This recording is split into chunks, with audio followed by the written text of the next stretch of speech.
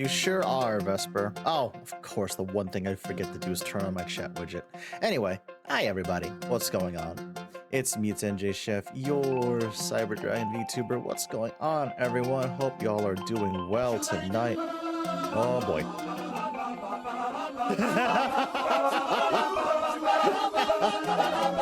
Excellent. Excellent. Well done. 10 out of 10. 10 out of 10. We're back inside. We're back inside. I had to put the sun is a deadly laser. There it is. I'm glad y'all are getting that out of your system now before we start up on Endwalker proper. Oh my god. Okay, there we go. For a second there, tracker was going crazy. Appreciate that, Sonia. Hello, Sunseal. How are you? What do you call finding a dead pixie? I don't know. You tell me. Who do I need to shout out here? Let me get the Lila. Let me get Vesper. I did see Vesper as well. I saw the homie Runch also.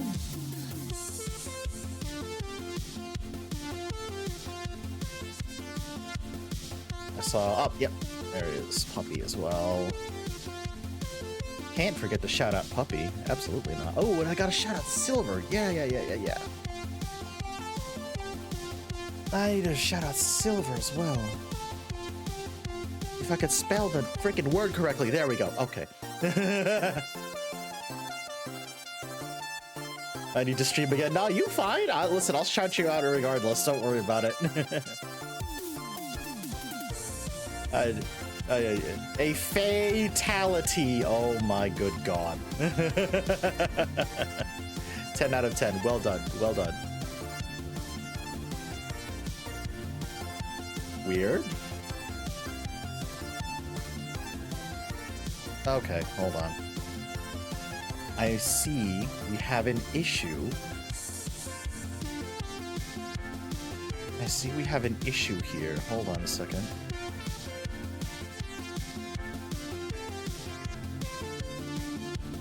I need to restart Waterdell one more time, sorry. I need to restart Waterdell one more time. But yeah, chat, we're back indoors now. It is basically, almost practically, the end of the summer. September is next week. And actually, September has started today, chat. September has started today. Oh my goodness. You've got 30% off on subs until I think the end of October. So have fun with that, I guess.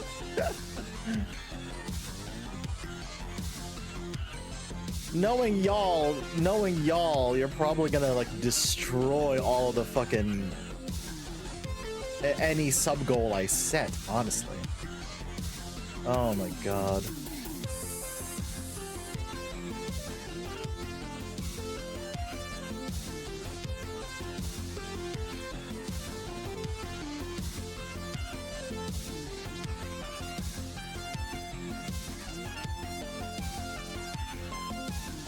What the hell?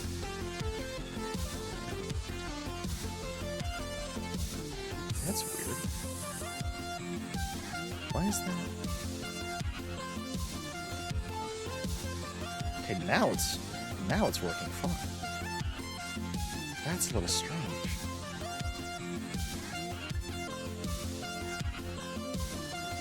We good now?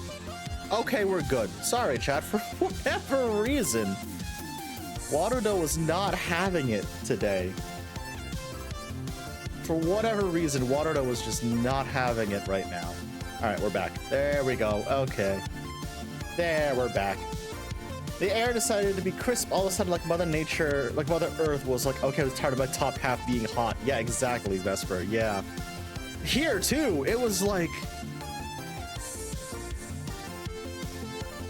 Here, too, it's like it's getting much cooler. It's getting much cooler, yeah. I mean, it works. It works. We've got not a lot of time left before the big re-debut happens. So yeah, this chat, you realize something. You realize something. September, and then like basically only two-thirds of the way through October. That's it. That's all the time we have left for this model. Can you believe it? Oh my gosh. The entire month of September, like a decent chunk of October, and then come Halloween, that's it. This model's disappearing. It's a little crazy. It's a little crazy, but I'm also really, really excited for what's coming up. I'm really, really excited for what's coming up. I hope you all are too. I meant to get more like teasers put out this week, but work, for whatever reason, was obscenely busy this week. I don't know what happened, but work just decided to get ridiculously busy this week, so I did not have a lot of time to get shit done. You know, work on top of like my streaming days on here and on the New York Stock Exchange. So yeah, but expect some teasers soon. I'm gonna be working on some. I want to try and get one out this weekend. We'll see. It is a long weekend for the US. It is a long weekend for the US. We'll say that much. So that gives me some time to relax. That legitimately gives me some time to relax a little bit. So I'm excited for that. I hope y'all had a wonderful day regardless. If I feel a bit low energy tonight, that's because I am a bit tired because of work, so I apologize in advance if I am a bit low energy tonight.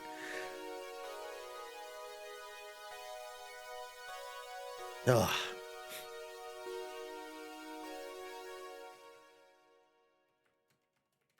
Let me just get into game. Oh, and I also need to shut off channel redeems as well before I forget.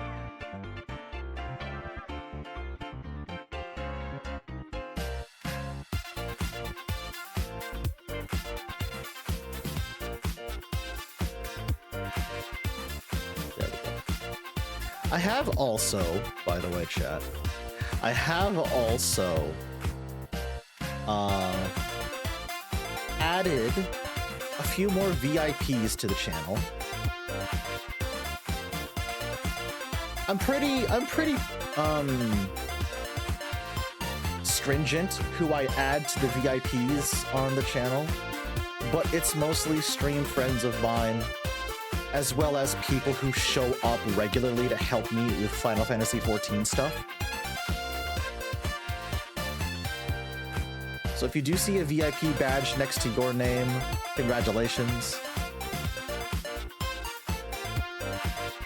If you feel like you should probably have one and I forgot, let me know.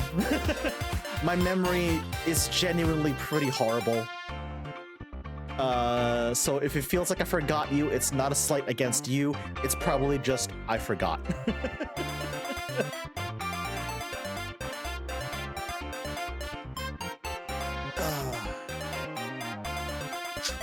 A vanilla yogurt with frozen acai for dessert, and I'm about to lay down some sick poetry, I think. Ooh, nice, Vesper.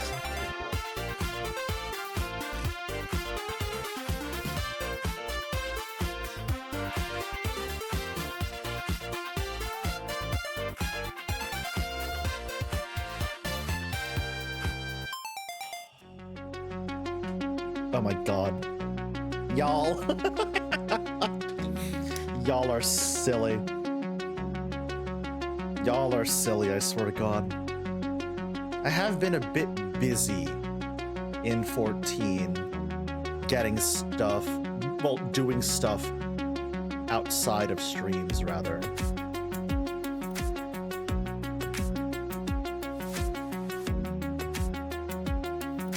I have been busy.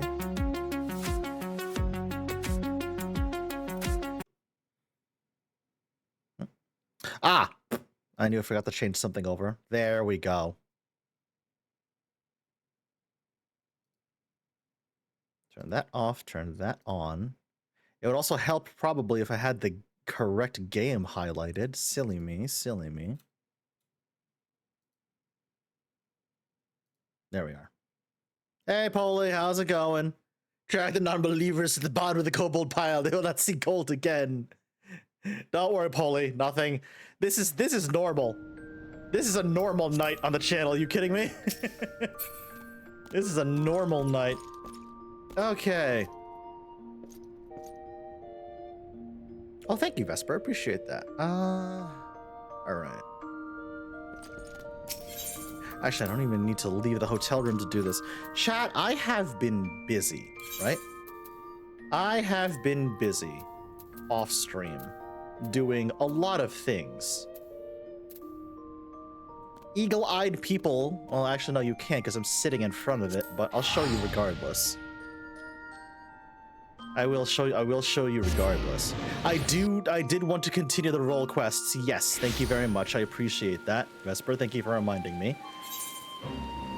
Oh.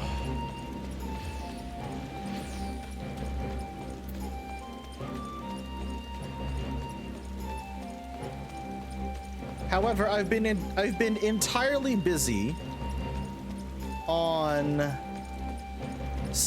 doing something else. I have been entirely busy doing something else off stream.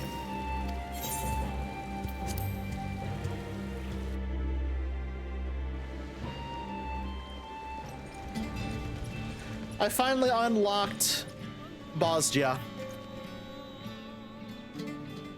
And not only that, my ass has been running through all of the resistance weapon quests, or as much as I can. I have been running through as much of the resistance weapons quests as I can.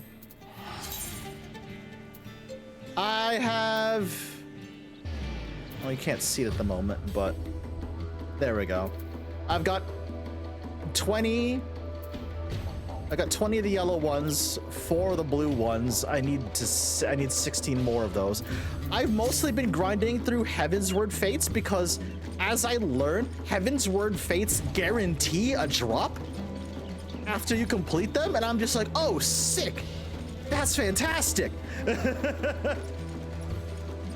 Well, thank fuck! I have...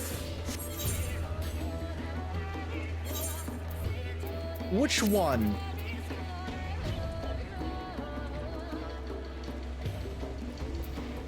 Ah, there we go.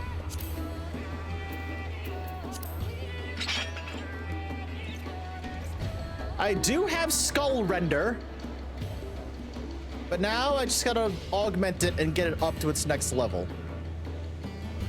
It's a fucking cool looking axe. I'm not gonna lie, chat. It also really matches the vibe of what I'm wearing right now. Like, holy shit. So that's what I've been working on off stream.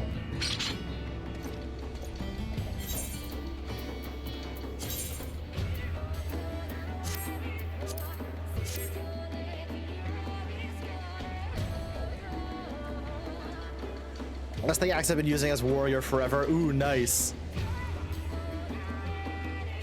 Well, if he had also been going through relic rides, all I can say is good luck with your endeavors. Yup. I'm realizing it is very much an endeavor. Oh my good God in heaven. It is a grind, that is for sure, but correct. I don't know if I'm being stupid or not, but like, to me at least, this series of relic quests feels a bit easier to get through than the ARR relic quests. Because the ARR relic quests were a fucking grind and a half. Holy Jesus. Good God.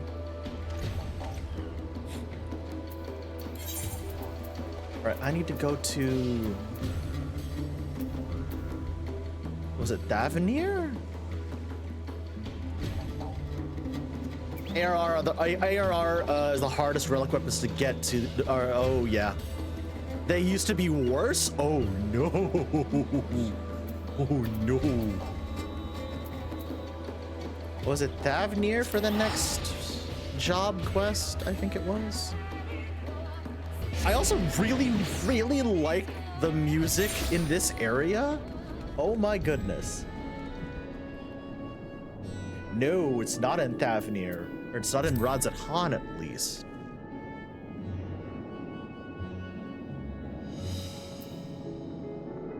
Hold on a second. I need to remember where this was, because I cannot remember.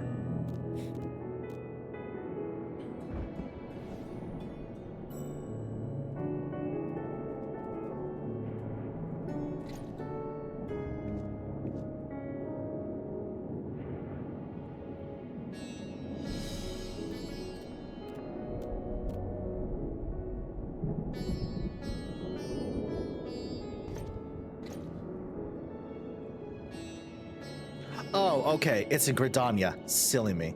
It's in Gridania. There it is. I've never actually heard the Bosnia hub music, and damn, it's pretty fire. Actually, it's really nice. It's really nice.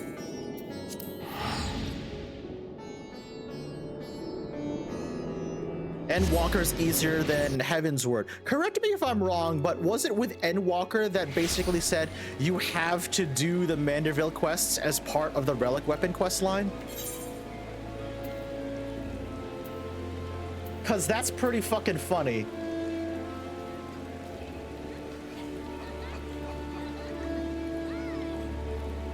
Hildebrand, lots of Tobes. That's hilarious. I love that. Well, joke's on them. I fucking love the Manderville quest line.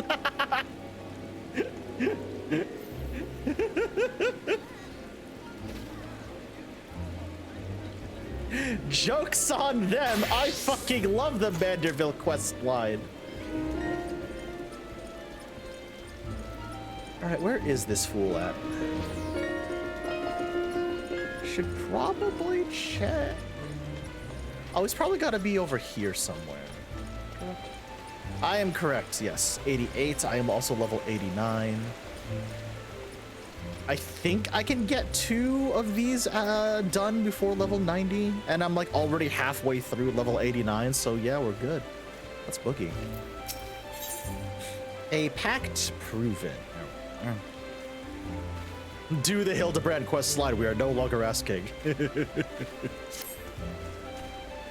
So the Elder Seed Seer has grown strong enough to receive visitors. Come, let's go to Stillglade Fane at once. Cool, let's go.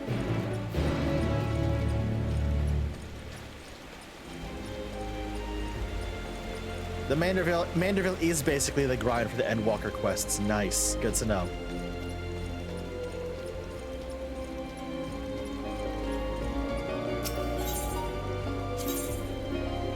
Stillglade Fane is the Conjurer's Guild.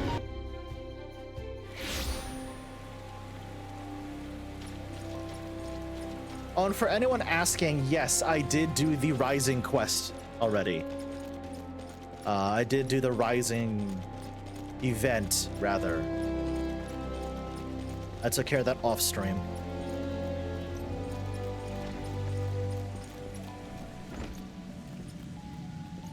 Where's? There you are.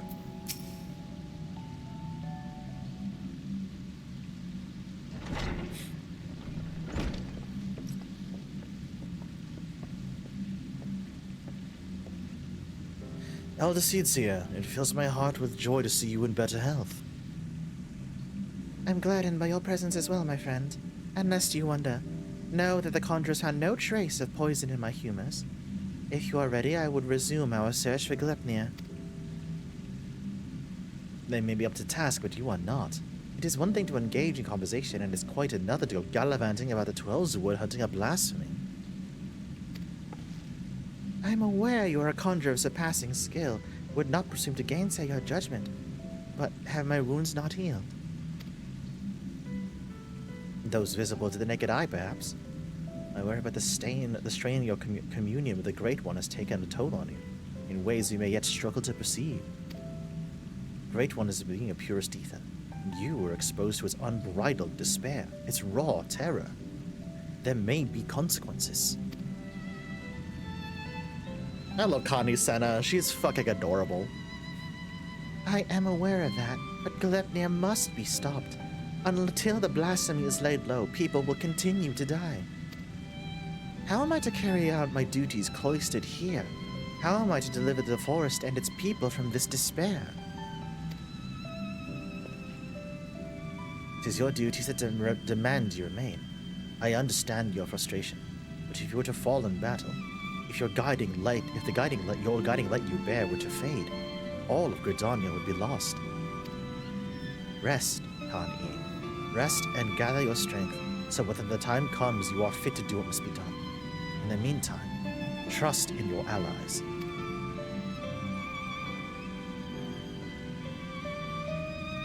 You are right. That said, I see no reason that I cannot join in planning our next step. As you've said before, conversation is quite unlike gallivanting about on a hunt.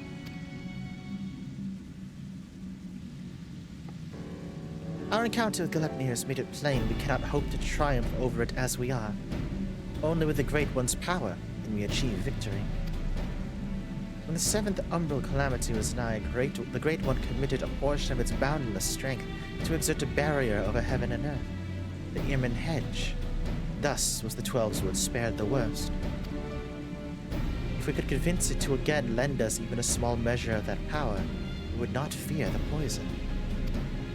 Therefore, I believe we should pour our efforts into placating the elementals that we may earn their favor.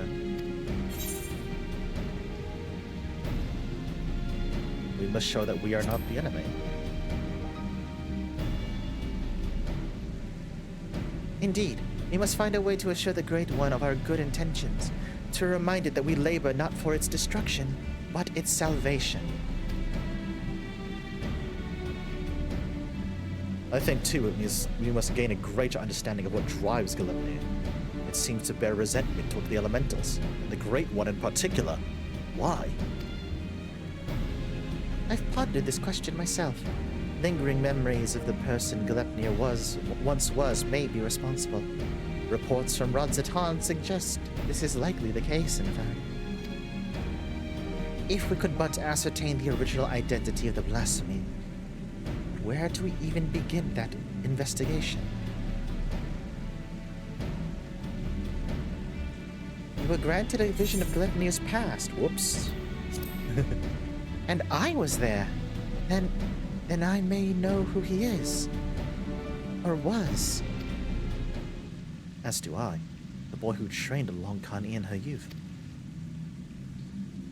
Yasura Sipen, after all these years, is this what became of him? You mentioned him briefly before. Were you close?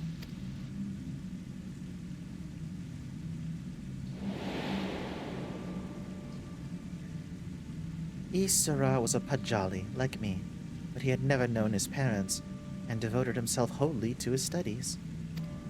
He embraced the role the forest had bestowed upon him, and truth be told, was a much better student than I ever was. A fair assessment.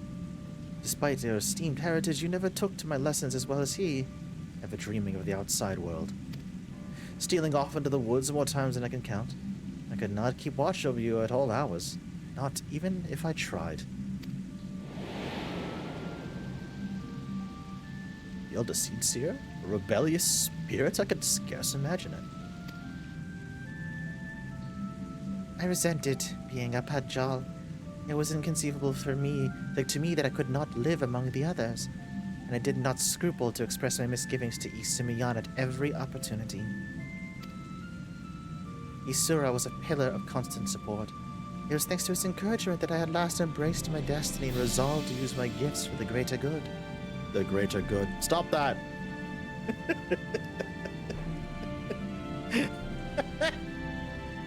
I will never not quote that every time that comes up, chat. The greater good.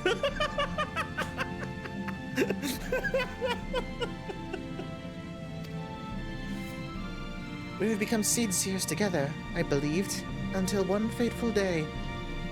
when we were gathering herbs, the forest at Isumion's behest.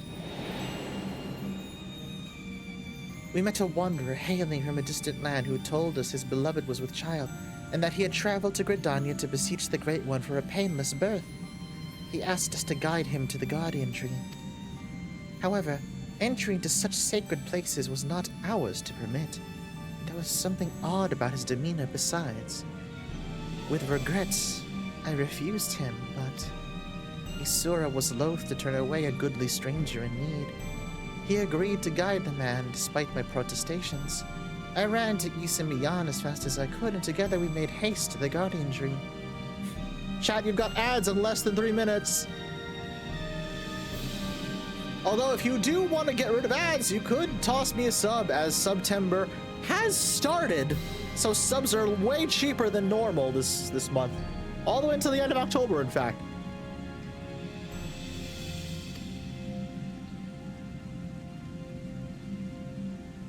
We found the man motionless on the ground, having succumbed to the Great One's rage. Next to him was Isura, alive, but unconscious. In time, he recovered and related the whole story. In truth, the man had been an adventurer, a seeker of wealth and glory, and as he knelt to make false supplications, he lunged forward to tear a branch from the Guardian Tree. He was yet a child, and Isura had no inkling of the darkness that would dwell within men's hearts. He learned a lesson that day, but the price he paid for it was great indeed. The Great One had stripped Isura of his horns, and with them the right to call himself a Padjal, and I was forced to expel him from the fane.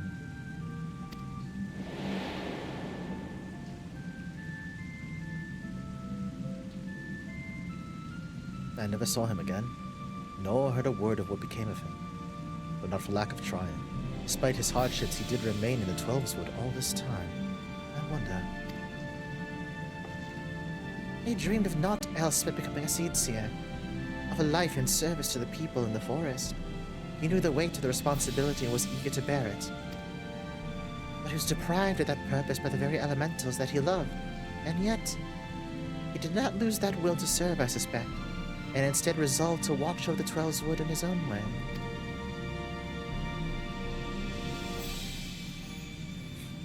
I shudder to think what could have hastened his transformation into Glepnir, as if his life was not harsh enough.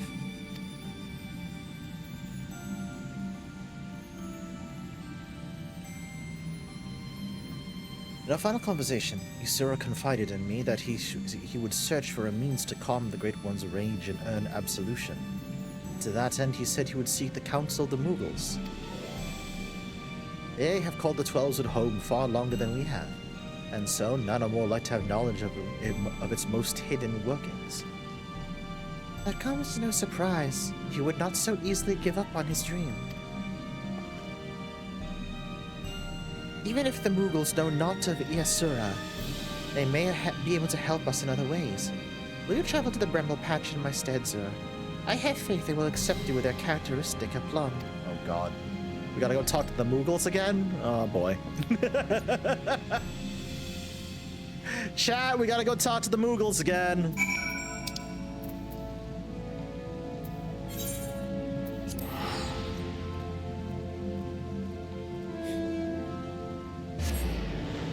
Moogle time, Kupo!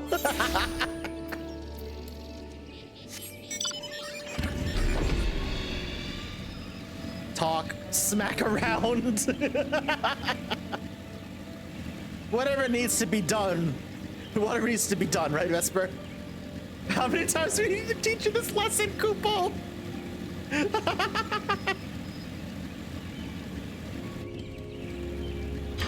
Oh boy. Hello, friendos.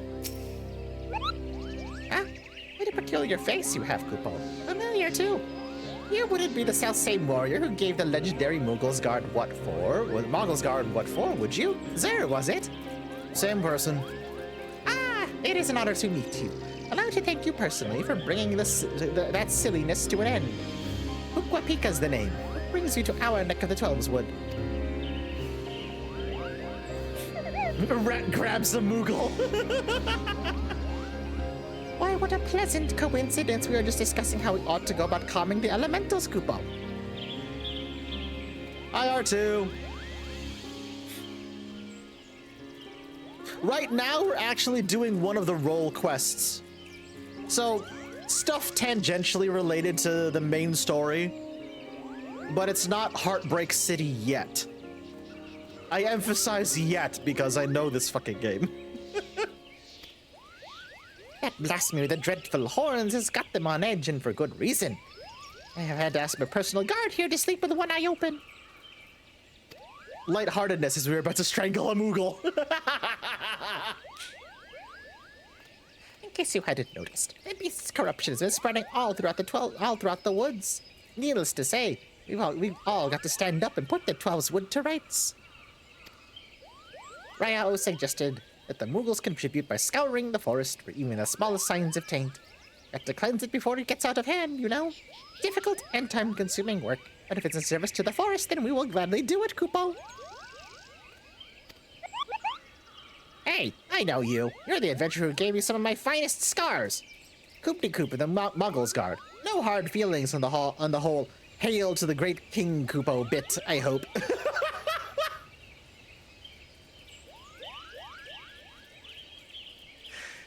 You summon King Moggle and you call it a bit. Ugh. I swear to God.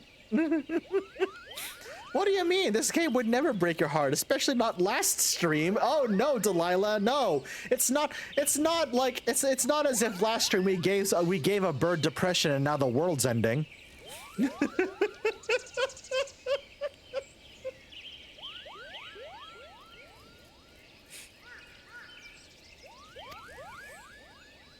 Not gonna call for a rematch either, in case you're worried about that. Rayao and the others cured us of our tempering, and afterwards sat us down for a stern lecture. No more calling upon good King Mugglemoth the 12th for us. May he ever remain unsummoned in his royal grace and splendor.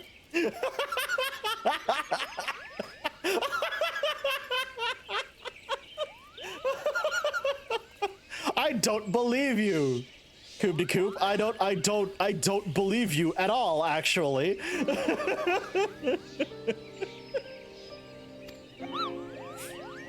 Indeed, and what better way to make up for past indiscretions than to serve the realm? Even now, our kin scour every ilm of the 12's wood, and we'd be remiss not to do our part. We would be overjoyed to have a hero such as you helping us as well, if you're willing. Something tells me you have a sharp eye for the taint we speak of as we seek to cleanse. Can we count on you, Koopo? Your reputation for magnanimity is well deserved. Let's begin by moving to higher ground that we may survey the area and locate any particularly nasty spots of light. It was just a prank, Koopo.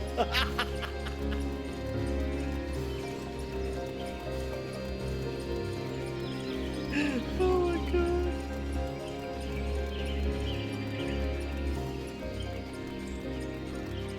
Gonna take those palms and float them in my hot cocoa, Koopo. Jesus, Vesper.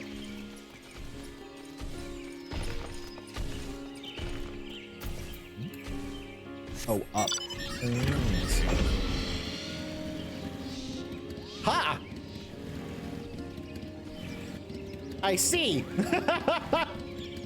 Understood. Hi, buddy.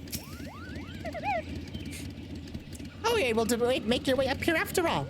I was worried you'd be stuck. Apologies for leaving you behind, but it's easy to forget your kind lack wings, Koopo. Now then, where was it?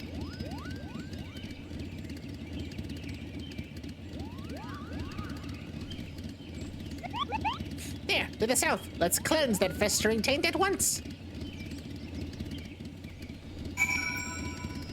That way? That way.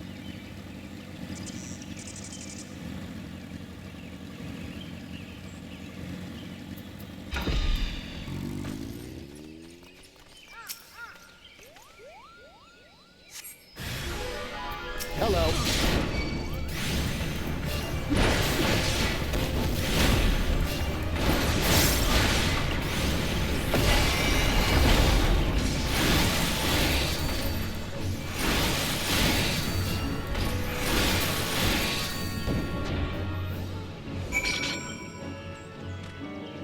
God, that combo's so fun.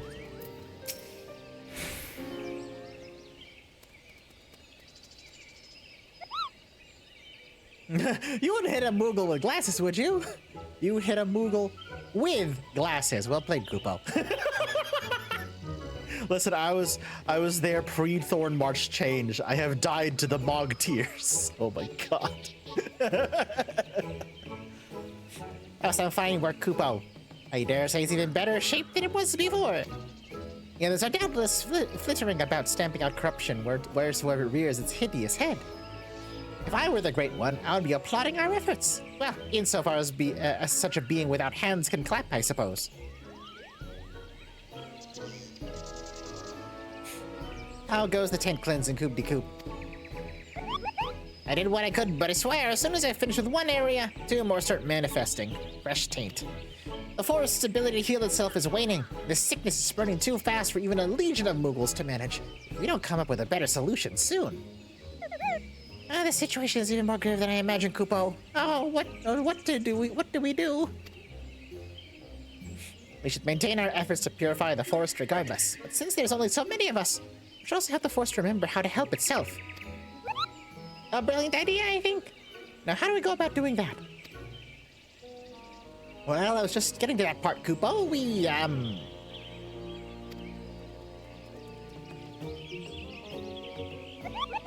I've got it! We perform the friending! The what? The friending? What in the name of good King Mogglemob the 12th may he shower us with love and compassion and Kupo nuts? Is that?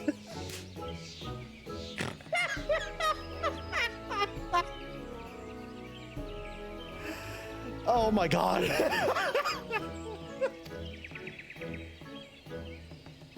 Truth be told, I couldn't remember the ancient rite's name, so I just made up something on the spot, Kupo. Let's forget about that for now and move on to the stuff that I do remember. These motherfuckers.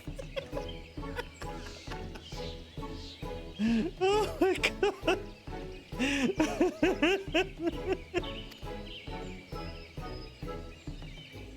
How in the hell does Moogle society function? It boggles the mind. It's an old ceremony first performed in the nation of Gridania as but a spark of an idea of a random thought in the founders' heads. They knew that we were to establish a home in the 12's Wood that they would have to entreat the elementals for permission. So a mage and their company found and cleansed a few sources of foul ether, planted saplings in their place, and consecrated the soil with a prayer to show the forest the purity of their intentions. It, doesn't. Moogle society functions the frustration of adventurers. Having done the Moogle society quests, I can say, not at all. Function is a strong word. I love how both in Gridania and Zenith, Moogles are both very troublesome. Oh yeah, I remember. The elementals are so taken by the display that not only did they permit his people to settle in the forests, they bestowed upon him their blessing as proof of the new covenant, Kupo. Ah, I remember now. The Gridanians still honor the agreement to this day. For every tree that is cut down, a sapling is planted.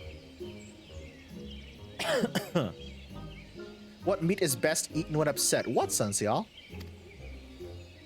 So if we follow history's example, we can soothe the forest's pain and also nourish it with new life. That's right, Kupo. Distress bacon. Oh my god, I see what you did there. Oh, but I wasn't finished with the story. Remembering the mage who planted those sacred saplings? Well, he's now on then Joran, sire of Okpota, the very first Pajal. On that day forward, the elementals would bless a few select hewers with horns, favoring them with their fellowship. The Pajal were exalted by all the people of the 12's Wood. Even we Moogles look upon them with awe, and that's how it all began. And now you know where the Pajal come from, chat.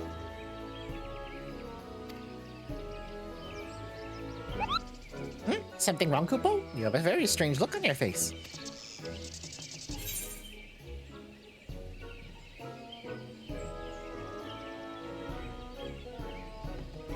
Glepnir might be a Pajal. A former Pajal, at least. How dreadful, Kupo! What exactly are you saying?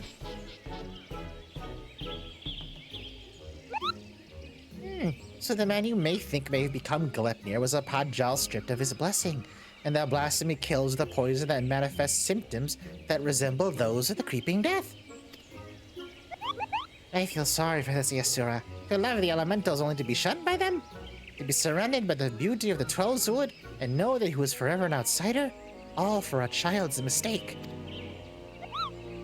That despair could easily have caused him to turn, and this poison that preys upon those who bear the Twelves Wood's blessings, the Hewers, just like the creeping death once did, might be another manifestation of that despair. This would explain the elemental's unease, Kupo. We must redouble our efforts to plant saplings, or they may never speak to us again. Indeed. Well, first things first. We must gather as many saplings as we can. Zero, wait first the adder's nest and make ready for a long and back-breaking day. Oh no.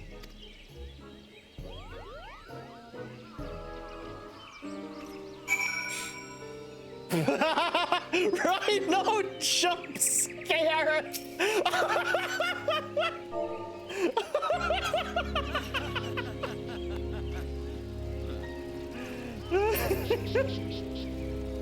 Amazing! Incredible. 10 out of 10.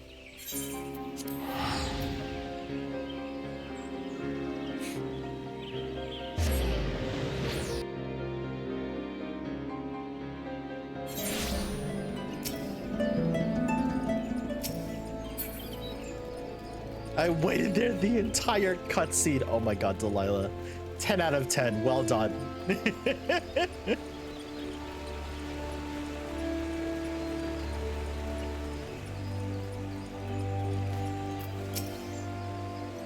Welcome back, Zed. Did the Mughals have any insight into our problems?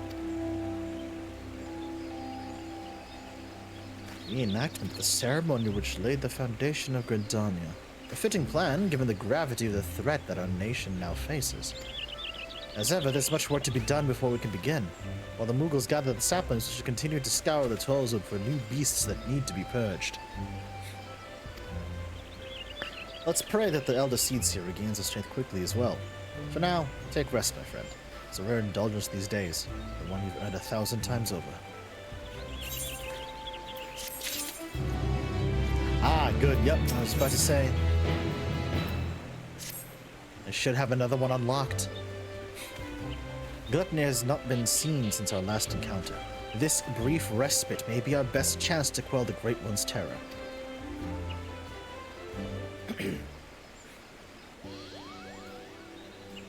Doing the Rising Quest, head patting at the speed of sound. Aww.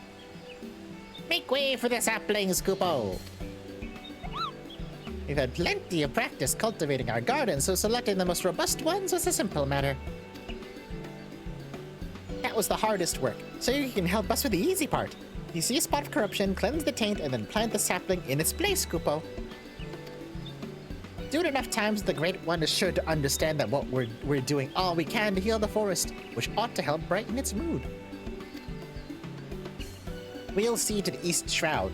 You should have no trouble taking care of the rest, Kupo. Your efforts are much appreciated. We'll begin without further delay. I trust that you'll not object to my company. I dare say healing the forest is one task for which I am more qualified than most.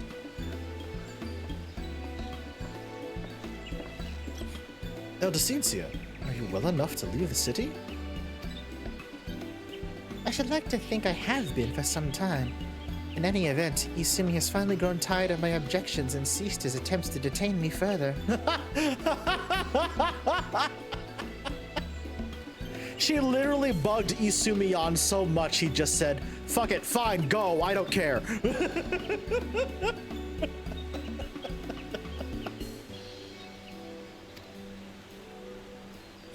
Allow me to be the one to consecrate these saplings. It would be an honor to offer words of thanks to the forest for its bounty. Please do, Kupo. A prayer from the Elder Seedseer herself will surely hasten their growth from tiny sapling to towering tree.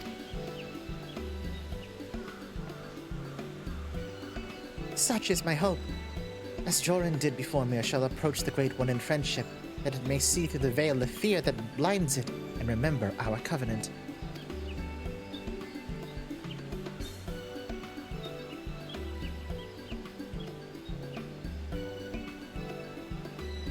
Let us begin by cleansing all traces of corruption in the central shroud. To Green Tier, I sense the flow of ether has become warped there. Impressive, Kupo. Not even my keen eyes can spot corruption from such a distance. It is but one of the many talents I owe to the elementals. Well then, shall we be on our way? Yeah, girly pop, you're level 90. I can't stop you. And branch those.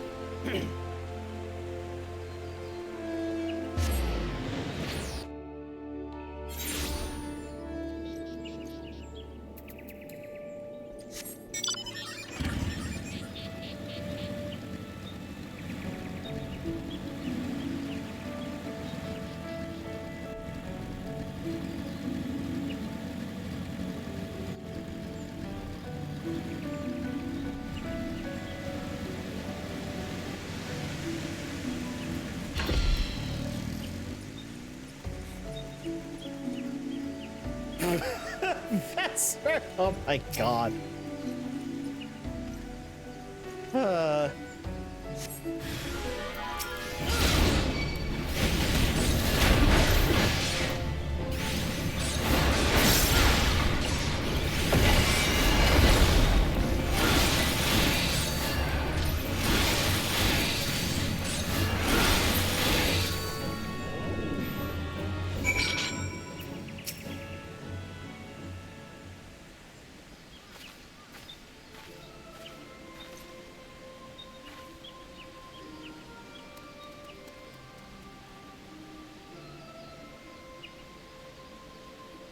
In gratitude for your boundless blessings do I offer this gift.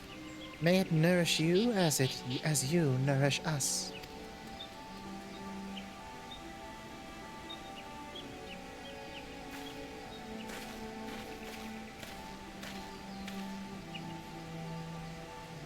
At last the earth is cleansed. There's a settlement not far from here. We should tell them of this sapling, bid them watch over it and keep it safe from harm. Of course, Alucitia. I shall relay your words forthwith. It will give the people hope to know that they can aid in the restoration of the Twelveswood. Thank you. Now we must go.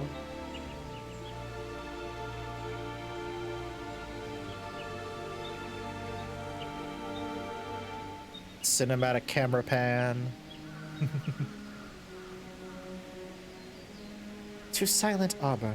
There something foul impedes the flow of ether. Let us hurry.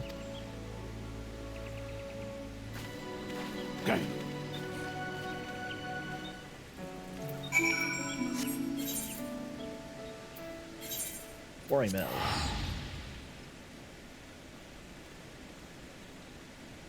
Spin! Up this way somewhere? Yeah. Oh, right. What level is the next Viper quest? 88. What level is my Viper? 85. I've got 3 to go. All right. Good to know. Good to know. Can you tell what class I've been leveling off stream, chat? I've actually been leveling 2 of them. Not just Viper. Not just Viper. I've also been leveling... Yay. Samurai. I also love my new Samurai Glam chat. Oh, it's so nice. I love my new Samurai Glam so much. It's so good.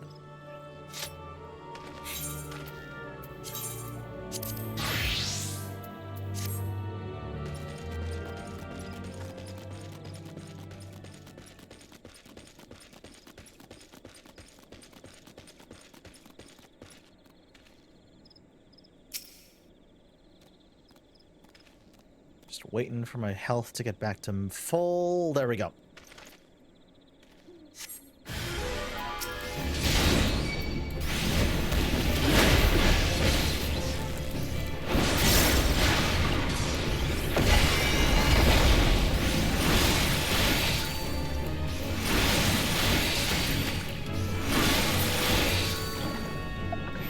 Good. Goodbye.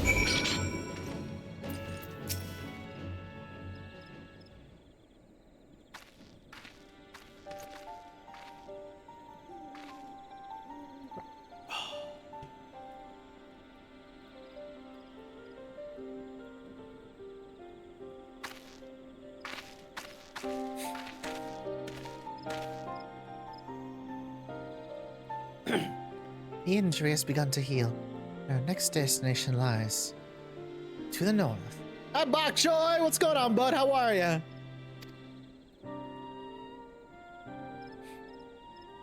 Everybody, please go check out Poggers Von Choyson over there. Excellent. Owner of excellent opinions and even more excellent tastes. How's it going, bud? Hope you're doing well. Near Gristmill, I believe. 'Tis faint, for we are far from the source. Nevertheless, I am certain it is there. Come.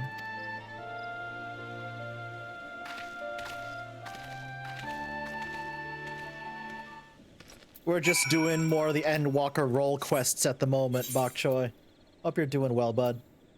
Fall Guard floats. Oh, I know where that is. Okay.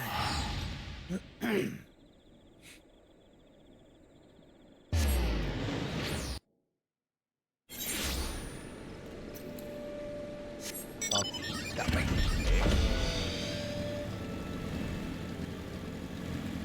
Fog. Okay.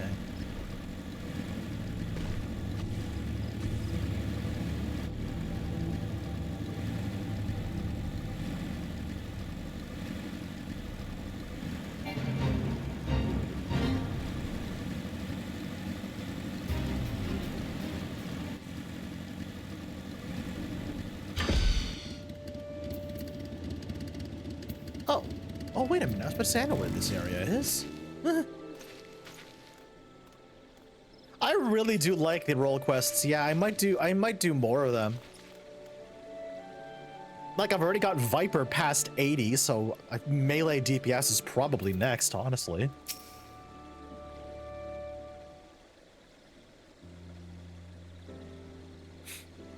Tis fortunate that the corruption here is faint. A simple prayer should suffice to cleanse this soil, after which we may plant the sapling.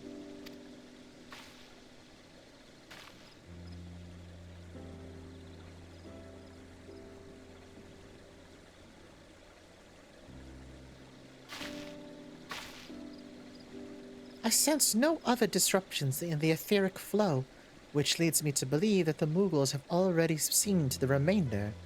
Indeed, the 12's wood sighs are the contentment I have not felt in a long while.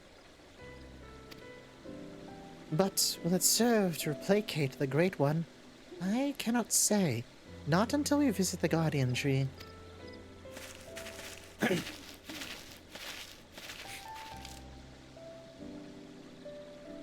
Hand on heart, implore you to do the healer role quests. Sure, yeah. I need to get a healer up to 80, but I definitely will.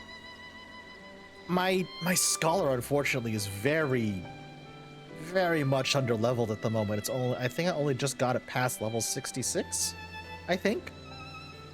Although I probably could also just grab Sage. I've had the Sage role, I've had the Sage job quest unlocked for a long time.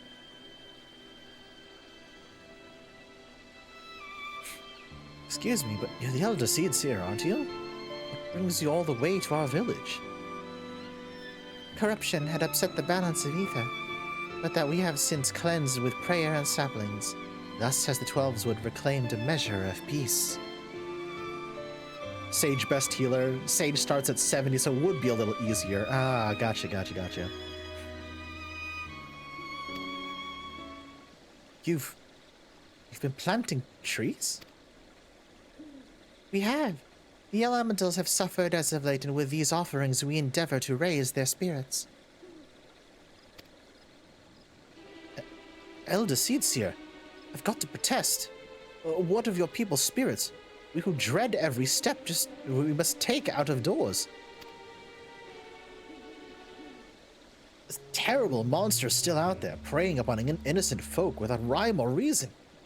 If it doesn't strike us dead where we stand, its poison will finish the job. I know you're afraid, that you and yours suffer still. However, it is under the auspices of the elementals that we may call the Twelveswood home. They, too, cry out for deliverance. Even the Great One quakes with fear of the blasphemy's continued existence. To ignore their plight is to invite even greater tragedy upon us all. Rest assured, however, I have not forgotten the needs of the people. We bring comfort to the elementals and renew our sacred ties, that we might enlist the aid of the Great One in combating Gleipnir and the suffocating despair that it spreads. And so I pray you to continue to put your faith in our guardians and me.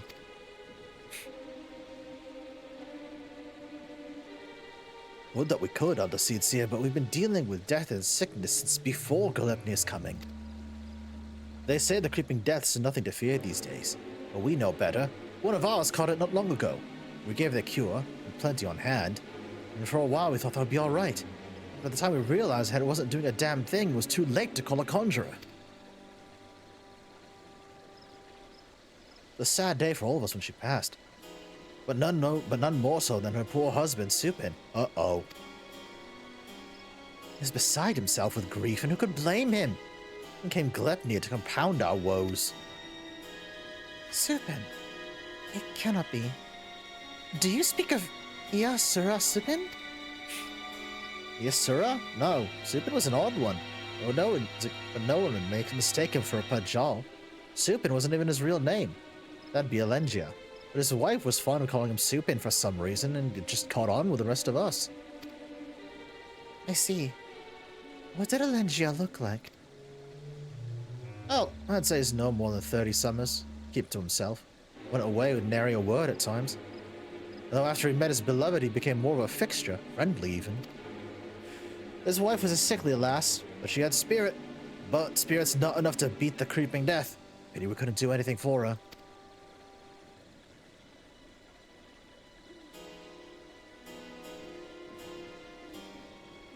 He had finally made a new life for himself here.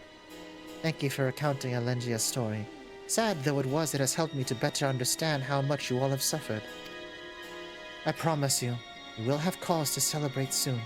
Until then, I implore you again to place your faith in the elementals and in me. Together we shall overcome this crisis.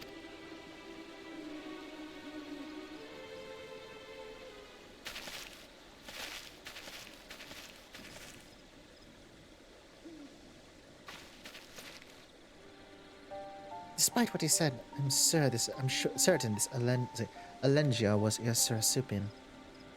To think that he was living so close by for all of those years, searching for a new purpose, finding true love, only to be robbed of that fulfillment as well. Oh god, you've got ads starting soon, chat. While he was still a Pajal, empowered by the elementals, he could have saved her. Could he have saved her? He would have dwelt on that question night after sleepless night. I know I would have. Mayhap in the end he came to blame the elementals for his helplessness, for her death, and in despair was consumed. Aye, the animosity would linger, endure, and in vengeance would Gleipnir find its final purpose. We have done all we can to show the Great One the purity of our intent. Let us hope that will be accepted as friends.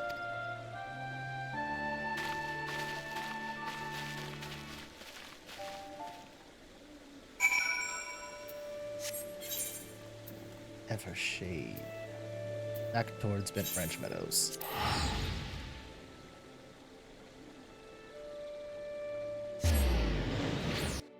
Honestly, I think my favorite thing about Endwalker is that a lot of times it feels like it goes out of its way to give deeper meaning, or at least deeper characterization to side characters you haven't thought of for a while. And I like that, honestly. I really do. I really do enjoy that.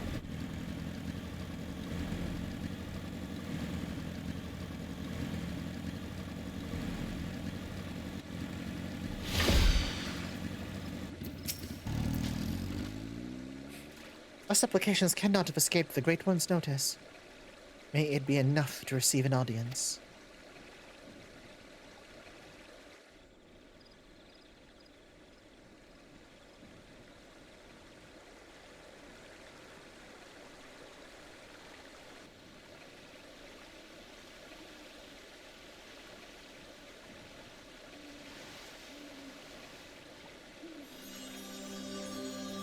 O Great One, may I abide ever beneath your boughs, embraced by your compassion, grace, and wisdom.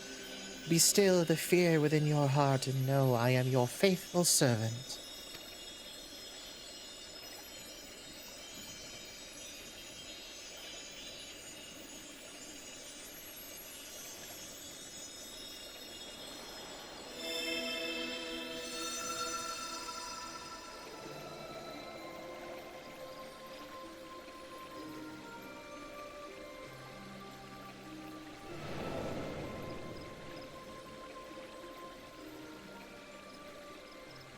Ah. Yep, I was about to say that might be a positive response, and I was correct. All feeling. Passing corruption, refreshed, renewed green, flesh restored. Child, O child, covenant, honor, friend, friendship, peace. It worked. The Great One speaks to the Elder Seedseer. You are right to follow Joran's example.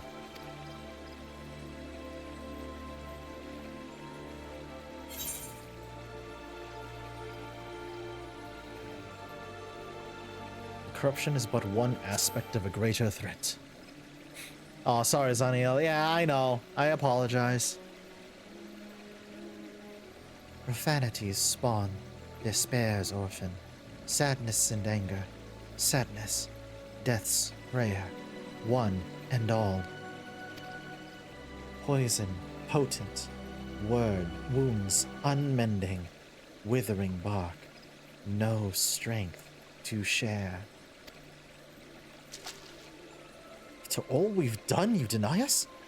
After all the Elder Seedseer has endured, she's pledged herself to you, devoted her life to the Twelveswood. People cried out for salvation, and she answered. The Elementals cried out for deliverance, and she answered. Only you can help us now. If you don't, we're lost. She is lost. Please, I beg you.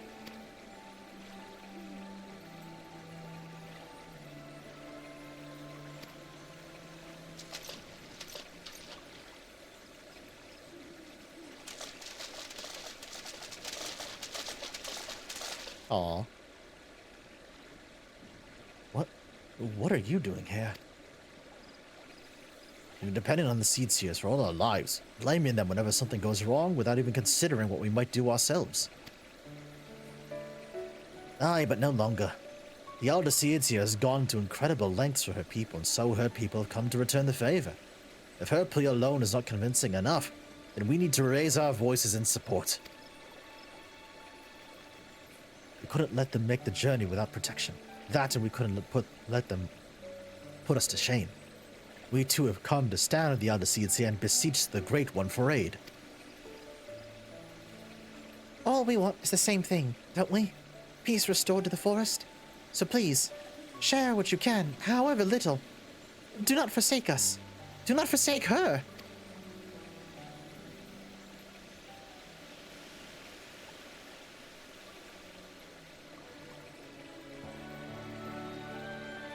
Kani, Covenant's child, walks with man, with elemental, keeper of ancient faith, unbroken, cannot, will not break faith, to man render up flesh. Then you agree to help us.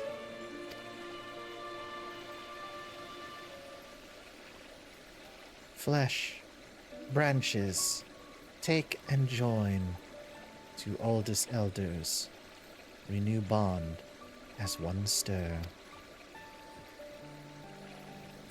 Raise up to heaven's covenant symbol, our staff, all join, all bloom, all peace.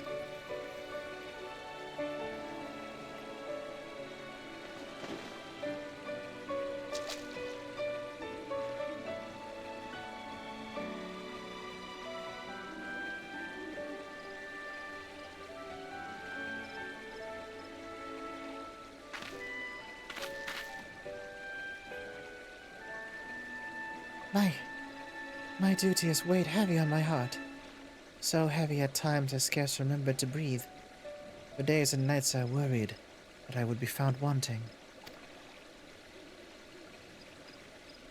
But by your faith and trust has the path forward been revealed to us. You came hither united in purpose, bared your hearts before the Great One. Gridania, is forever in your debt.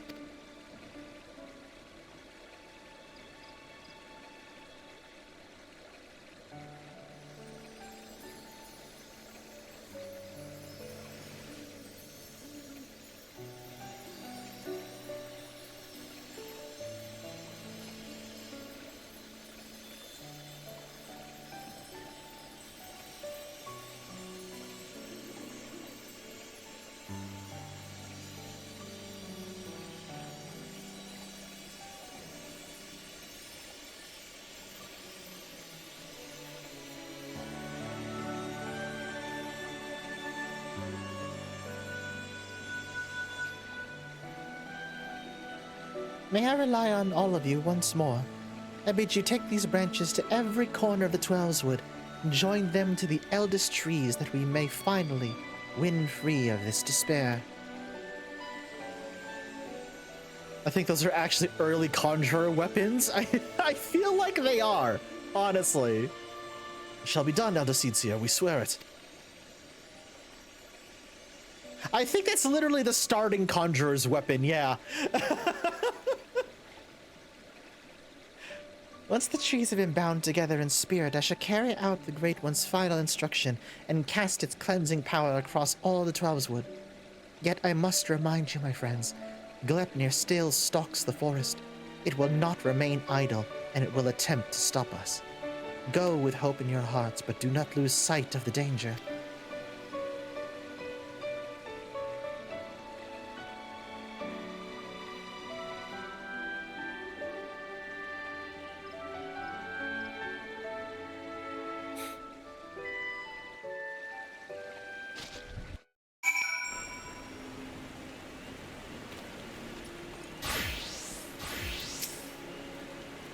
I admit for a moment I thought it wouldn't work.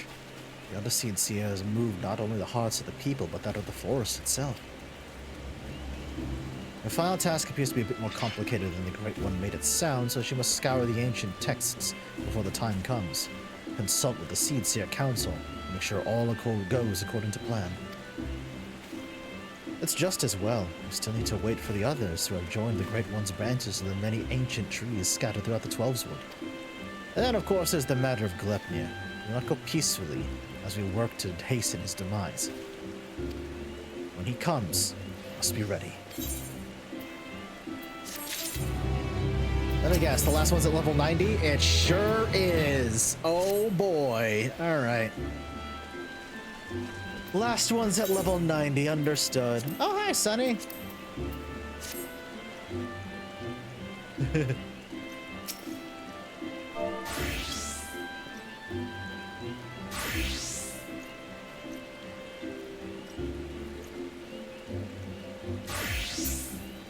Okay.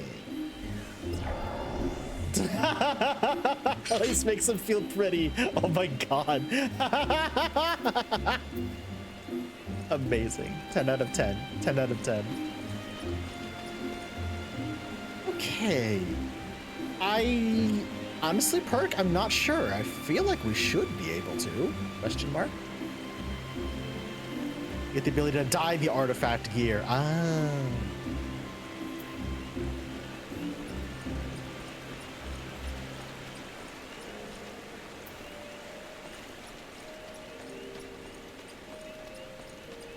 So where? Hold on. Pip, you said. Pip, you said there was something that we finished at the FC house. Say hi to our FC house, chat. What did you say was finished? Airship, thank you.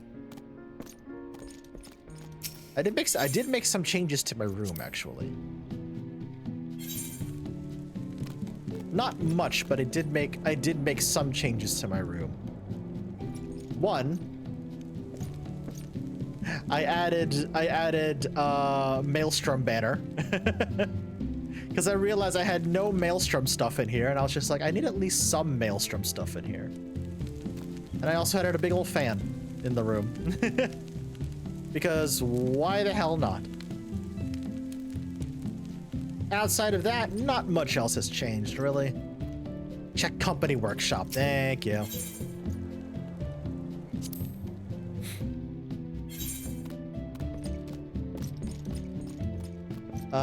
Oh yeah, we have a guest book finally. So if you're ever, where are we?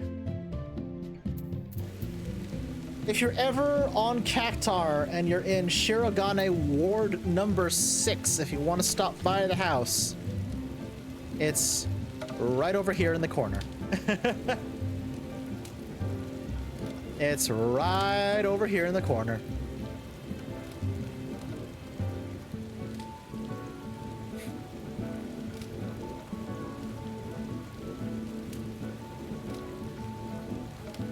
Yeah, sure, Delia, no worries. Yep, Shirogane Ward number 6. We're literally we're very close to, if not right next to, one of the main Aetherites over here. Zone 26, thank you.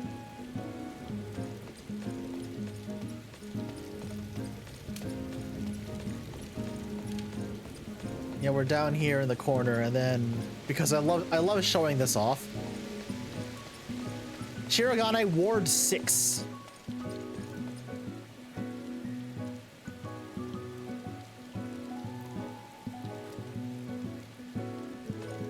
Because I love showing this off. It's a very short walk down to the beach from where we are. They had fireworks going on the other night, so I was actually down here watching the fireworks. It was nice. We lucked out with this area. We lucked out with this area. Yes, there is also a hot springs nearby. Hi, Comey. Yes, I am giving a house tour right now.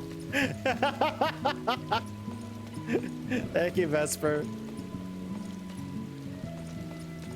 I am giving a house tour at the moment, yeah.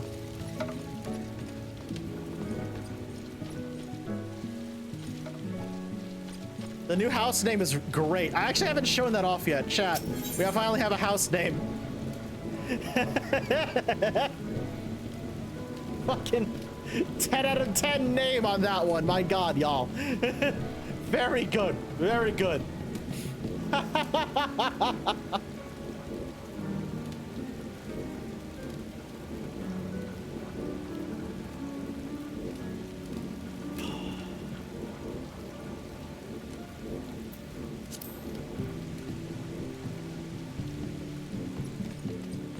And yeah, there is also hot springs nearby.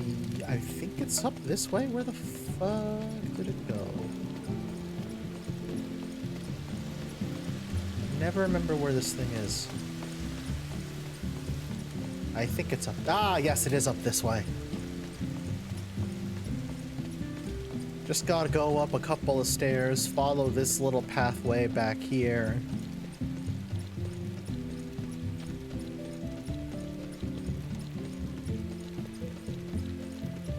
And Shirakumo Hot Springs.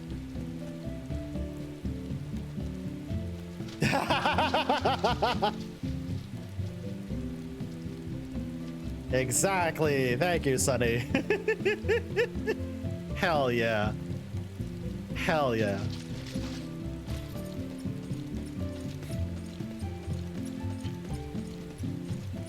My house is next to the pool in Goblet. Ooh, nice. Pip, you might have to walk me through that. I have no idea what I'm doing when it comes to stuff like that.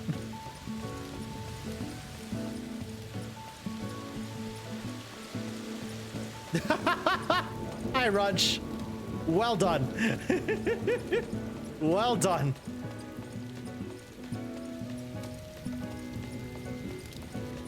Hey, Delilah. Yeah, you made it. Excellent.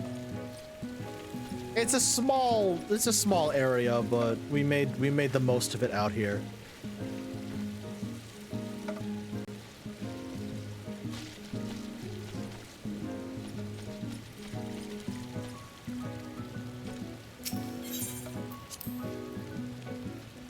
I did show off the fact that we have a guest book now, Comey. Yeah, a guest book will be right over here.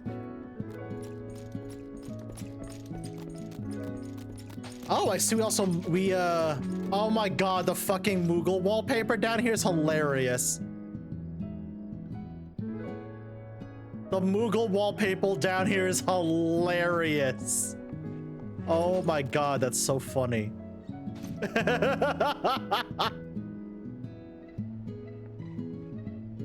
10 out of 10. Holy shit. I love it. That's very good.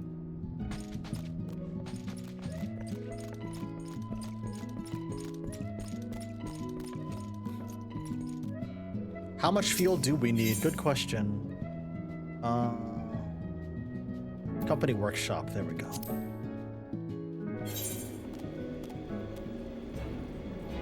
Ooh.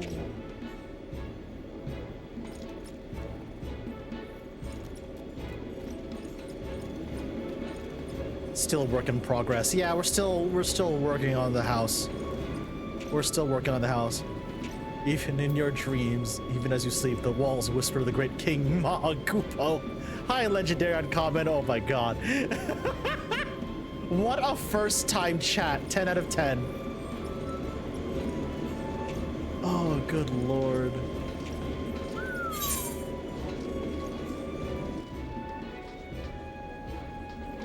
Oh, down here?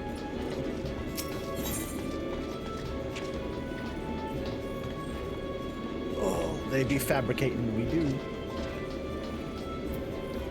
Collect finished product? Retrieve Bronco type sale from company workshop. I either bring references or bad jokes. Either or, you know? Entirely fair. Entirely fair. Collect finished product. Got it.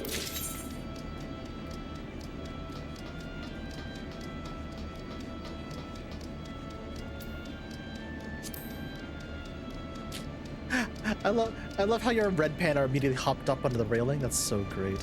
Holy cow. Alright, Kira, what do you got for me? Yeah, legendary uncommon. So, a little background. I stopped playing around post Stormblood, so everything from Shadowbringers onward is entirely blind content for me. So, yes, Endwalker has been entirely blind for me so far. It has been a time. It has been a time.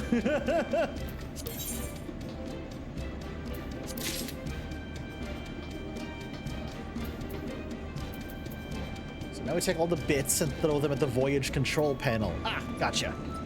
Which is over here. Right. Airship management. Outfit and register airship. Flight credits required. 1.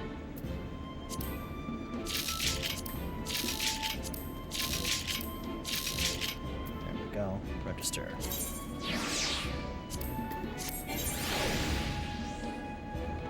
Ah! We're not authorized to register or dismantle company airships or submersibles. What did I do wrong?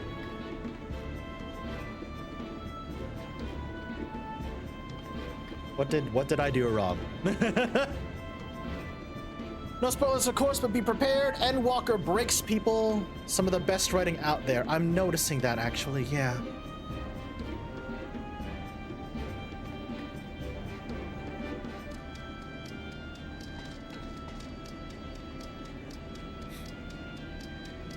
Comey needs to uprank you in the company. Oh, I see. No, I'm not. It was Comey and Geki who started the free company, not me. I had no hand in founding it. It was Comey and Geki.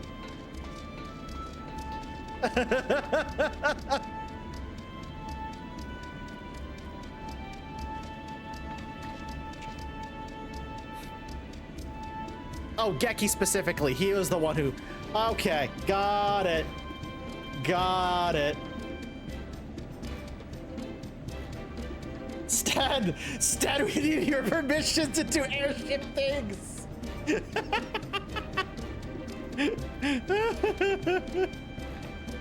That's funny. That's funny. Hi, Zilva Wolf. How's it going? Banned for the aircraft building after putting together the Homer. Love the drip. Yeah, I love this I love this warrior gear. Hang on. Let me drop the visor so I can actually show you. It's honestly some of my favorite warrior glam that I've put together so far. It's thank you, Delilah. I appreciate that. Especially with the visor down, it really completes the look, honestly. It's probably one of my favorite warrior glams I think I've ever put together.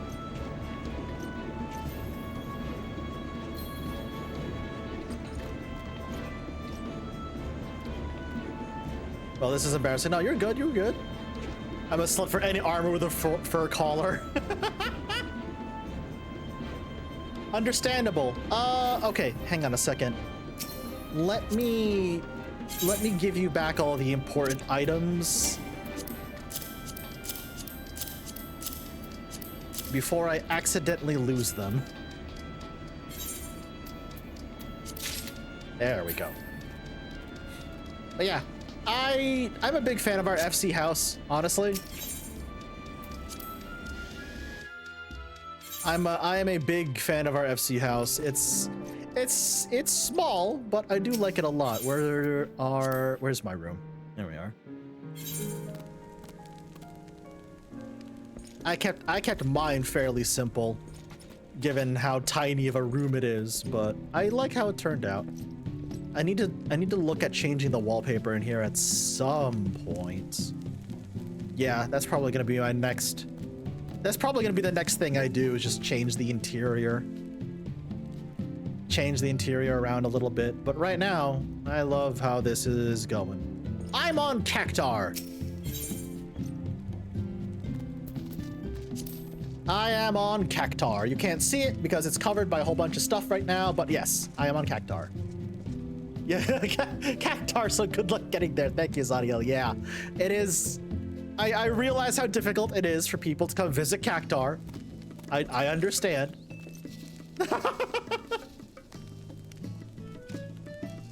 Hi, Sunny.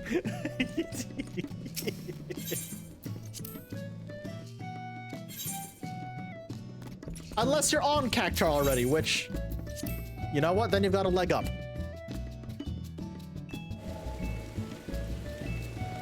Still raining, still raining. Unfortunate. Okay. Aether is so crowded, yeah.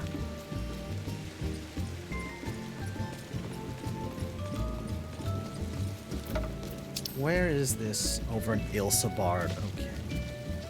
Me getting on basically a 12-hour flight. Yep, that'll do it.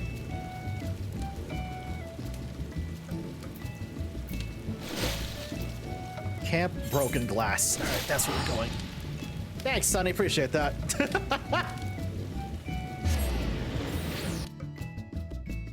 Someone needs to be a lieutenant or higher. That's definitely gonna be Sten. That's definitely gonna be Sten. Appreciate that, Lila. Thank you. Oh, right. We left off here. Oh, right. Okay. Alrighty then. Alrighty then. This'll be interesting. Hello, Templar Knight. Your model reminds me of Xeno's Cyborg Tau from 40K. You are the first person to say that, and I appreciate the 40K reference.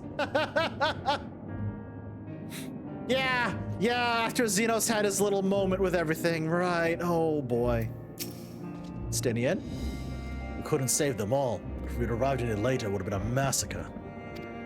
Things were looking bleak until you and the first turned up. Raha. Though there'll be time later to discuss your journey to the first, there is one thing I must ask.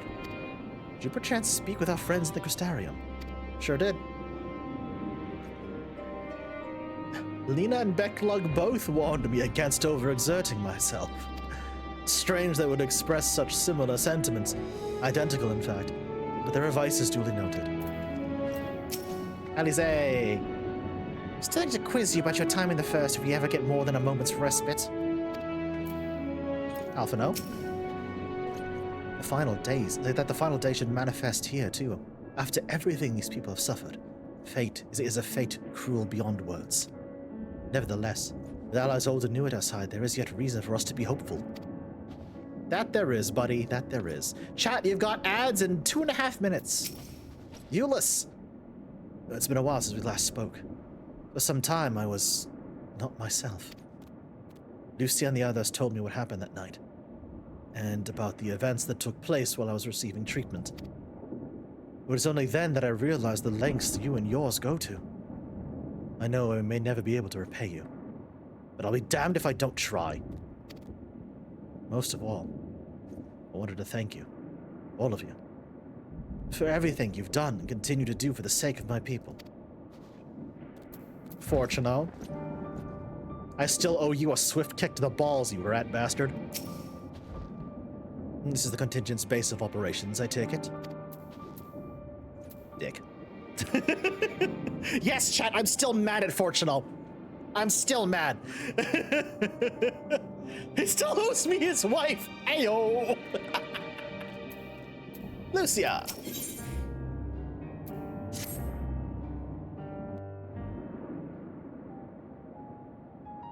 No major injuries then. Good. Chat. Okay. This is our first instance of a voiced cutscene. What we do on the channel, because all of Endwalker is blind for me, whenever there's a voiced cutscene, we are going to put chat into emote-only mode until that cutscene is over. That's only so I don't get spoiled for anything. And I must remind folks, both VIPs and mods do have the ability to still send messages in emote-only mode. I ask that you please only do so if it's something important to share at the time. Other than that, just, you know, do respect the vibe of the room. That's all I ask. Yes, I did turn channel points off, Comey. I do appreciate you asking. Thank you very much.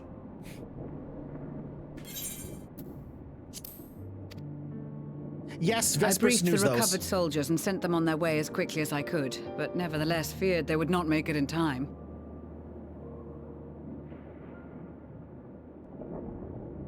Thank you, guys.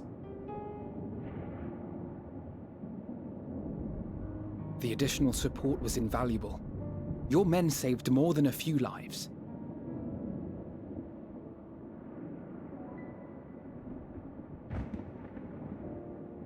Though not all, I regret to say.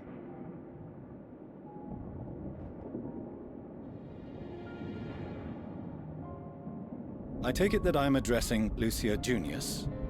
I'm the Forum's envoy, Fortuno Leveilleur. And you are owed an explanation for these most dire developments.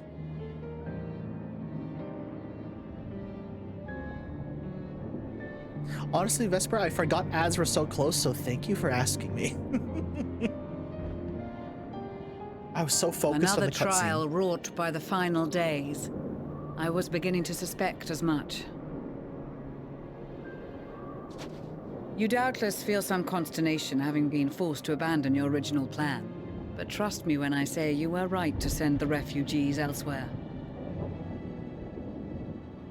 Beasts have been sighted within the capital.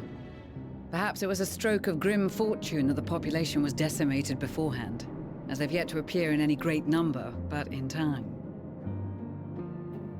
In any case, Maxima leads the remainder of the contingent in an effort to cull the creatures and evacuate the populace as we speak.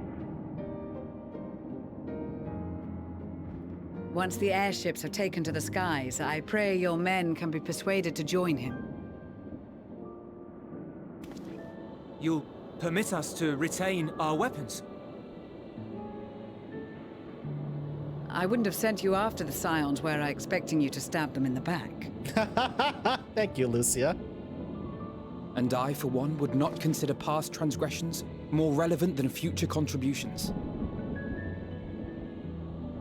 Regardless of the circumstances that saw us at odds before, we need men of courage now, more than ever.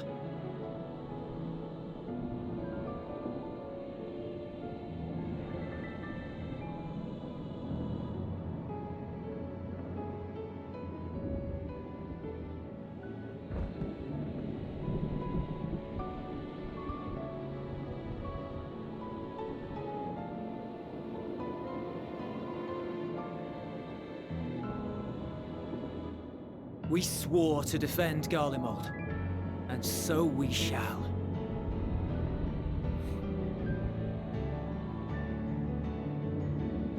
It seems you have everything under control. You will excuse me then, for mine own duties await. A moment, Master Fortuno. You did desire to express your appreciation for services rendered, did you not? I did. Though if you intend to again ask that Sharlayan alter its course, you will find my gratitude insufficient. I will throw you nothing off so the onerous. nearest cliff into an ice lake, you fuck. I wish to hear the details of this grand endeavor of yours.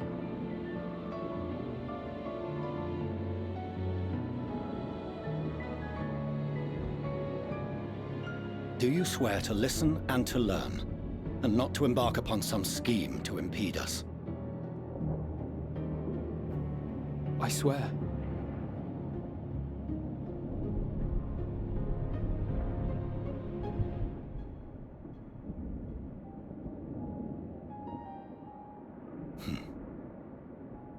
Any other I would doubt, but you I trust to keep your word. For not once have you broken it. Very well. I will request that the Forum make you privy to our plans. You may await our summons at the Baldessian Annex, assuming the decision is in your favor. Does that suffice? It does. You have my thanks. Excellent. You can regale us with tales of your most recent sojourn to the First while we wait.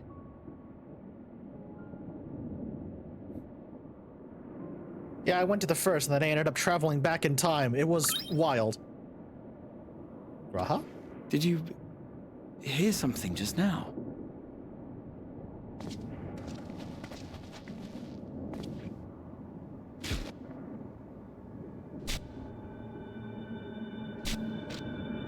What?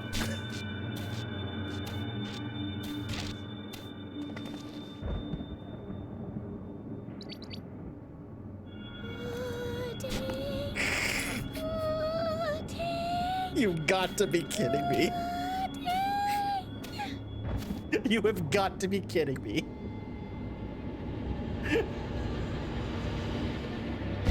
Where is this stars blasted pudding? Oh my god, pudding way, really?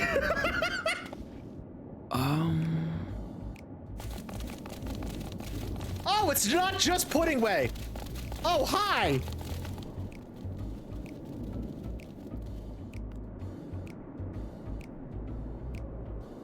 Dawn may banish even the darkest night, Hey, Arianje. and to this bitter clime bring warmth and comfort.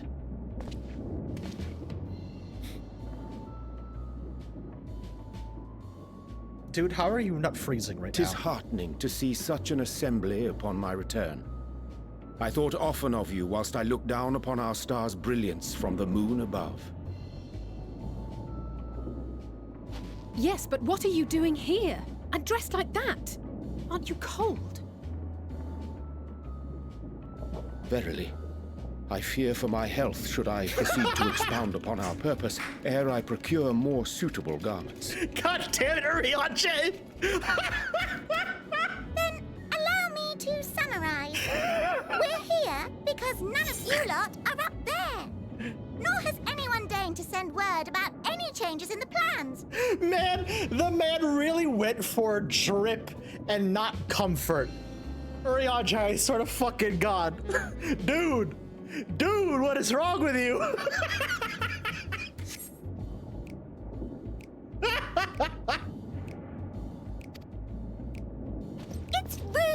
is what it is. At least that's what I thought at first, but then folks got to wondering if you weren't in a spot of bother, so we decided to take matters into our own hands. Come down here and help, if our help be needed. So she says, but it's also something of a convenient excuse to visit Aetheris. Urianger made it sound absolutely marvelous. More so before the impending doom, but still. More so before. And it's not like there will ever be a better time.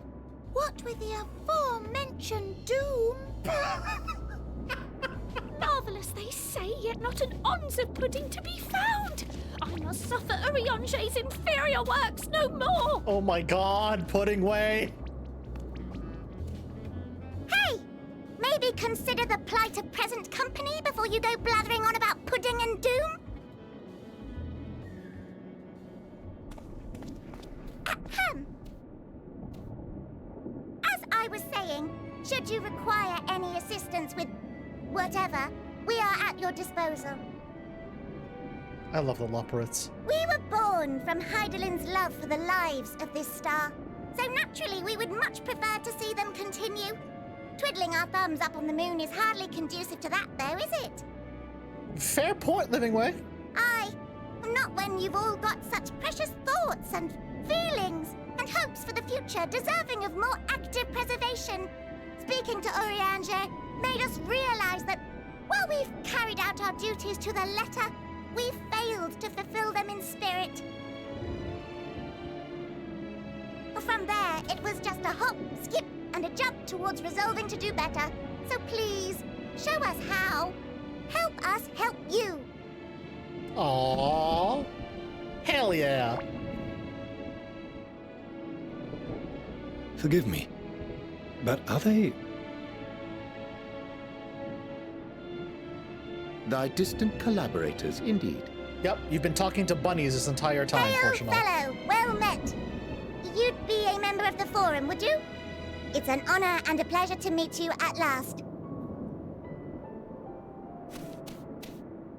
I'm Livingway, Hydaelyn's right paw. That last bit is very important. As am I, if I may humbly say so myself. Livingway! I bid you welcome to our star, Livingway. On behalf of the Forum, I thank you for traveling such a distance to meet us.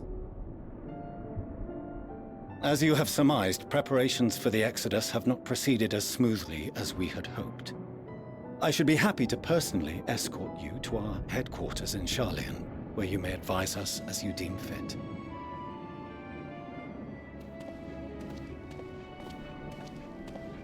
'Twas with reluctance that I set aside the great work of readying the moon for habitation.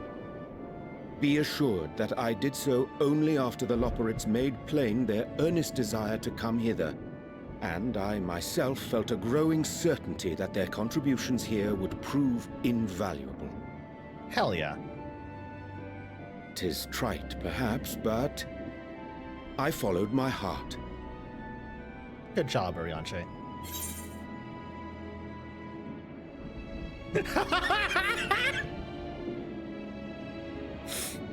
Oh, good! I get to do this to Urianger for once. May thy disciples banish this darkest of nights. Oh, good! I get to do that to Urianger. I am no esteemed philosopher of Eld. Nevertheless, 'tis my hope that what little knowledge I shared shall serve them well, and perchance help save us all. Yeah, good idea, that. Will thou attend us at the Forum and lend thine own wisdom?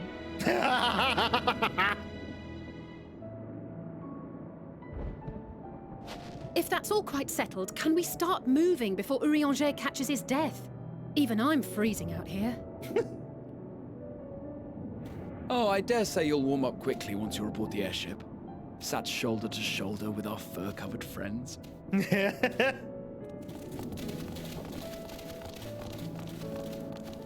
Oi, pudding way. Line up.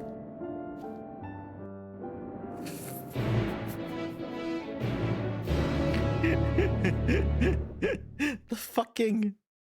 I could not take that seriously.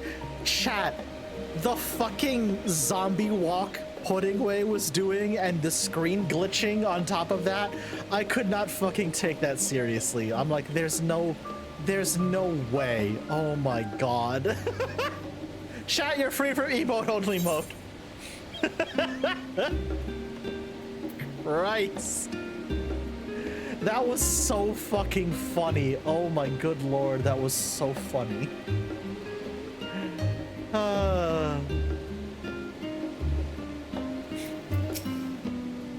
I dare say Master Fortuna was as nonplussed as we to learn the identity of Heidelin's lunar custodians.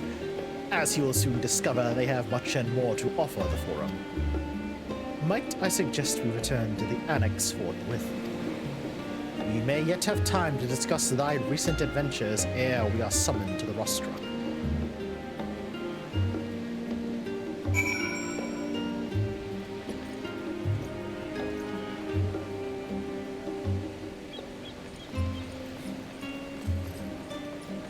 Where are the stars?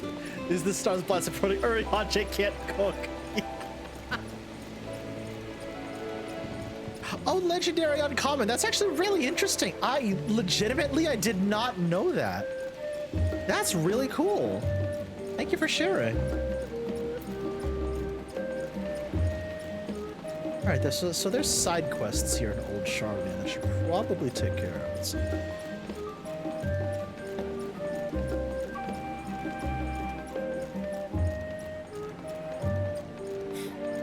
A lot of people complain about the levity breaks, but honestly, I don't think any great serious story doesn't have levity. I agree. Like, you need some levity to break up all of, like, the sadness, the doom, and the despair, you know? Or else, you know, just the story doesn't become nice to be a part of anymore. You need a break. Like, genuinely, you need a break.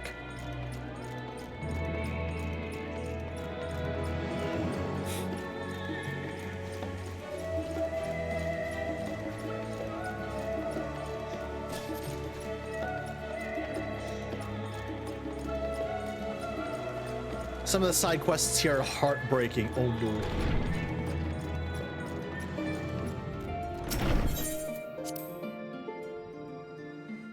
Horror is nothing without levity as well, usually in the form of camp. Yes, I agree, Vesper. I'm glad we're of the same mind on that. Voice cutscene or no?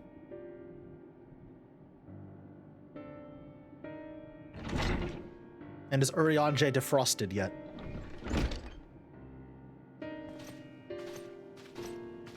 I'd say he is. I forgot to lift the visor. It's fine. Not a voiced cutscene. Chat, you avoid banishment for now. Not that I'm complaining, Urianger, but I wasn't expecting to see you quite so soon. Nor I thee. In extolling the virtues of Aetheris, I did inadvertently awaken the Loporrit's desire to avert our beloved star's demise. Cryo tells us you've been obtaining new knowledge that may aid us in our ongoing efforts.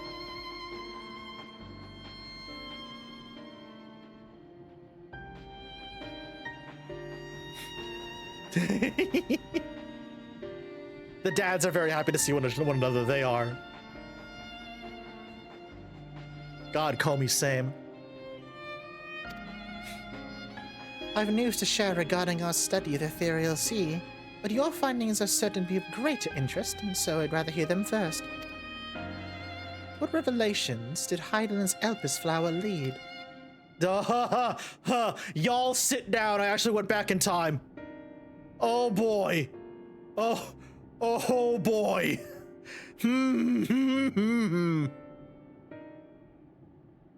We gave a bird depression and the world's ending.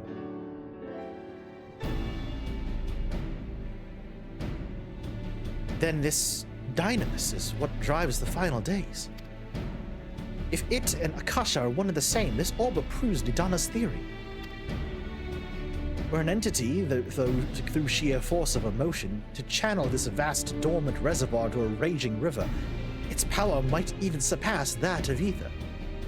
A hive mind of birds specifically, yes! We made a flock of birds have depression and now the world's ending.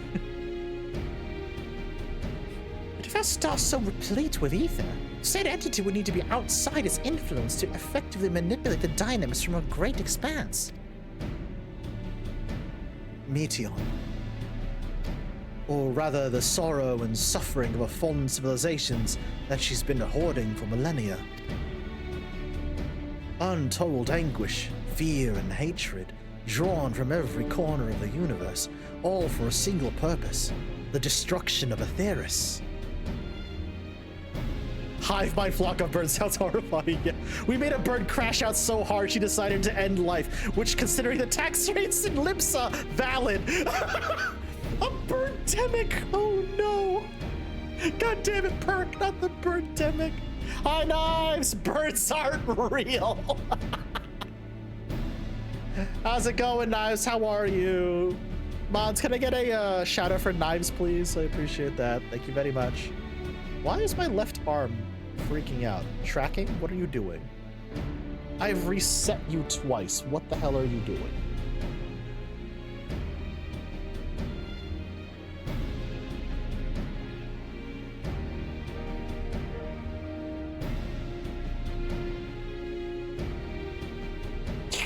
Thank you. Oh my god. That bird is so fucking goofy.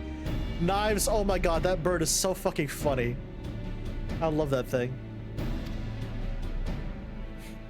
Then our foe is no longer some unknowable calamity. We have but one aim: to defeat Meteon. You make it sound so fucking simple, Estinian.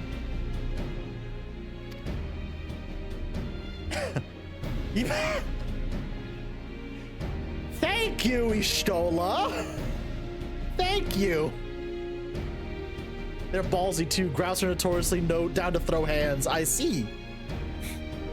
You make it sound so simple, but you're not wrong. Vanquish Meteon, we deliver the world from the final days. But to even attempt it, there are two conditions. First, we must determine her location. Before Meteon escaped, an enchantment was placed on her by Vena, the woman who would become Hydaelyn. The implications of temporal magics are not entirely understood, and so we cannot assume that our Hydaelyn and the Vena you met in Elpis are one and the same. Nevertheless, due to her intrinsic qualities as an all-powerful being, I would wager that Hydaelyn possesses the knowledge we seek. Whether she would share that knowledge with us, however, remains to be seen. After all, she intends for us to flee Aetheris, not to stay. Do you suppose she's abandoned her pursuit of Meteon? The Vena I know would never give up. That's my impression too. Otherwise, she wouldn't have used me as a conduit for her will, or provided clues such as the Elpis flower. I believe she has been waiting for mankind's answer to Hermes' question.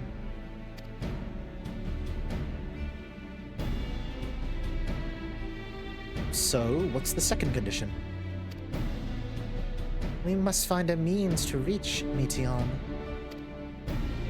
Naturally, our chosen method will depend entirely upon wheresoever she has made her nest.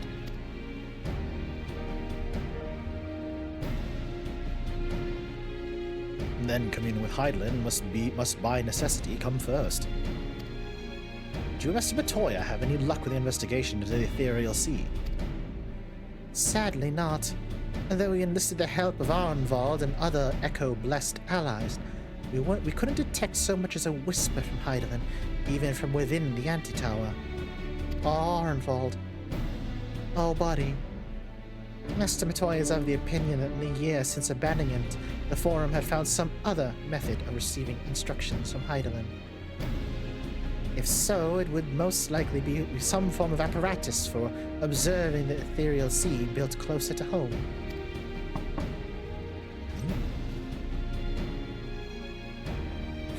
Sorry to interrupt, but we just received word from the Forum. Your presence is required in the rostra. where they intend to discuss the Great Exodus.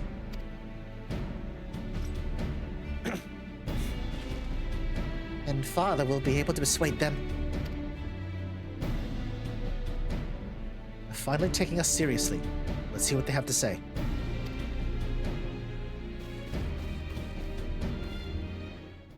Can we at least tell them that we were right and we told them so? Because I would love to hold that over them. I would love to rub that in their collective faces, please. Can we at least tell them that we were right? Oh, look at all the scions together. I love it. Oh. Thank you, Vesper.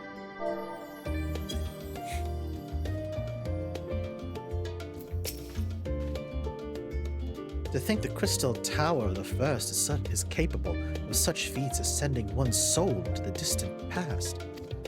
The events you witnessed and helped shape may yet hold the key to forestalling the final days. I'm reminded of our dear friends in the future that I unmade, whose selfless efforts saw the 8th Umbral Calamity averted, in this timeline at least. Too much has been sacrificed to abandon Aetheris now. Visors up, good.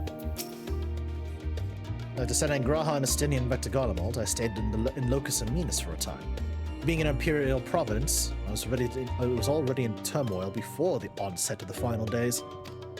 You wouldn't believe the difficulties we had overseeing the evacuation of the villages that we visited. I have faith the detachment left behind will continue our work and shepherd those people to safety. To what safety can be found on a world coming to an end. Stola! Master Matoy has suspected for some time the Forum has been constructing a new facility for the purpose of surveying the Ethereal Sea. Of course, as the custodian of the Anti-Tower, which would presumably be rendered obsolete as a result, she has a few things to say about that. Nothing that should be repeated in a polite company, you understand. She's pissed off. She's mad. She's mad. Understood. After you left for Garlemald, I went to Labyrinthos, and I tried to reach Heidelin using the Elpis flowers. Alas, my attempts were in vain. I can only assume that she spent a vast amount of her power for the confrontation with Fandaniel, and is presently unable to communicate. Indeed, her presence has left my body. I could feel how faint it had grown. I hope you don't mind me staying behind while you attend your big meeting. The roster reminds me a bit too much of the supremely scary tribunal in Ishgard. Well, forgive me if I keep my distance. Oh, Tataru! Oh, no! Aw. She's still traumatized by the events in the tribunal of Ishgard. Oh. Oh, Tataru, I'ma hug you. Oh. Father has granted us the opportunity that we've been waiting for, though we know not what information, if any, they intend to reveal. There's only one way to find out. To the Rostra! Well, it was a much quicker response than I was expecting. Nice to know our efforts at the Magna Glacies didn't go unnoticed. At first, I wasn't sure what to make of Hermes and his motives. But it's like we discussed in the Great Work. When faced with the harsh realities of life, some seek the release of death, others grow defiant. They fight. Either way, it's our right to choose. Guarding the Matoy's relict and the Anti-Tower, Matori was left with all the work. She really was. 'Twas Heidelin's commandment that in the event Zodiac should perish, the Loperites were to deliver the people of Aetheris from harm. Though that be the limit of their duties, they possess knowledge unparalleled of the great expanse and the means of its traversal. Should they be persuaded to assist in our efforts to reach Meteon, we would do well to heed their counsel. All right, what are we waiting for? Let's see what they got to say.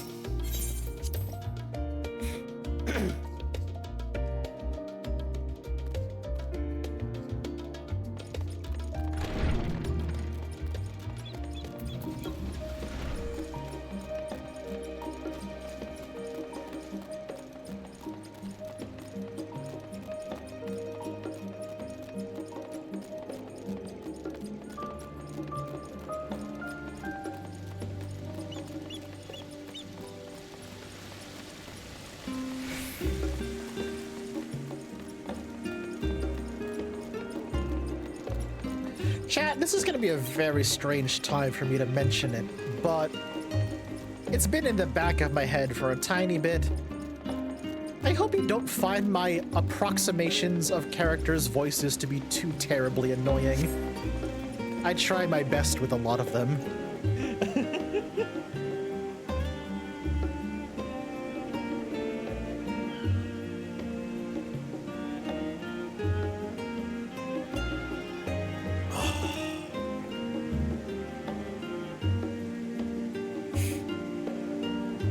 Oh, thank you, Knives. I appreciate that. Thank you, Zani. I appreciate that as well. Thank you. Forum is in session, and as such, the rostra is closed to visitors. Oh, thank you, Vesper. Scion to the 7th Dawn? Very well. You may wait in the corridor. Of course, entry will only be permitted on the condition you leave your armaments at the door. Lest you forget, this sacred institution holds rational discourse, and the highest implements of war are expressly forbidden.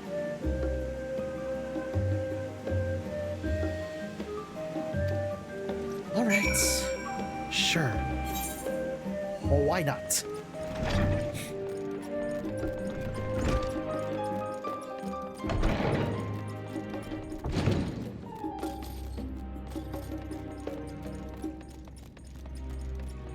I can only imagine people who are monk players just be like, yeah, try and take these from me, and just holds up both of their hands.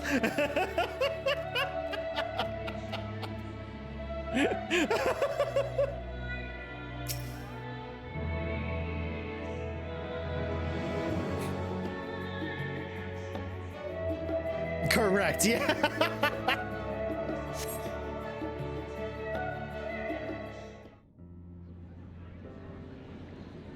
Okay, this feels like a voiced cutscene.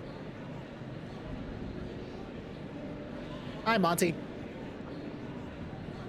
This feels like a voiced cutscene. Thank you, Vesper.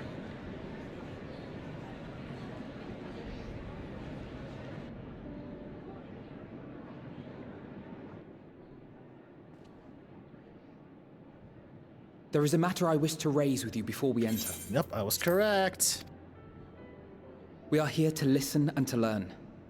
But if the Forum's plans are more or less what I expect, then I should like to make a proposal that will serve our ends. What do you got, Alphino? By your leave, of course.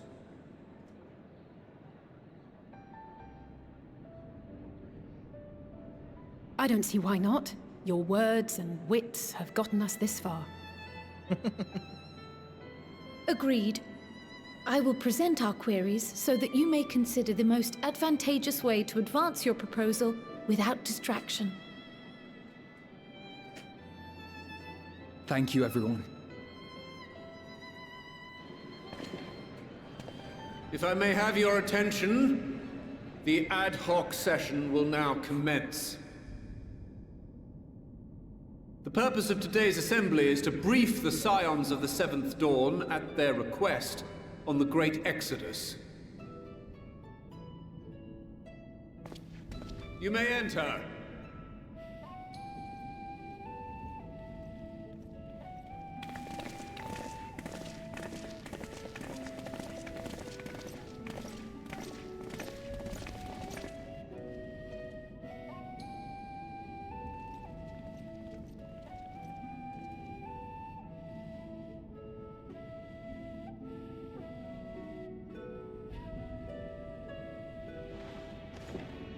On behalf of the Forum, I commend your heroic actions on the Magna Glacies. We shall not soon forget your service to us and the people of Radzat-Han.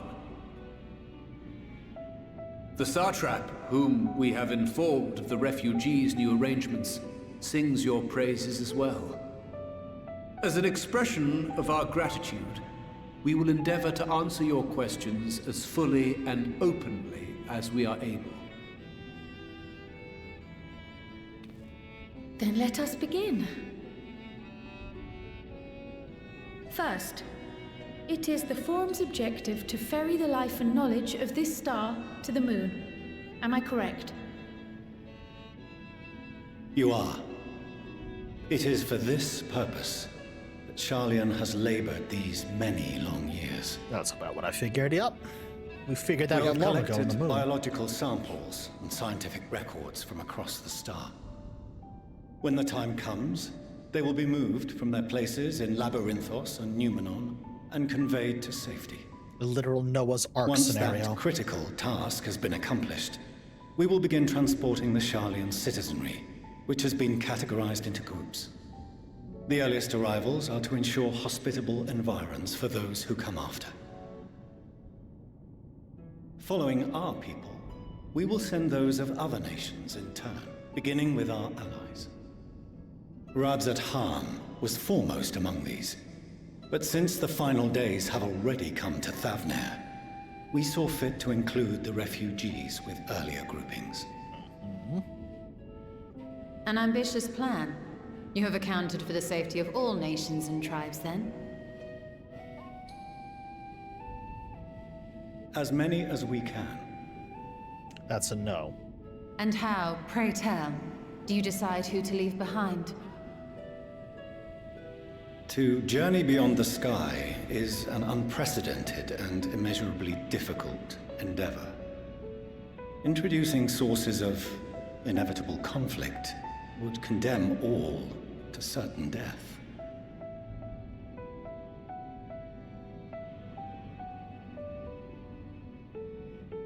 Questions as to the validity of that approach aside,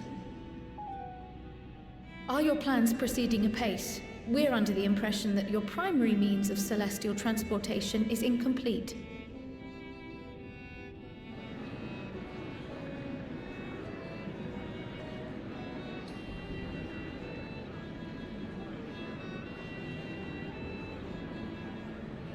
If only in that it does not meet our optimal parameters, that is correct.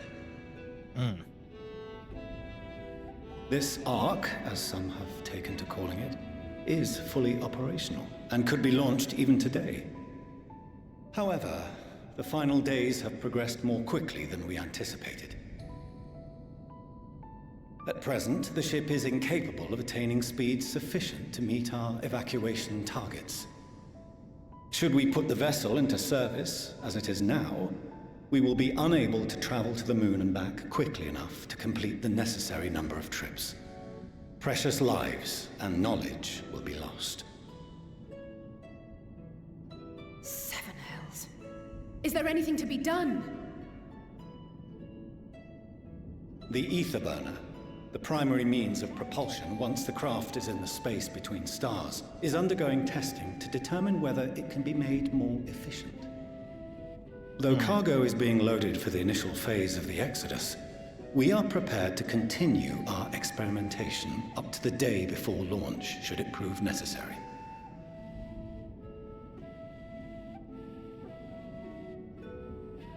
What if the Scions were to solve your problem?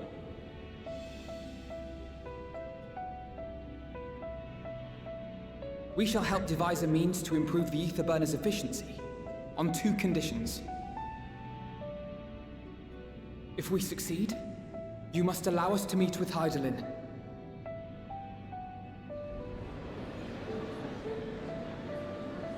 'Twas simple enough to deduce. You have a Concord, and so you would never have abandoned the Anti-Tower had you no other means of communication. One far more convenient, I suspect.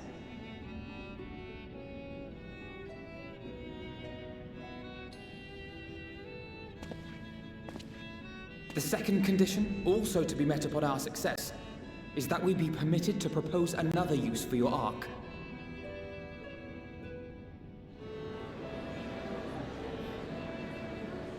We use the Ark to find We Leon. would be at liberty to refuse this proposal. Of course. If we cannot prove its merit to the 99 here, who are we to stake on it the lives of all peoples of this star?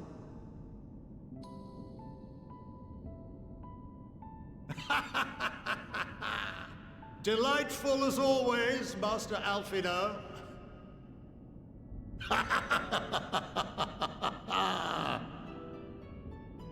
Oh, we couldn't have asked for a finer plan.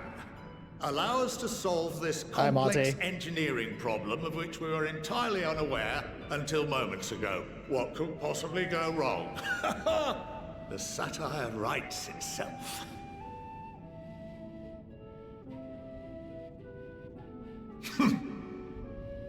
Yet, what field has not benefited from a change in perspective?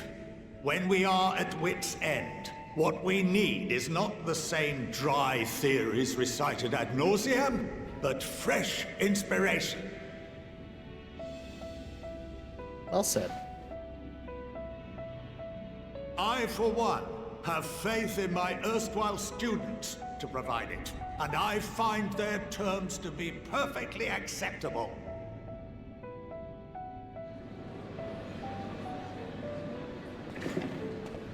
Order! Order! We have no time to waste on debate. I call a vote. All in favor of agreeing to the Scion's terms?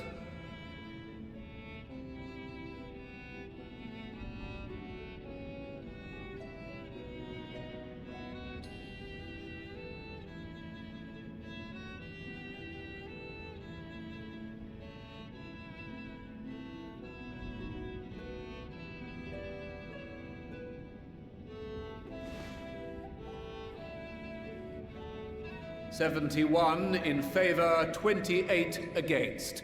The ayes have it. Fortuneau, as the architect of this project, you are the best candidate to show them its current state. And bear in mind that regardless of your personal misgivings, this is the will of the Forum.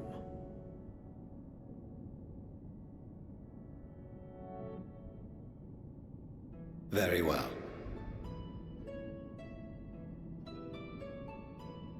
I call this session to a close. Return to your tasks with urgency. The final days wait for none.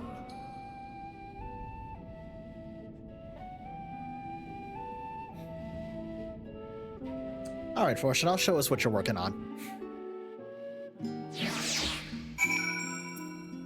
He has to be seething, which, good, fuck him.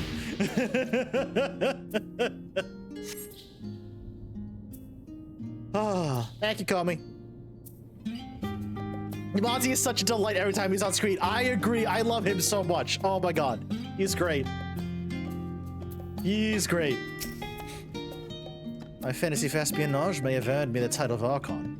I was completely unaware of the Forum's plans. There may have been clues here and there, that had I a mind to look for them.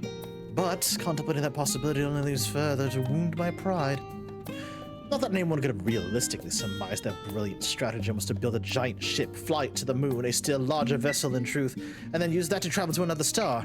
Even now, the whole idea seems positively absurd when spoken aloud.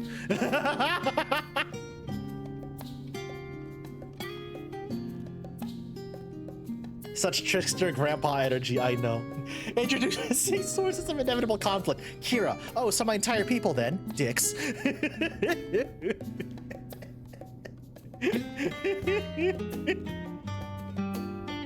We don't want people to fight, so we're gonna exclude the victims of colonization. That's, yeah, that, yikes. Of late, I have been seeing no sign of the Loperids. This being their first opportunity to experience the wonders of Sharlayan, potential for misadventure is nigh infinite. Urianger, why would you put that into existence? Why would you speak that into existence? Oh no. Oh no, the Loperids are gonna break something. The Loperids are gonna break something important, aren't they? Perhaps if Midgard's somehow still alive, in the traditional sense that is, you could have offered to help the vessel attain the necessary speeds. And again, there's no guarantee his contribution might make enough of a difference to matter. The further we pursue the mysteries of the universe, the more I struggle to comprehend the fortuitous nature of time itself. We measure and quantify it based on observations of celestial bodies such as the sun and the moon. But from your account, it is unclear whether the ancients viewed time in a similar manner. I mention this because while Venan knew the final days would recur at a defined point in the future, she presumably had no way of knowing exactly when. Even so, the completion of the Forum's preparations to escape the moon aligning so closely with the advent of the final days is surely no coincidence. I'm a little vexed that we have yet to learn the Forum's replacement for the Anti-Tower, though I expect that in time they'll share that with us too. And with Master Matoya, if they have any sense.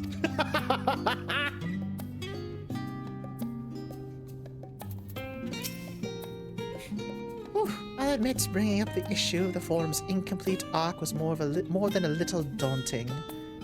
They were, to their credit, quite open about the current state of affairs. What was even more surprising was when they took Alphino up on his offer.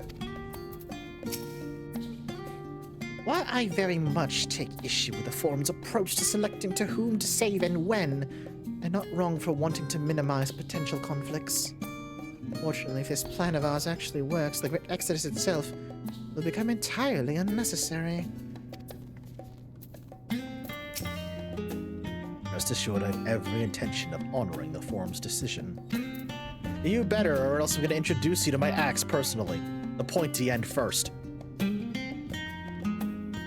Swear fucking God, Fortuno. This music is hitting the high good. I love the music in Old Charlian Knives. It's so nice. Sorry about not letting the rest of you in on my plan. I was admittedly thinking on my feet for the most part. But since we require both a means of communing with Heidland and reaching Meteon, in the spur of the moment I saw involving ourselves in the completion of the Ark as a way to work towards both objectives simultaneously. However, we must first keep our end of the bargain by solving the problem with the ether burner. I'd like to think of it as not as a challenge beyond our combined expertise, or at least the expertise of our extended circle of associates. It might behoove us to learn how an ether burner actually works before we attempt to improve it, though. Oh my god, Alphina. Flying by the seat of your pants, are we? Okay.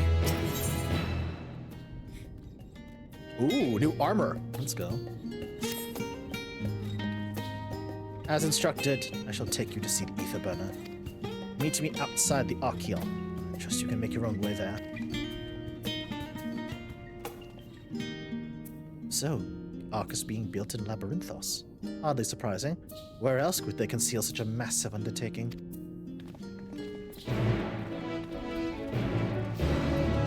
Going underground.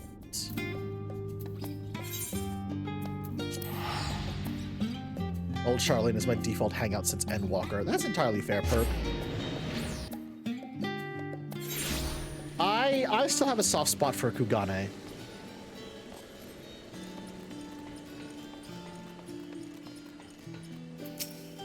Given how closely Doma and the entirety of Stormblood is tied to my Warrior of Light lore.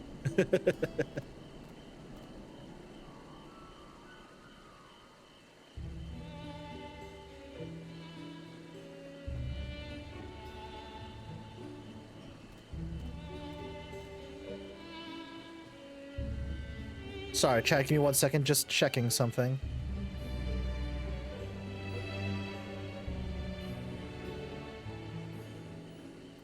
Okay, that's not urgent. I can just respond to that tomorrow. Sorry, it turns out I had one email left over from work earlier. I was just making sure. I'm like, was I supposed to respond to this today? Thankfully, it can wait. I don't understand the appeal of reshaping it to look like the world above. Make a peace with what it is, or go outside if that's what you prefer.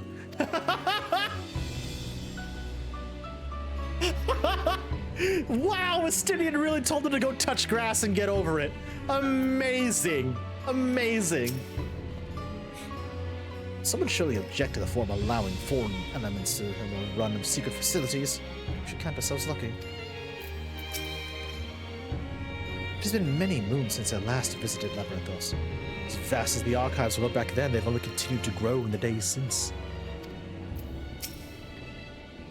That we've been granted permission to enter the lower levels is proof of our increased standing, or that they've been willing to confide in us sooner.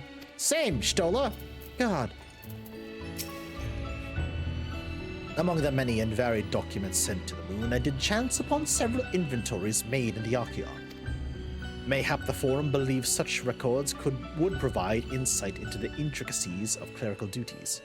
Regardless, the Loporits did not consider them worthy of more than a cursory glance. We were once refused entry, we're now welcomed as guests. Seems so long ago when we first set foot in here. Yeah. Considering how little of the map I actually unlocked, yeah, it's been a while.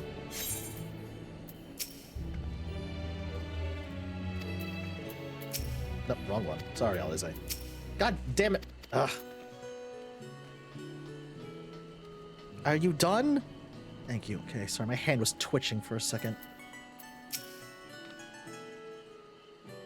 Do they intend to carry everything in the Archeon to the moon? They said they'd started loading scientific records and biological samples, but do they really need all of it? Our destination lies in the lower levels. The Forum in its wisdom has granted you access to the Archeon's lift. Step inside and have Ophelin take you to the medial circuit.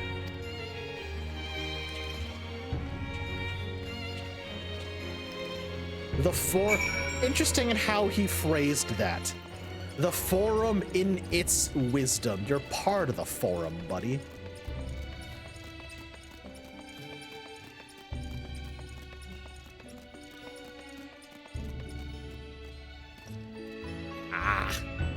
Oh, I'm fine, Comey. It's just... Whenever I sit for too long in one position, my hands start falling asleep, twitching. They just start, you know, because I work from home, I'm at my computer a lot. And since I stream on top of that, I'm in one place a lot, honestly. So I'm fine. I just need to stretch out my hand a bit.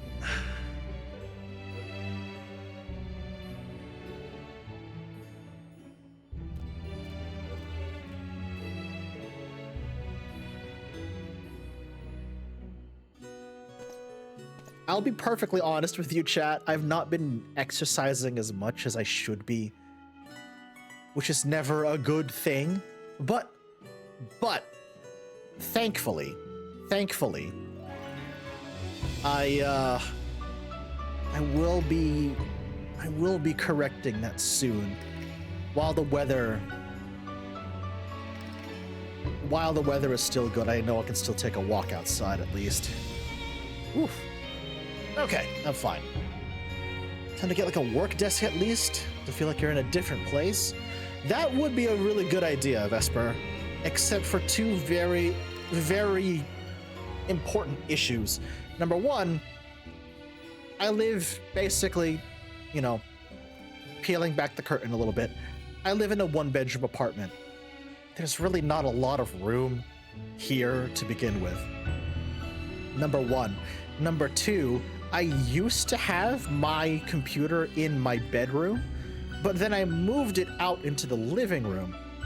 I would keep it in my bedroom, except I stream very late.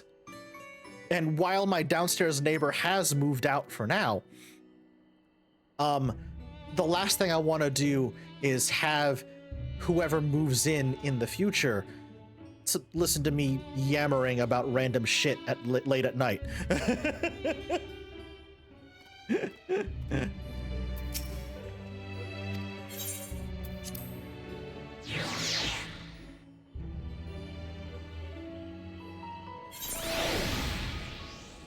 Well, made it down to a new level, chat.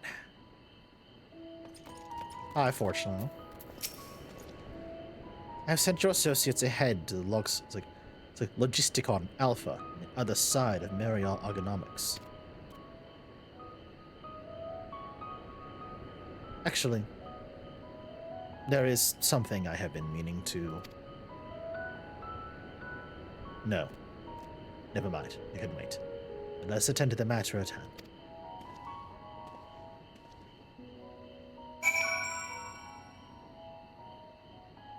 Where are we going? Down that way. Okay.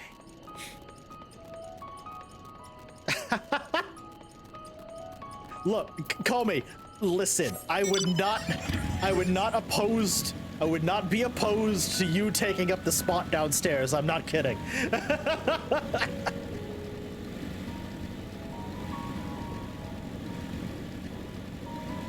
Definitely not opposed to that idea.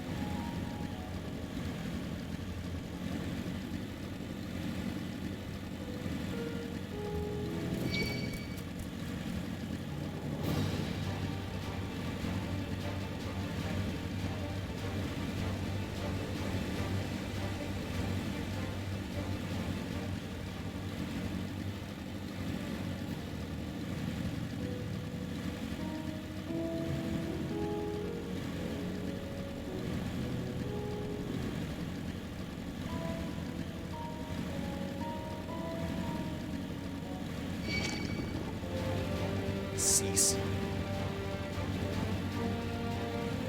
Listen, if I lived in the area, oh my god, Vesper, for real though.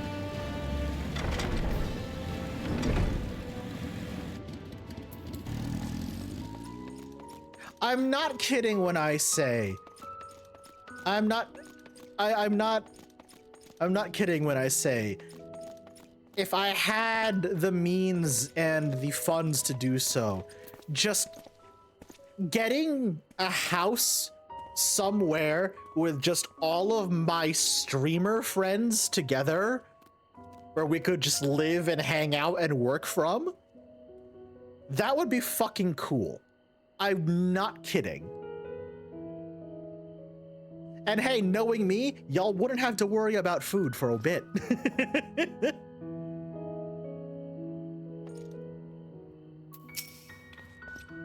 Oh, call me. I totally understand. I'm half serious. Like, call me. I'm not even kidding. I'm half serious about sending you the empty apartment info. I'm like 50-50 on that. Oh, there you are. Having words with Master Fortuno by any chance? Knowing the forum, even the people working down here are probably kept in the dark about the true nature of this place. Esports teams do that. I know that. Yeah, I know they do. It's pretty interesting. Golden girls, but it's all streamers. Yes, Vesper. On our journey here, I was filled with an inexplicable sense of elation to see vegetables other than carrots being cultivated. Why, it near brought a tear to mine eye.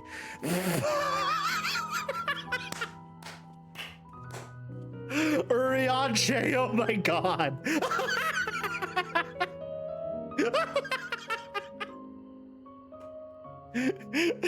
He's like, oh my god, finally.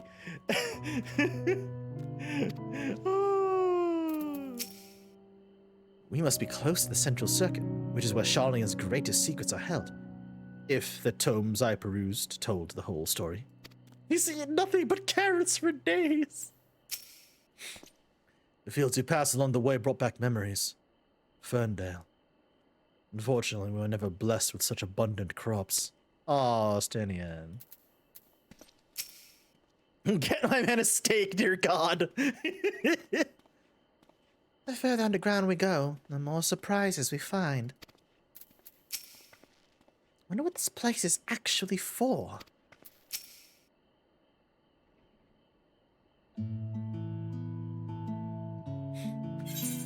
Let's wait here while Father arranges for us to use the next lift.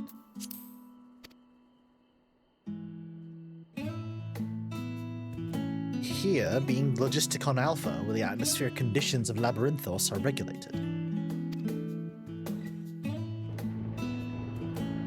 Water is drawn from underground and dispensed as vapor, simulating the formation of artificial clouds and rain. That's actually kind of brilliant. By manipulating the temperature and air circulation, they're able to create the ideal environment for growth and preservation of the biological samples kept here.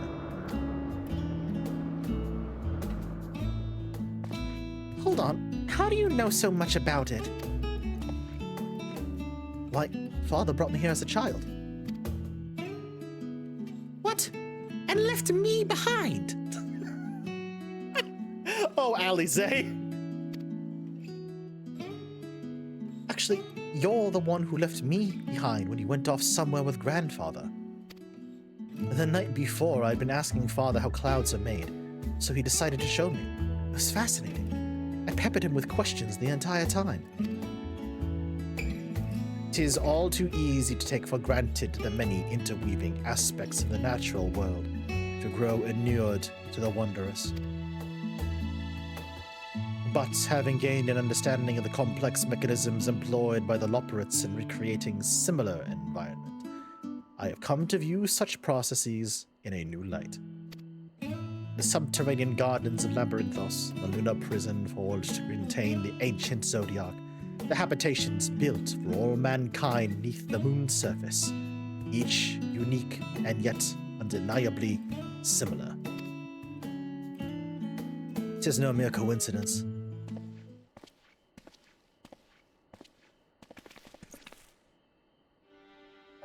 Ever since Heidelin unfolded to us the grim fate that awaits Aetheris, every essential resource we could spare has been delivered to Labyrinthos in preparation for the great exodus. But that is not all. It is also a testing ground for technologies that will allow us to settle on distant stars. Though the Loporrits have endeavored to make the moon habitable, that is not our final destination. Mankind must learn to propagate life where there is none, to thrive where all is barren. Alas, time is not on our side. I've arranged for all of you to enter the Central Circuit. It is there that most of our preparations for the Great Exodus are carried out, construction of the Ark among them. Though our plans have been made public, access remains highly restricted. You, however, will not be subject to said restrictions and have free reign to come and go as you please. Such is the will of the Forum, after all. We'll prove ourselves worthy of their trust. Your trust.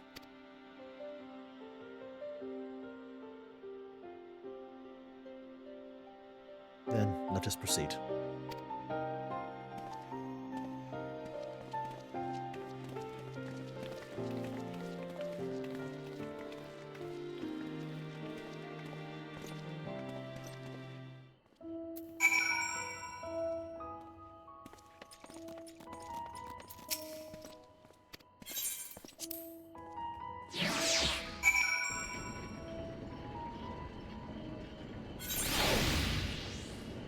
Logisticon Alpha. Ooh. That's a bit ominous with all those barriers, yeah? Huh.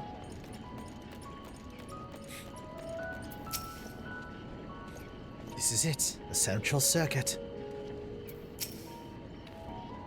We finally have the chance to commune directly with Heidelin. Provided we somehow manage to succeed where Charlene's finest engineers have failed. Still, wouldn't have it hurt to have a look. Please tell me we're almost there, or is there another underground level we have to reach? The even more Central Circuit, perhaps.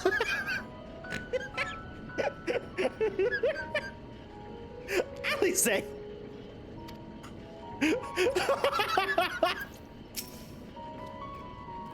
sooner we can get to look at the ether burner, the sooner we can start working on how to improve it.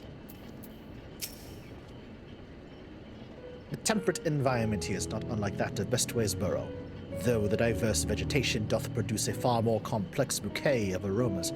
A welcome difference indeed, for I have grown weary of the scent of carrots. Poor Urianger. The most central of the central circular circuitries. That's right. Oh my god. Oh, that's incredible. Holy shit. I imagine the secrets kept here would be of great benefit to mine own research, but I will refrain from indulging my curiosity for the time being. The farther down we travel, the more expansive the sky above becomes, artificial though it is. Would that the heavens elsewhere could be so idyllic. Aw, Thancred. I have no idea what makes Alphinaud so confident we can solve this problem of theirs. Relentless optimism, I presume. A not unwelcome trait in youth, but less so in a gambler. Aye, let us resolve never to let him set foot in the gold saucer. Hold on! No, Estinian! No. You can't lecture Alphino about money. You, of all people, cannot lecture Alphino about money, Mr. I spent 9,000 gil on a fucking hair tie. No. I'm not letting that go, Estinian. I'm not letting that go, Estinian.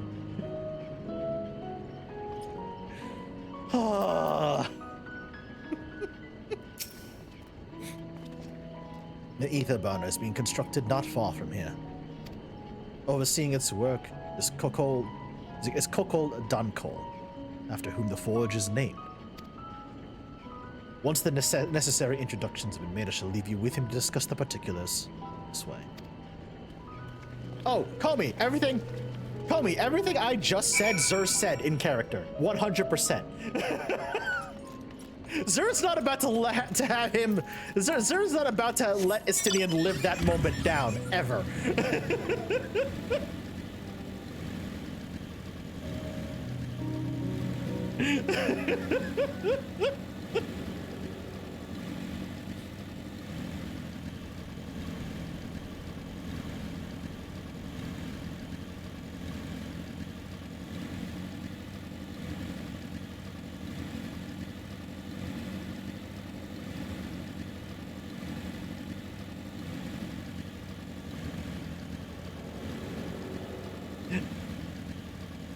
Estinian, let us resolve never to bring him to the gold saucer. Zer turns to make direct eye contact with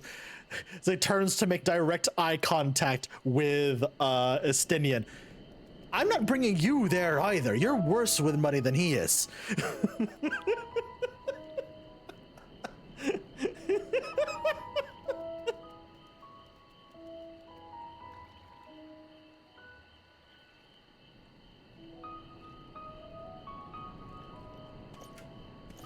All right, chat. I just drank the last of my water, so I'm gonna go grab some more, but in the meantime, we're gonna take a break, so everybody stretch and hydrate as well. I'll see y'all in a few minutes, okay? BRB.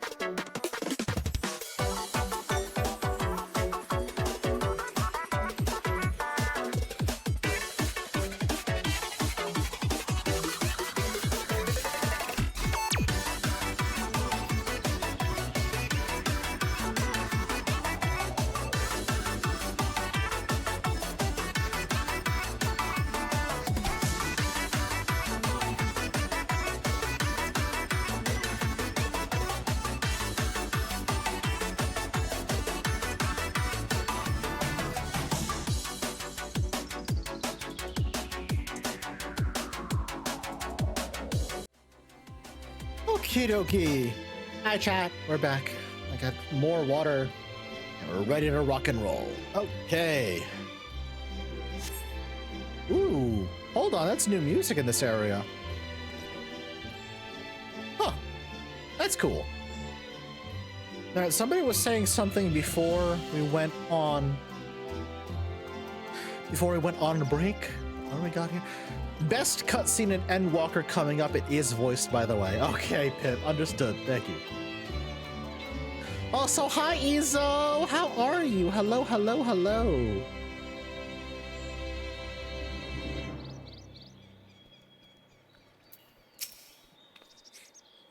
He looks lost in thought. Oops, hold on. What did you say? Looks lost in thought, although he seems hit on something of a stumbling block. Perhaps you'd like to break the ice? Is he talking to himself? As long as he's not answering.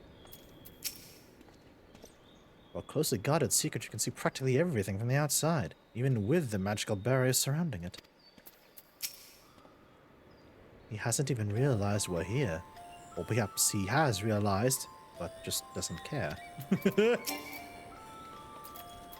Stola.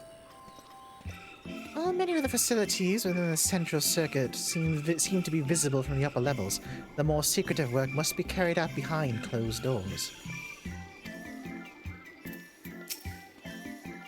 I was expecting the Sky Steel Manufactory, but instead I find the village smithy. Surely the Forum hath already petitioned the aid of the Loperates, given their familiarity with such technologies. You'd think that! This is the man we seek. Do not try to startle him. Okay. Oh.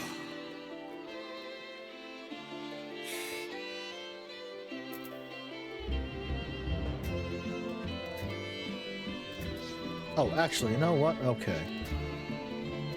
So we've got ads in about a minute? Okay.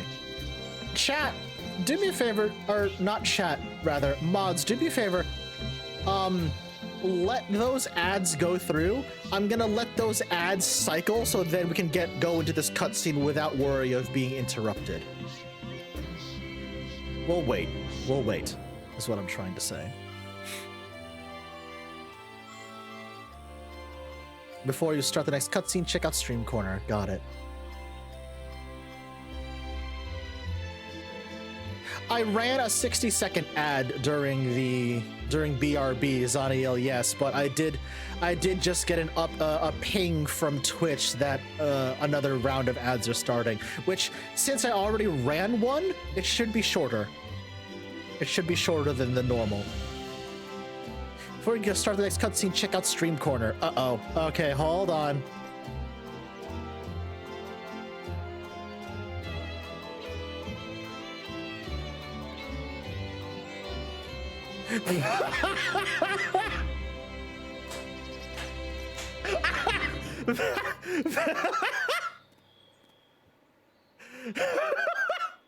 Vesper.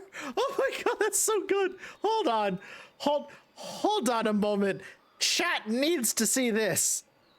Chat absolutely needs to see this now. Wait a minute. Chat. Vesper has blessed us with an amazing stream meme.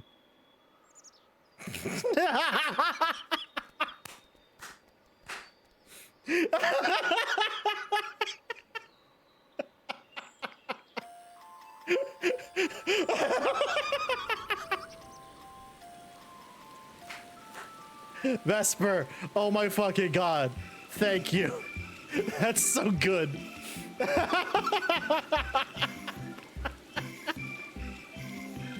So there's this hair tie you shouldn't have bought.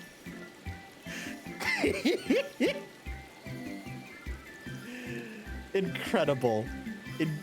Incredible, Vesper. Thank you. Oh yeah, good. See, that was only because I ran ads already during break. We were only hit with a 30-second ad break instead of the usual minute 30. Good. Good and great. Great and cool. Okay, chat. You should be back from ads now. Perfect. All right, so now we don't have to worry about being hit by ads during the cutscene. Yay.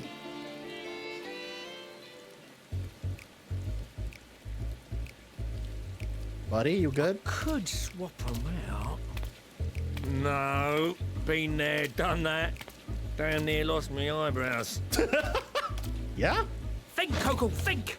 We'd be well on our way to paradise. Visionaries patting themselves on the backs for their grand accomplishments if you'd only think!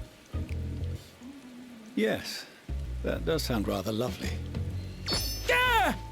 I mean, Master Force, you know, what a pleasant surprise.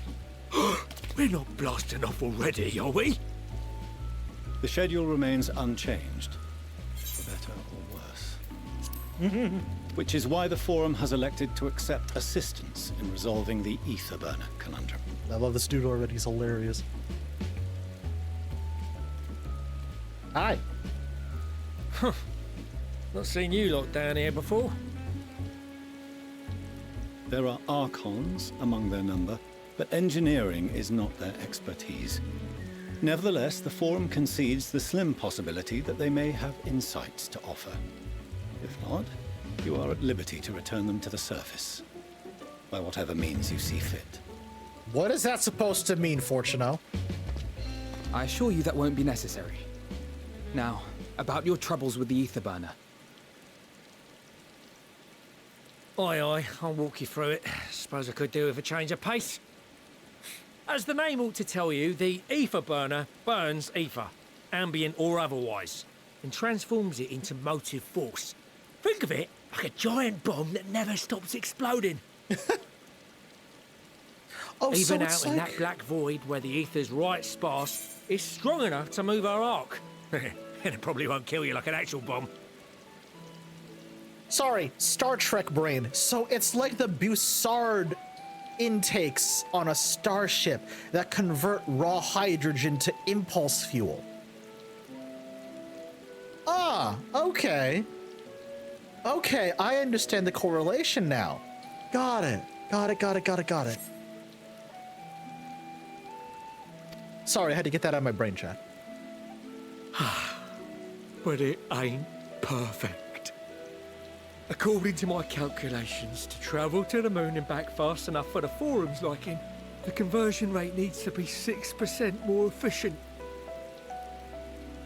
A measly 6%, you say? But if I could have squeezed even another 0.6 out of it, don't you think I'd have built it that way in the first place? The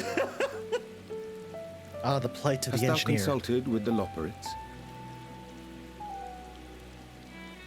Yes, they too are conducting their own research, for lack of a ready answer. The moon's propulsion systems are considerable, naturally, yet they are commensurately massive. Yep.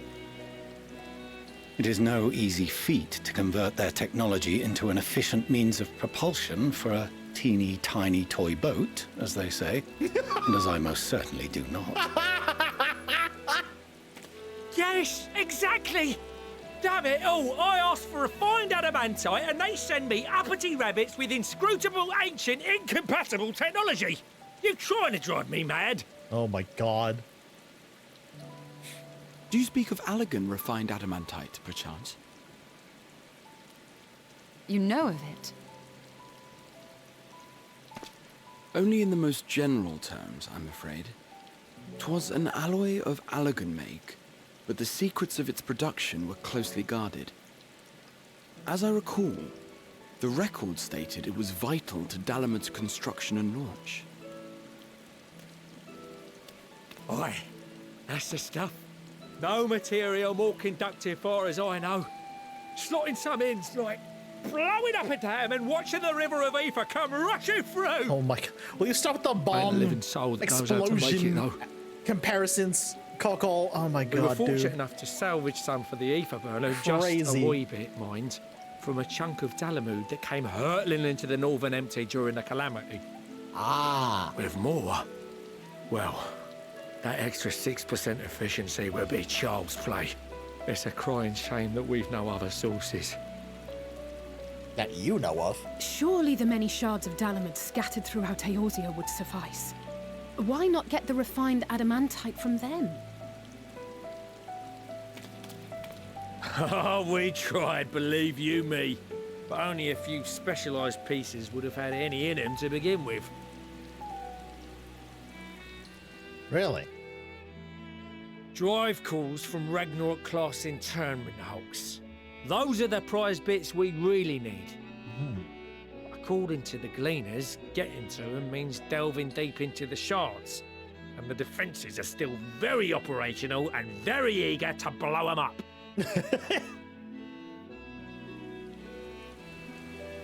It's rough going in there, even for the cream. Not sure they'd make it out alive. Weren't we near that part of the Ragnarok when we went to destroy Bahamut?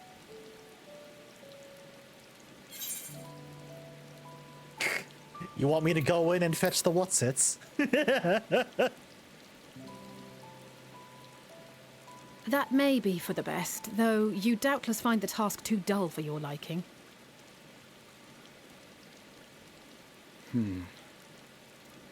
There are multiple internment hulks in Eorzea alone, so handling this ourselves may not be the most efficient option. Rather, if we could salvage adamantite from the shards simultaneously... Thancred, is the link shell we established before you went to Garlemald still active? Of course. The floor is yours.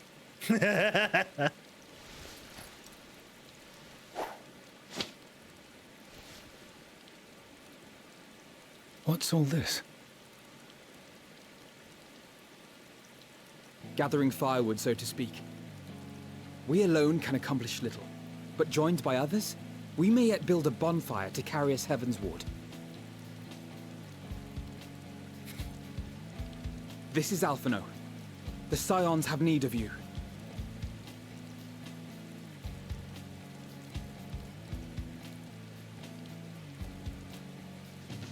Understood. I will contact the Lord Commander and dispatch our finest at once.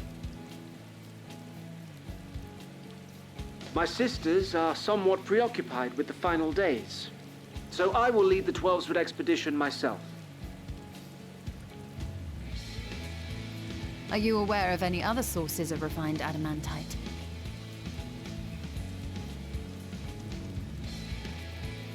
Logically, such an invaluable alloy would have been utilized solely where absolutely necessary, in components intended to conduct or collect surpassing amounts of ether.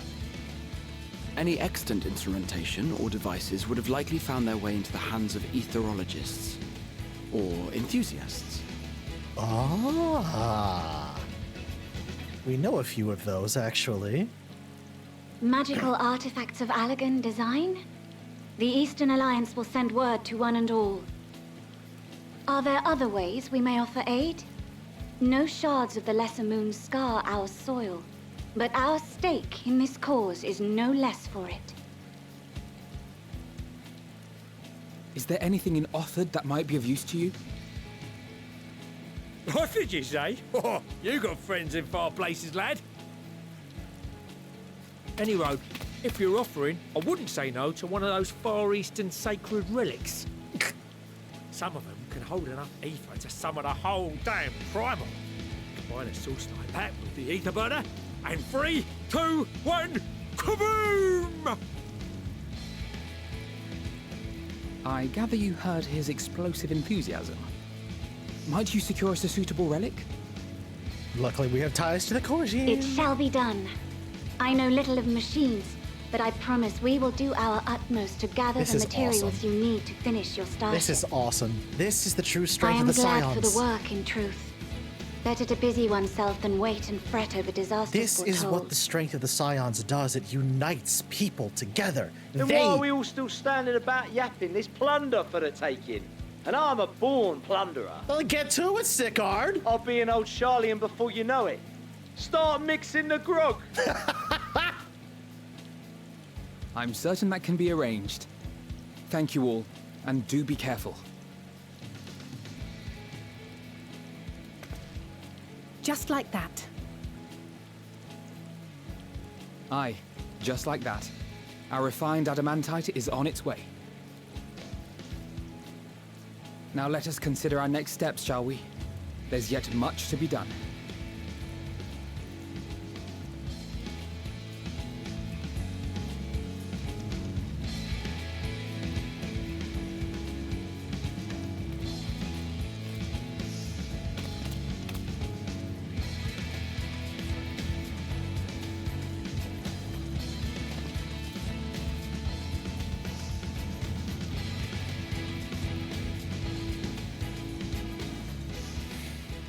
God, I love that scene.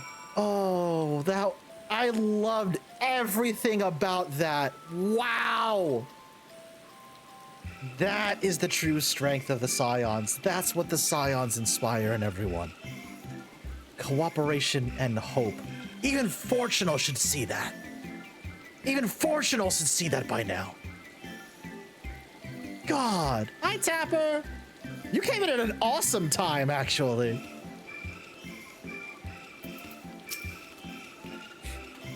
Appreciate you doing all this, but I ain't getting my hopes up just yet.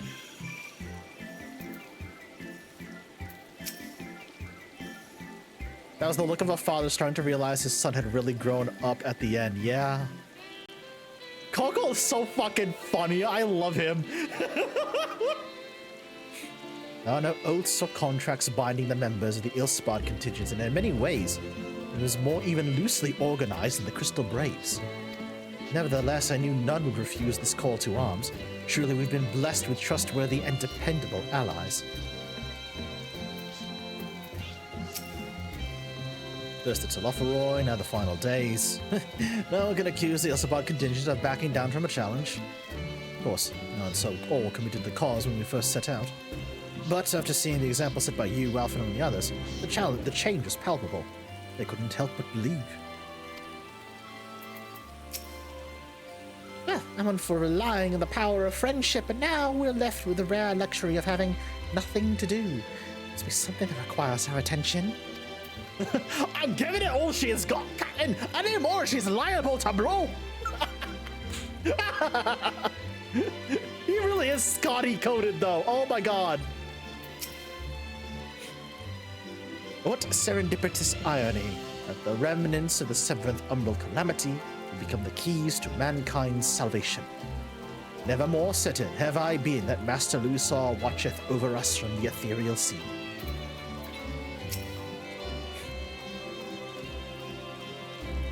Considering how much of a fuss he made at the time, I don't see why he takes every opportunity to bring it up. It's just firewood.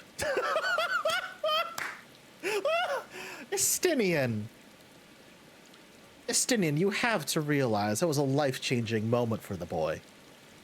You made an impression upon him more than you probably realize yourself.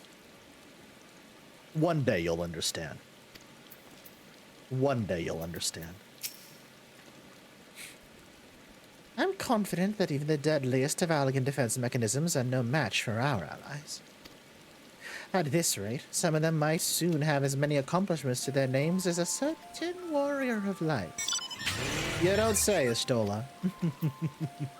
You don't say. Time and time again, it seems that Allagan something or other are either the cause of or the solution to our problems. I think the selfsame materials that once launched Dalamud will now be able to help ferry mankind to the moon. There's poetry in that. It's times like these we're reminded of how famous or infamous Salfano has become. Who would have thought he could achieve so much in a single link pearl conversation? As we're expecting a rather lot of visitors in the near future, I had best return to the surface and inform the relevant parties. I also have a contact of my own that might be worth a try. Oh? Who might that be? That is for me to know, and for you to find out.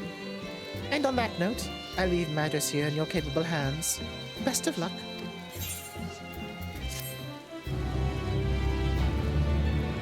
In the words of Frodo Baggins. All right, then keep your secrets. Meanwhile, in Ul'dah. Oh no, did my tracking break again? Son of a bitch.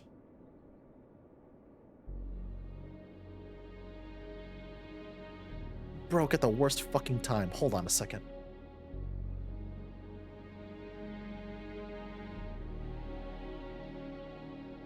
Our course of action is clear. We must harvest refined adamantite from the shards of Dalamud and procure arcane relics of Allagan make. Give me a moment, chat. Sorry.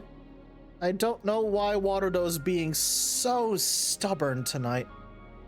I don't understand what's happening. Like, genuinely, I don't.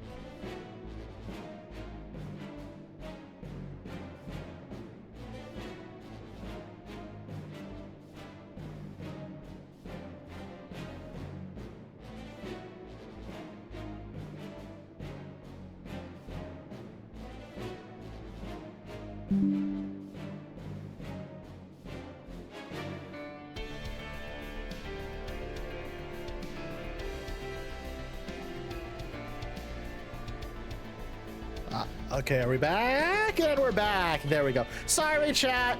I had to fix that or else it was gonna really start getting under my skin. Okay, we're back. Sorry, Nanamo. Summon the best and brightest of our immortal flames and form an expeditionary party at once. Call upon the Sultan Sworn and brass blades for support as you must.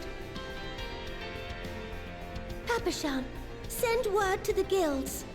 We will require the expertise of master artisans if we are to have any hope of identifying and recovering these elusive materials.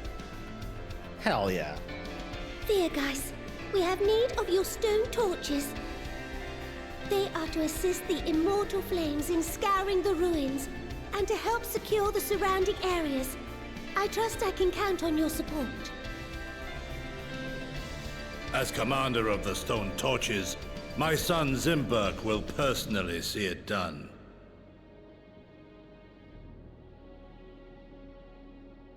Pippin, I would have you lead the raiding party.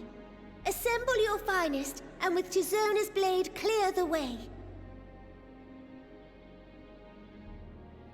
Lord Lolorito, I pray you take charge of the search for Allagan relics. Surely you know of some being traded on open or clandestine markets, or sleeping in collectors' vaults. Of course, I ask not that you do this out of the kindness of your heart. By all means, profit on the transactions. I wish you the joy of it. Yeah, make yourself useful, Lolorito. Descend Lolorito. upon our You world. fucked. If circumstances are truly as dire as they say, Uldar's best efforts may be for naught. And yet, when we Eorzeans rose from the ashes to rebuild our broken realm, did we not learn one simple truth?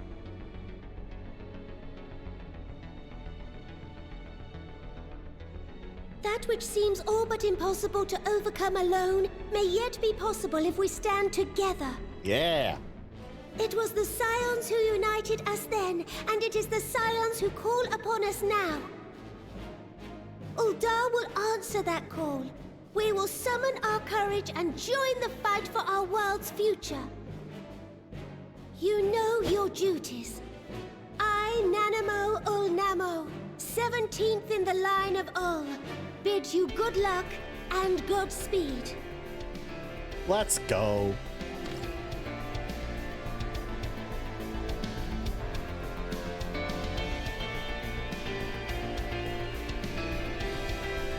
Meanwhile, in the Black Shroud... Oh, God damn it. I didn't mean to hit that button. Sorry, chat.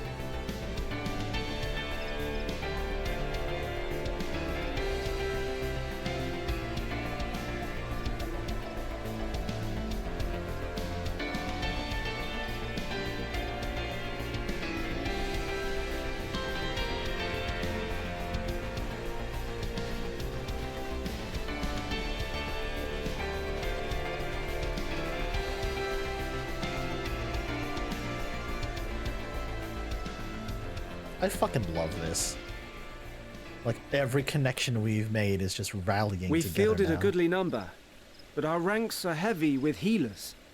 and an abundance of restorative magics will be of little help in destroying Dalamud's defenses. Still, it has ever been thus with Gridania. We must steel ourselves for a protracted engagement.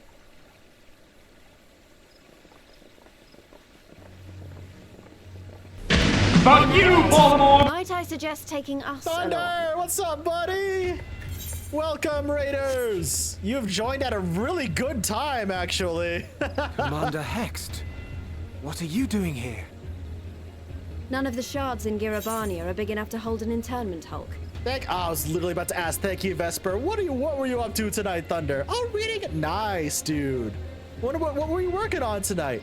Welcome, Raiders. The name's NJ Chef. I'm a Cyber Dragon VTuber. We are continuing our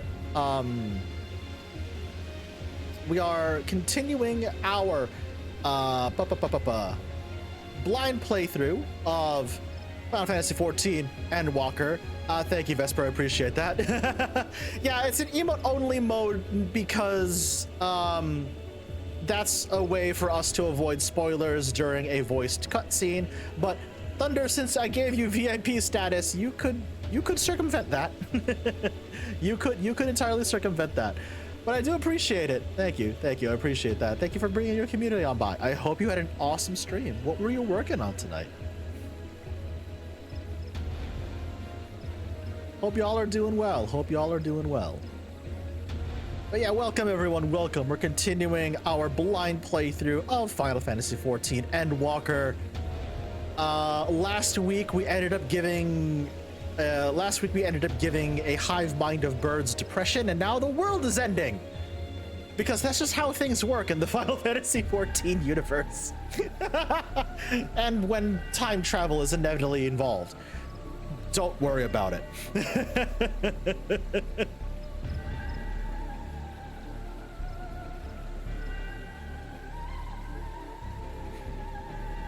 The VTuber hero lore been chipping away at that every Friday. Hell yeah, that's awesome. Glad to hear it. Awesome. Well, thank you again. Ever just take a left and oh boy, it's the apocalypse, huh? Pretty much, Desolate Orc, pretty much. But yeah, thank you again for bringing your community on in. I do appreciate that. We're gonna continue with this cutscene now because it's literally at this moment that everyone that we've had made allies or befriended is coming to our aid, and it's such a cool moment when the story goes out of its way to show you, the player, just how big of an impact you've had on the world that the story has built. It's incredible. It's absolutely incredible to me, and I love seeing that in action, especially here in Final Fantasy XIV. Oh my gosh. So we said to ourselves, why not lend our neighbors a hand? We thought you might be short on people with a talent for breaking things. Hell yeah, Lise! While it pains me to admit it, you are right. Our deficiency so plain to see. Oh my god, Comey. It might have been a lifetime ago, but I was once one of the scions assigned to the Shroud.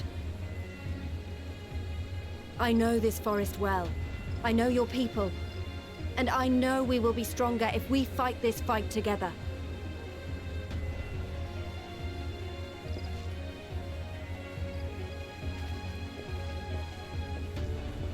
Then I will impose upon you with a clear conscience. Come, let us speak of how to integrate our forces. Hell yeah.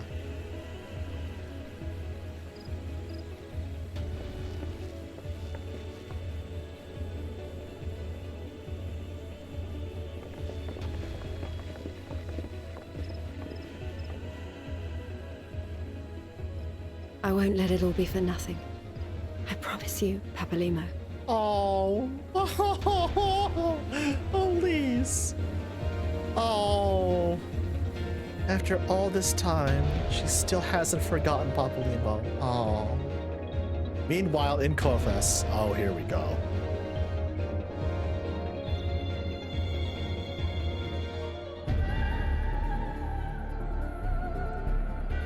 Game Y.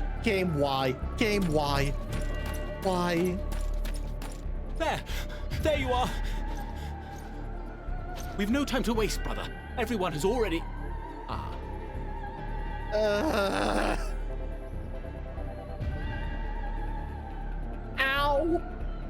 Ow! Game, fuck you. Game, fuck you. Oh, come on. Seriously?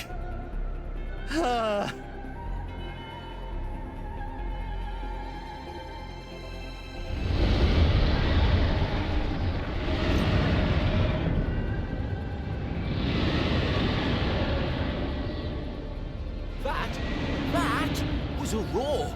A dragon's roar.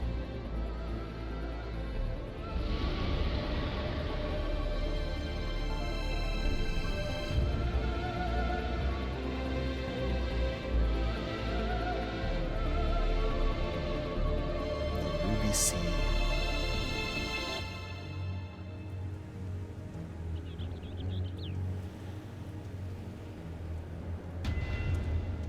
And so, in summation, the Eastern Alliance, as well as the Honorable Lord Lolorito himself, reached out to me for assistance in procuring these treasures of the divine, and I, in turn, do beseech the Confederacy for aid.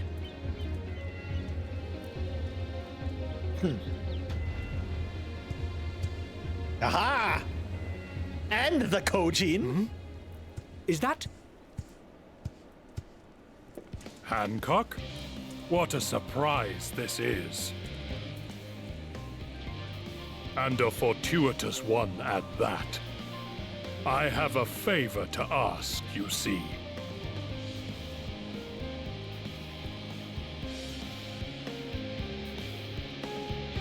Hell yeah.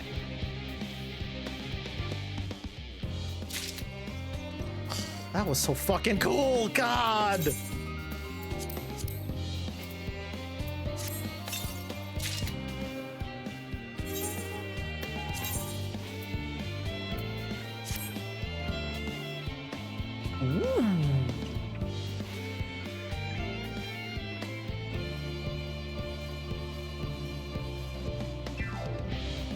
Oh, that's very good looking, though. Hold on. Dang! Ooh, I like that, actually. I like that a lot. Very cool.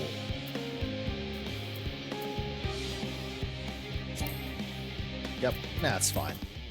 I'll leave it there for now.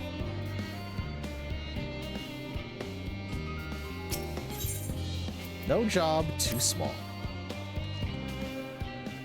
Though our friends are searching for refined adamantite and sacred relics, we'll only know if they meet your requirements once they've arrived.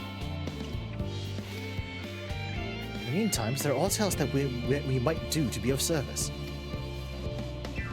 You've already done more than enough. I had to say, though, I could use someone who knows a thing about alien technology. You there, lad with the red eyes, the matching hair, you seem to know more than the average scholar.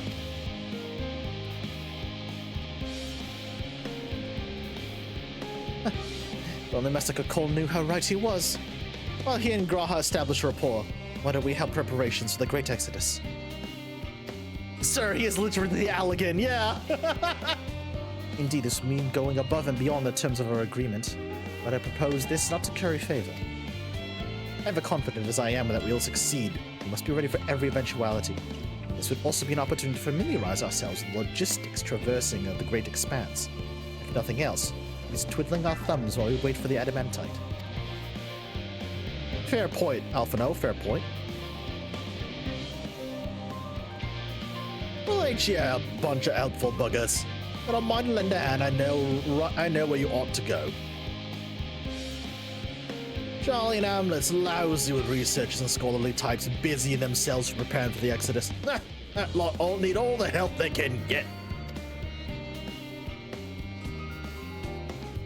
Well then, off we go.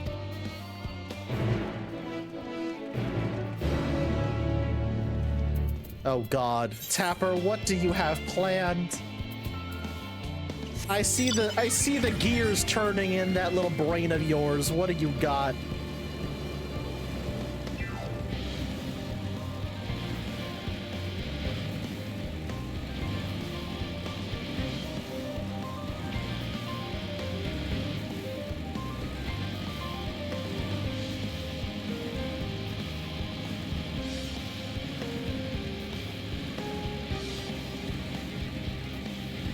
Chat, you have ads in 3 minutes.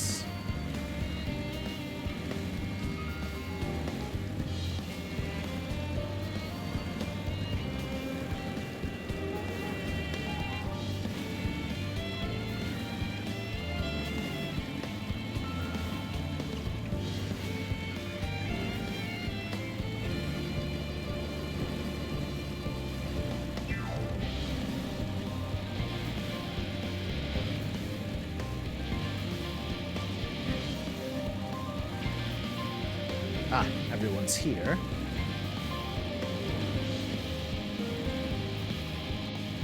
Charlie and Hamlet. No, where's Vesper? Ah, there it is.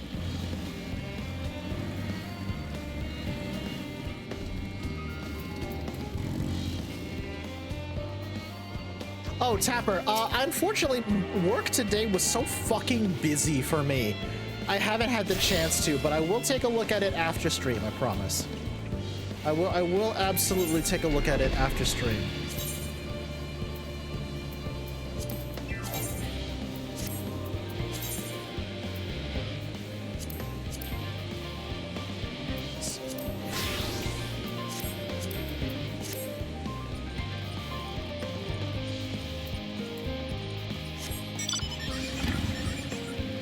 Also, before I forget, chocobo.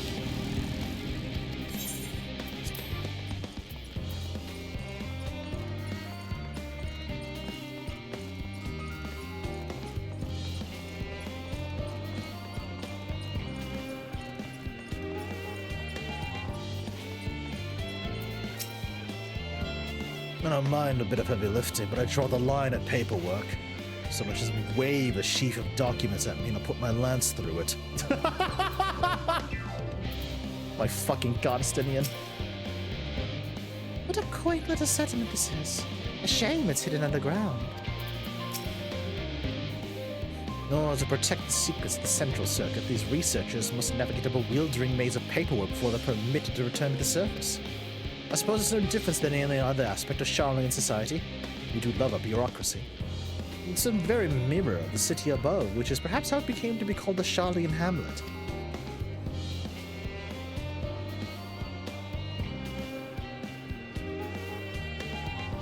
I just got off work on an insanely busy Friday. Understandably. Oh, I'm sorry to hear that. I hope you can just vibe and relax here, you know?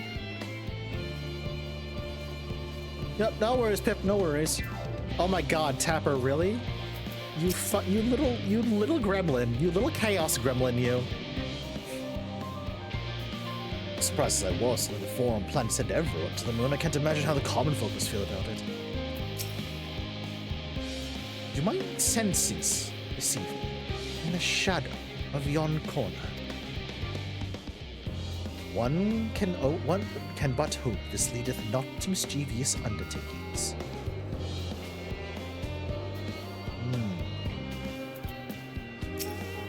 Oh my god, Tapper. From what I can tell, a lot of people actually live down here. I don't know how much help we can offer, but I dare say they'll benefit from some of that fresh inspiration Scholar Montaigne mentioned. Stop by asking around, ideally without getting in anyone's way. Oh gosh, Izo. Get some rest when you can, okay? In the meantime, feel free to hang out and just vibe here.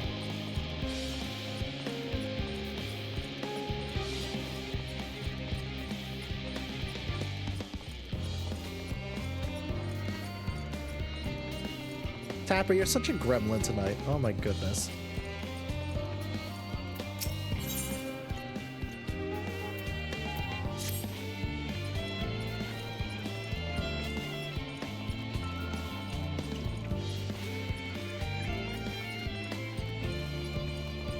Excuse you.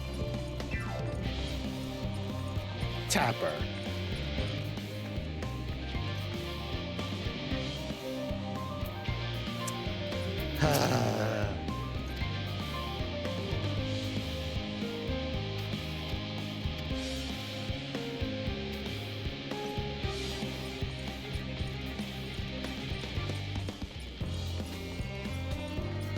Zoom meetings leave me tense. I have to do something. You know what? Fair. You gremlin. Fair.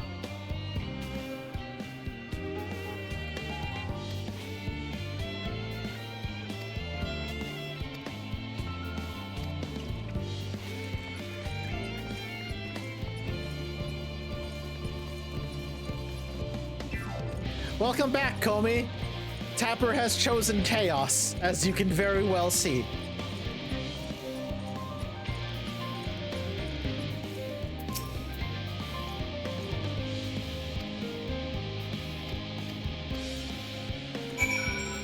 I don't know why I'm about to tell you this, but chat!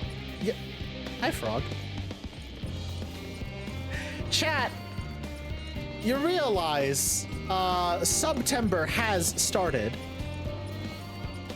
Subs are now 30% off until the end of the month. Until October 1st, actually, if I remember correctly. So you know.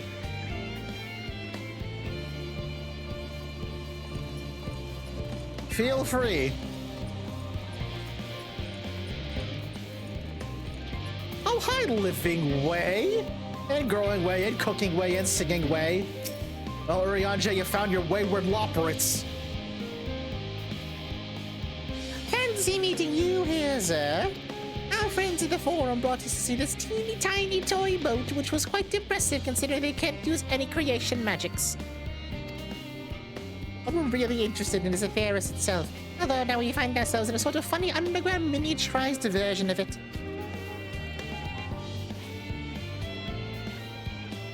We were hoping the forum would give us a guided tour, but it appears they're rather preoccupied. Honestly, all that time to prepare, and they're still not ready. I suppose we'll just to show ourselves around, or at least that's what we've been planning to do until we chanced upon Urianger and your good self. Since you're both dawdling about, engaging in idle chit-chat, perhaps you can show us a few points of interest. Now, won't that be fun? Oh boy, now we gotta play tour. Now we gotta play tour guide to Loporits. Okay.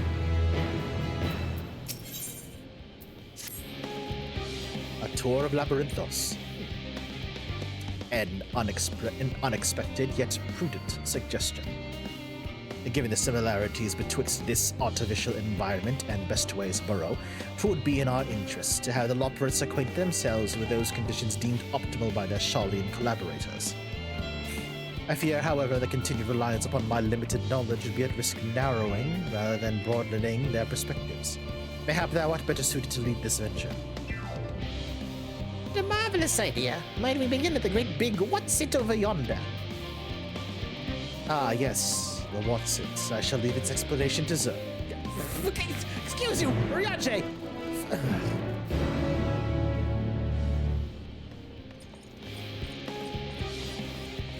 Thanks, buddy! Yeah.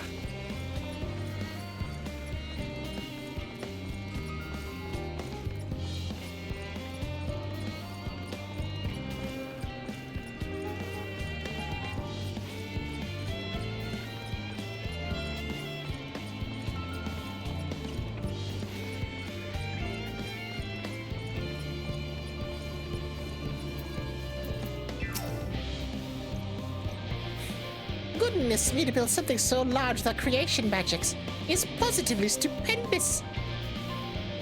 Perhaps we can direct our attention to its most important features.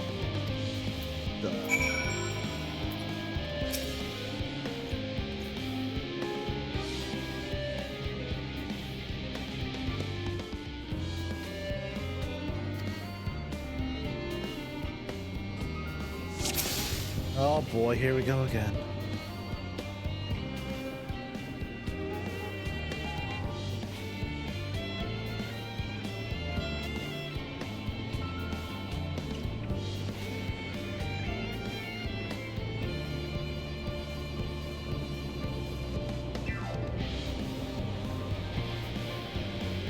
What the? Adventurous ambistoma!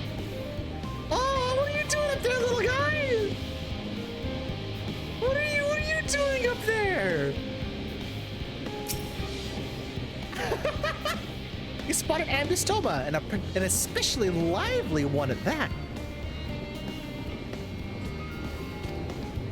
It would appear that the concept you observed in another time, another place, was approved for life in the wider world somehow. Aww. Little guy. I'll be real. I wasn't even looking for him. I was looking for the fucking shoe bill.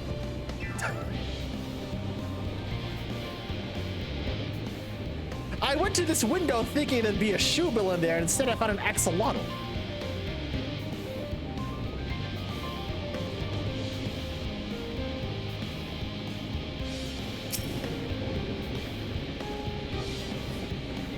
Thank you, Kobe. It's a little hard to see from here. Was that a golden pipe connected to the top of those tanks? I can see through the window is another pipe at the bottom. Ah, this is for the purifying. This must be for purifying water drawn up from below.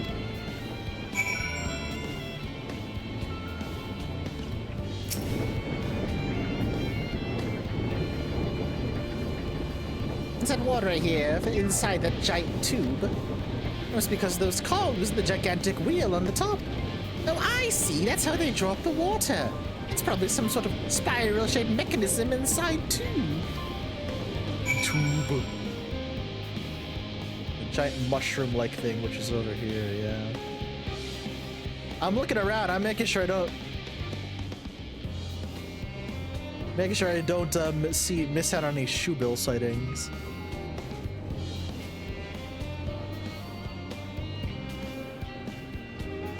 A mushroom-like thing.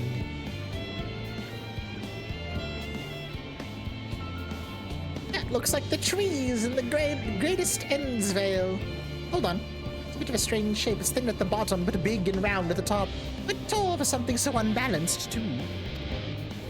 And now it makes sense. It's where they store the water. There you go.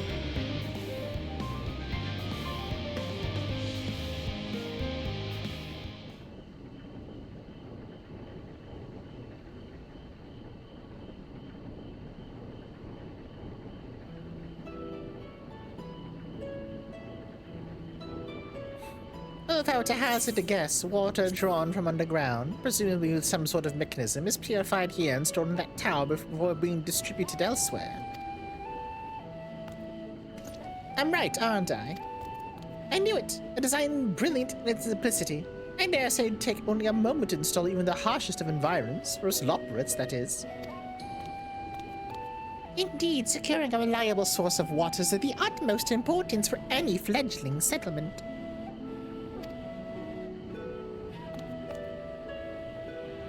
We have read, however, the peoples of there sometimes make their homes in arid deserts and such. How are they able to survive?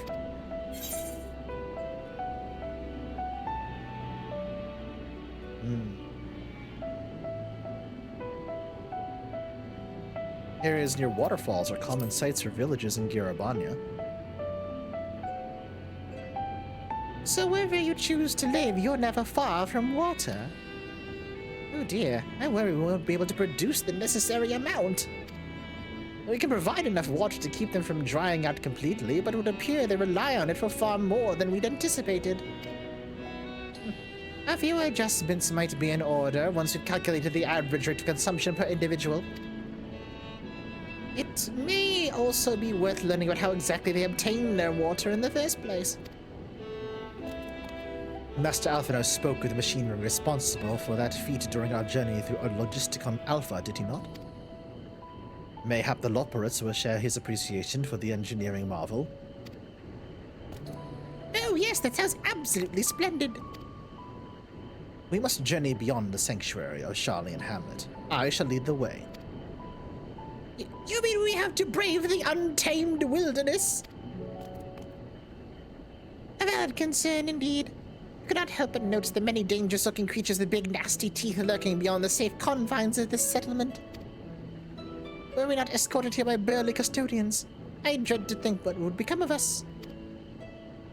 Regrettably, to many a hungry predator with the aforementioned big, nasty teeth, Loporrits may appear to be a potential and rather appetizing source of sustenance. Oh no! Ajay, why would you tell them that? Might I impose upon thee to assist in securing safe passage to Logisticon Alpha? For my part, I shall act as escort to Living Way and Cooking Way. I entrust Singing Way and Growing Way to thy care. No rabbit stew on the menu, got it. A more valiant protector I could not wish for.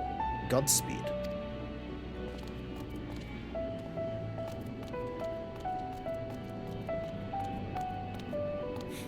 If it's all the same to you, I'd rather not be eaten by some horrid beastie. Come along, Growing Way, to the water extraction, what's it? Ay, ay, ay. I gotta keep an eye out for 2 rabbits.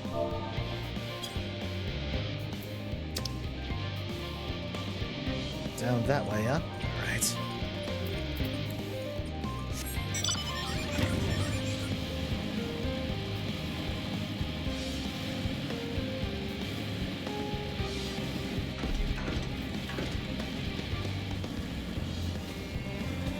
He probably, yeah, no, you're absolutely right. Tapper, you're absolutely correct. He absolutely could.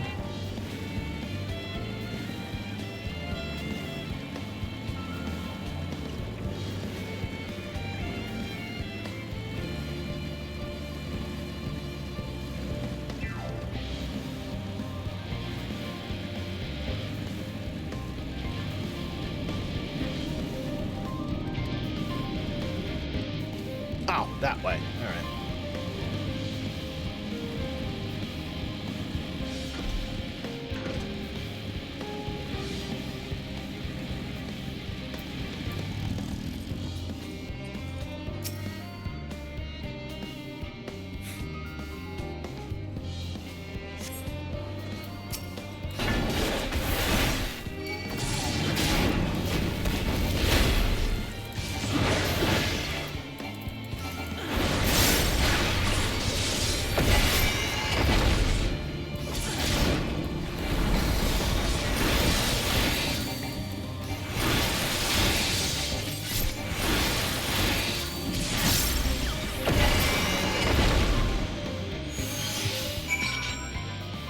Nice try, buddy.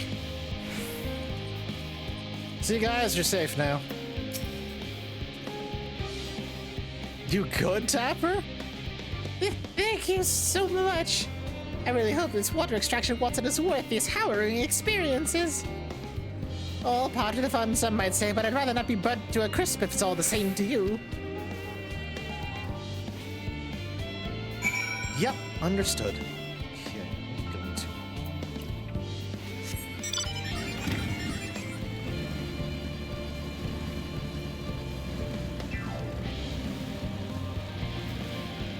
I had a feeling that's what you were going to say, Tapper. I had a feeling that's what you were going to say. Tapper. Tapper, how would you like Zur to carry you? Princess Carrie, I surmise? I think you'd like that now, wouldn't you?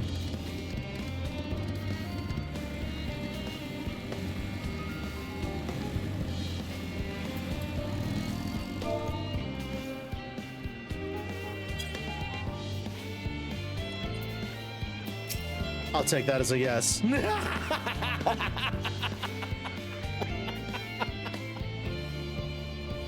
My friends, I bid you welcome to Logisticon Alpha. Our destination doth lie at the lift's top. Pray follow me.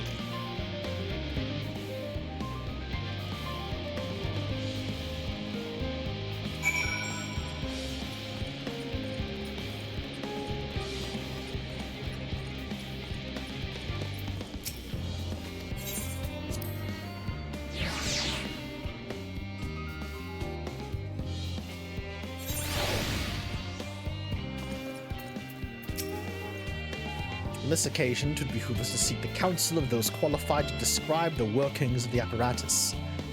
They may also be in possession of schematics or other useful documentation should the Loperates request them. As the forum's esteemed guests, it is unlikely they would be refused. Yet thou knowest as well as I the changeable dispositions of Charlian bureaucrats. Oh yeah, Trapper, I'd say you're definitely thirsty.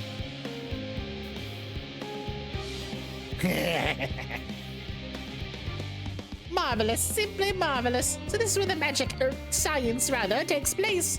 The perfect environment to sustain life, artificially created. The knowledge we'll gain here will be essential when we start looking for new stars for your kind to inhabit. Apparently most of them don't even have air for you to breathe. We're very lucky that the theorists just so happen to provide everything we need to thrive. Or did mankind turn out the way they are because of the available resources, I wonder? Either way, it's nothing short of miraculous. I cannot wait to see more of it.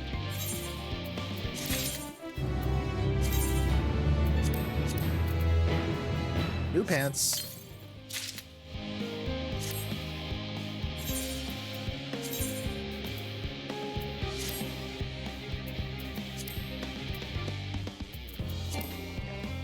That's fine.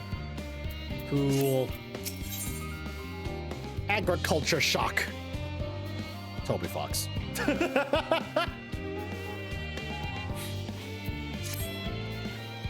This is all very wonderful, I'm sure. But I was rather hoping to learn more about your nourishment provision facilities. In other words, where's the food?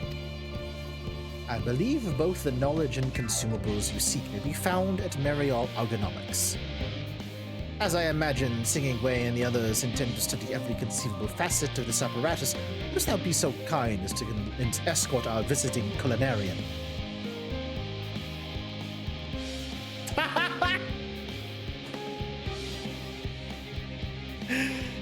Comey, since I always seem to bounce Warrior of Light lore off of you, it is at this point that Zer goes, yeah, let the chef guide the chef. I got it, don't worry.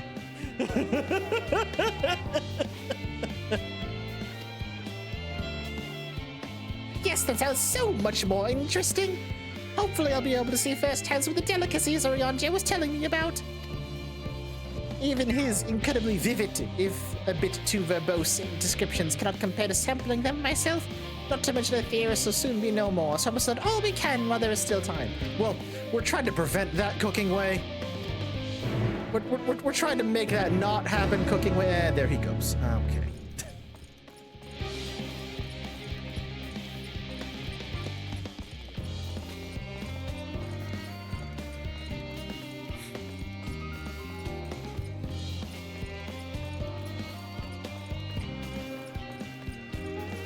Cooking Way is like, where's the food? Zer immediately. Let me take it to the Bismarck. Let me take it to the Bismarck and Limsa Lamenta, buddy. I got you covered. Don't worry.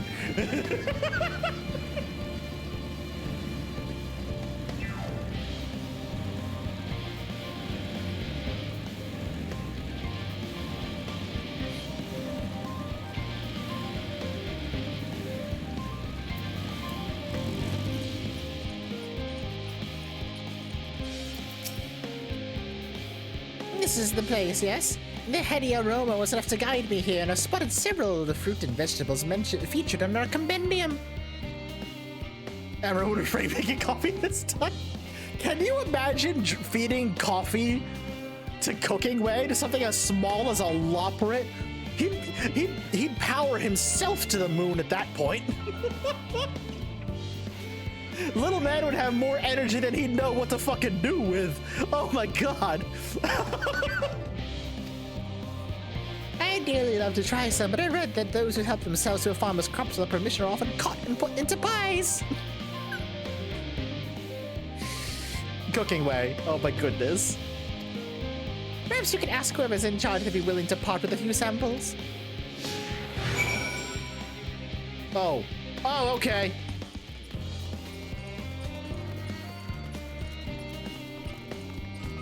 This is delicious. What's in it? Oh, you know the basics. Carrots, onions, rutabaga, never mind. Giving coffee to a Loporrit would start the Charlian space program earlier than expected.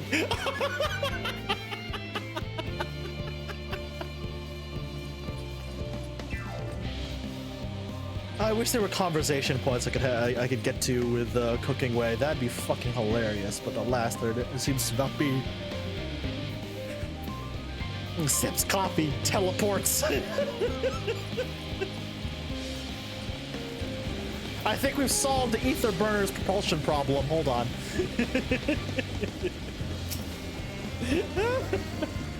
Oh, that'd be hilarious. Oh my goodness gracious. Oh, what a fine mess this is. Ah, it's you. The one who climbed down the mine shaft. I'll show you around if I could, but I'm rushed off my feet preparing for the exodus.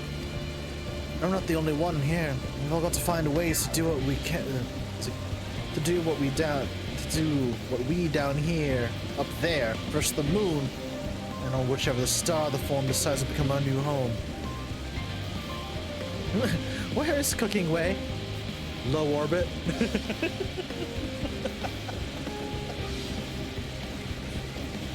It's also sudden, so unreal. Don't you want to go to the moon? Huh. It's better than waiting for the final days to claim us. But no matter how carefully it's all planned, we'll never be able to take every variety of flora and fauna with us. Even the ones we can take might not survive their new environment. So many species doomed to extinction. Sorry, that's not what you came to talk about now, was it? At this point, he might actually be approaching geostationary orbit. Nothing quite so dire, I assure you.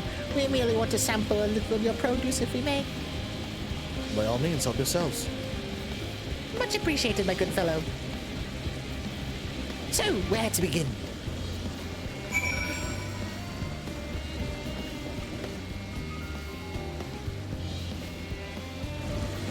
Well, over there. There we go.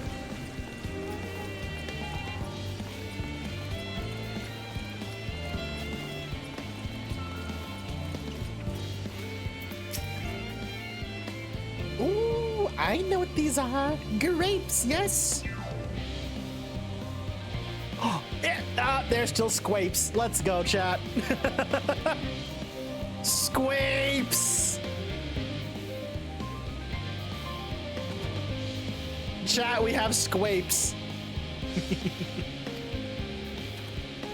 Let's see if they're delicious as they look.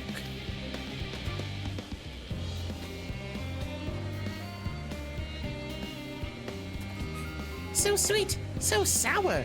This tastes as much like the ripe philosopher's carrot, and yet the texture is entirely different. The contrast between the outer skin and the fruit within is most peculiar, though far from unpleasant. Yes, I think I'll try another.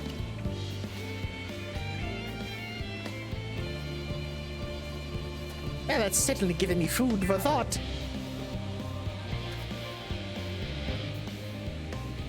Cooking Way, was that a fucking pun? I swear to God. Was that a fucking food pun?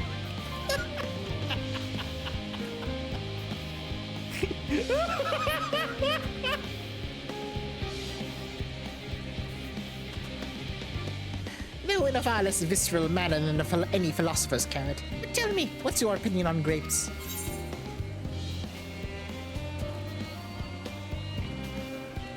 Dylan reference! It's not bad, it's just a cup of diabetes.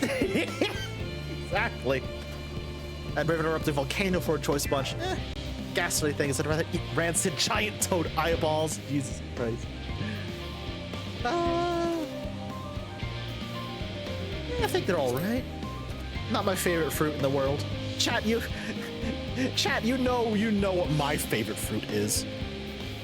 You know what my favorite fruit is. I love me some mangoes. I would kill for mangoes. Jesus.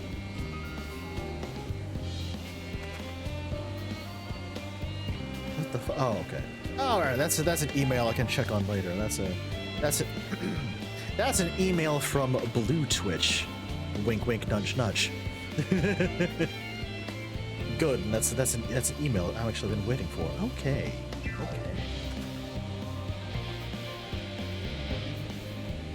An expression of indifference, I assume. In all fairness, our compendium did note they are valued more as an ingredient for spirituous beverages other than the fruit of regular consumption.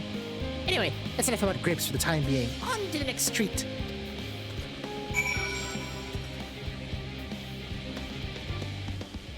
Mangoes are... I love mangoes, like legitimately. Strawberries are my favorite, though. Oh, yeah, strawberries are also a good one. Pear. Ooh, pears are also really good, yeah. Pears are good. Pears are very good. Orange by name, orange by nature. What came first, the fruit or the color? Who cares? Let's eat. Cooking Yes, that's... Equal parts sweet and sour, as are the grapes, yet nothing alike. I may have to consult Urianger about expanding my vocabulary. I simply can't find the words to describe it. Perhaps what I'm looking for is... bitter. Well, that's all very complicated, you know. So many flavors, so many choices, and each individual with their own personal preferences. Now I see why you all turned your noses up at the idea of eating nothing but carrots. Marvelous though they are in my estimation, and no one say I said otherwise. But speaking of carrots, I've yet to sample any of the vegetables. Let's see what's in the field over there.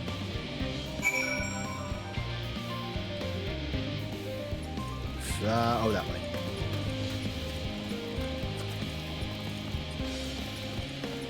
Oh my gosh, Tapper. Really? You should eat more fruits, honestly. You really should. Blackberry cake. Oh, Vesper, that sounds awesome. Color, the texture. Are they some sort of enormous round carrot? They're pumpkins, you idiot!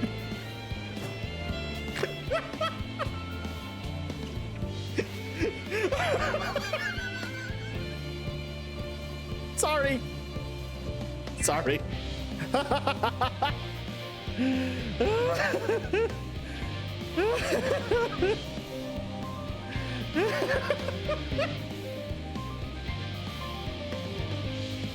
Boysenberry is my jam, no pun intended.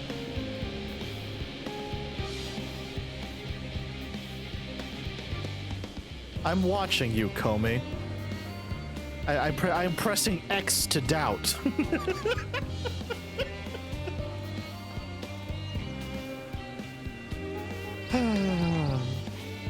Oh my god. Oh my gosh, hi Hope, how are you doing? Hello. Hi Hope. Mod's gonna get a shout out for Hope, please.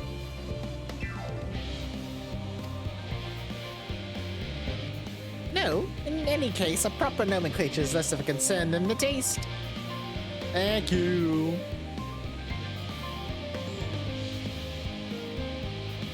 Hey y'all, did you know critically acclaimed abandoned Hope Hoarder streamers have thrown in a coffee? Comey. Okay, now it's Comey's turn to be a gremlin, I see. I hear pumpkins are a gourd old time. God damn it, Pip.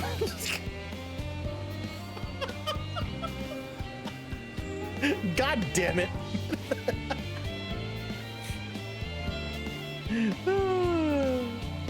Blech, it's so hard and flavorless, I might as well be chewing on a piece of wood. That confirms it. There's nothing more than misbegotten failures masquerading as goodly carrots.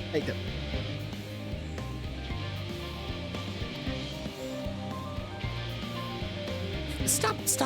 Can't you see these are pumpkins? Come think we need a pungent emote. Oh, that'd be great. No one with any sense would try eating them raw. You're supposed to cook them first. Do you not find it an awful bother? Might as well make a 01 emote. Oh god, Comey, you're right.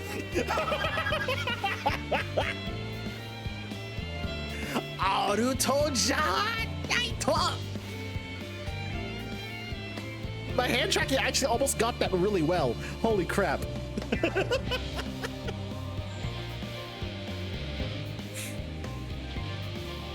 Far from it, cooking is a joy unto itself. Thank you, Deloise. And what's more, it broadens the range of ingredients that we can safely eat. But But above all else, cooking allows us to draw the full potential of our produce. Pumpkin stew has been one of my favorite dishes for as long as I can remember. Oh, you know, yeah, that sounds like really good. Tapper, what the heck?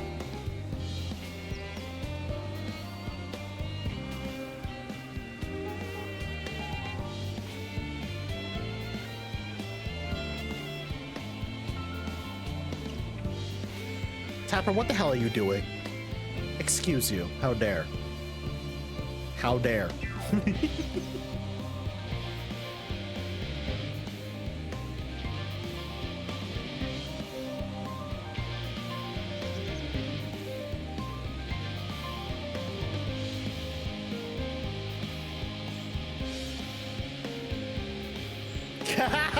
How quickly Tapper's laughter turns into key smashing.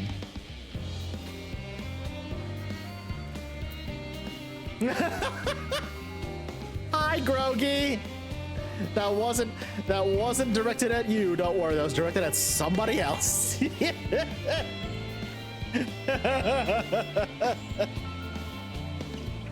Also for PC and console, I love that you could admit to the bit, Groggy. Thank you. Mod's gonna get a shout out for Groggy Games, please.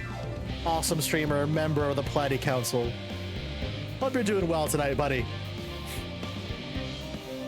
Oh, I agree. Potato and leek soup is one of my favorites, honestly. Hell yes. Perhaps even these hard blocks of plant matter can become as delicious as the orange I sampled. I wonder, though, if there's anything even more delicious. How about that yellow fruit over yonder?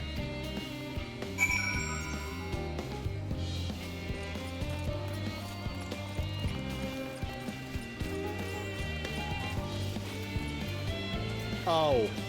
Oh no. Oh, okay, I thought that was a lemon. Is that a lemon?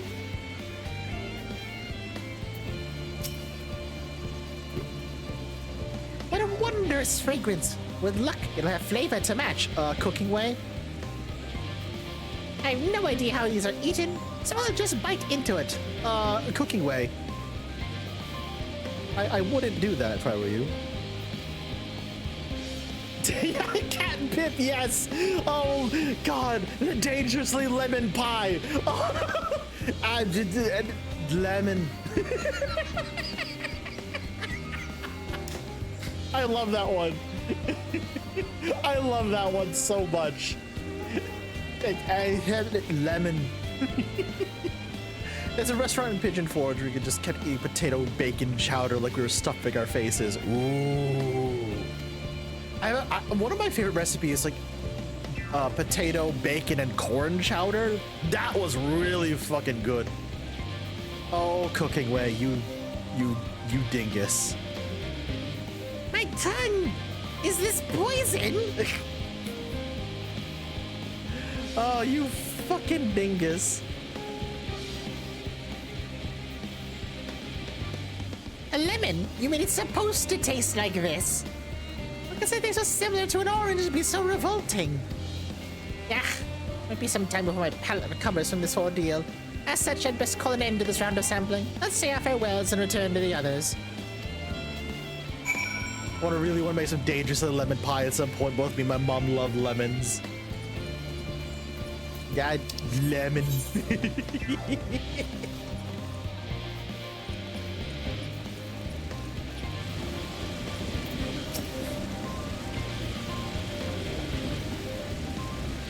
Finished, have you? I'm sure you found something to your liking. I'm rather enamored with the grapes and the oranges, less so the pumpkin, though I learned it the hard way they're not to be eaten raw. I just imagine cooking with his face just collapsing in on itself, yeah. And there was the lemon, the deceiver. I feel so violated. I like how he calls it the deceiver. Oh my fucking god, cooking way. I'm about to revoke your culinarian license at this point. First time, was it? I'd hate for you to leave a bad taste in your mouth, more ways than one. So I'll give you this lemon muffin I baked. If this doesn't change your opinion, nothing will.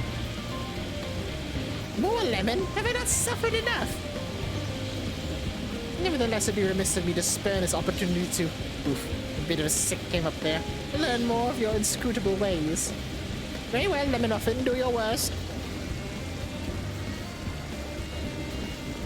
I see what you did there, Sonny. Ah, yes.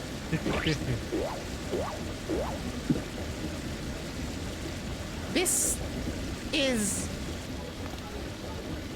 delicious.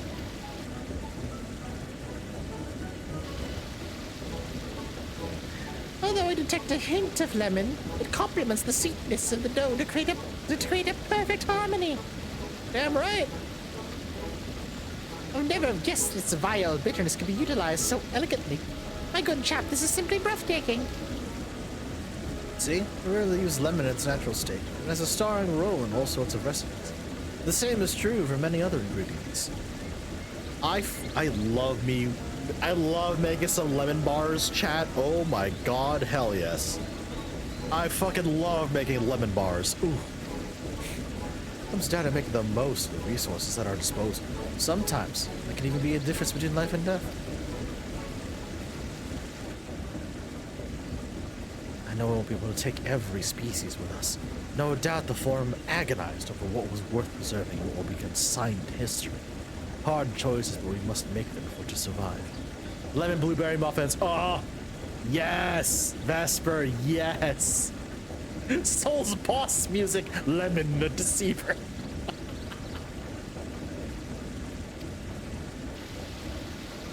Such strength of will. Now I know what Heidelin sees in your kind.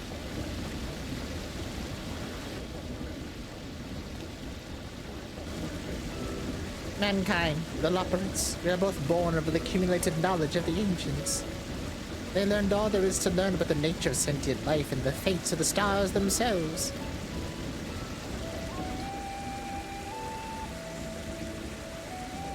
Once a civilization has fulfilled the basic requirements for survival, it will inevitably seek to eliminate all forms of negativity and achieve perfection. And therein lies its folly and its downfall. Perfection is an unattainable ideal. It is the paradox of the immaculate carrot. I was waiting. I was like, he's gonna relate this back to carrots somehow. How is he going to do it? And there it is. Fucking Loperites. Yet civilizations since time immemorial have deemed the pursuit of perfection as progress. They pay no heed to the costs incurred in their futile quest, and all too often they become the architects of their own demise, their dreams forever unfulfilled. I'm sorry, the juxtaposition of us having such an existential dialogue coming from someone named Cooking Way. It's a bit hard for my brain to parse out.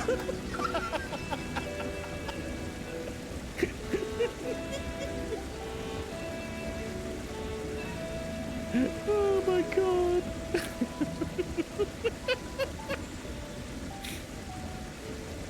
To paraphrase Abathur from StarCraft 2, never perfect. Perfection, goal that changes, never stops moving. Can chase, cannot catch. I fucking love Abathur. Oh my god. Let the Loperite cook. I mean, it's literally in his name, Pip. It's literally in its name. What then is the alternative? The answer lies in knowing that our existence can never be perfect. We're content with what we have and make the most of it.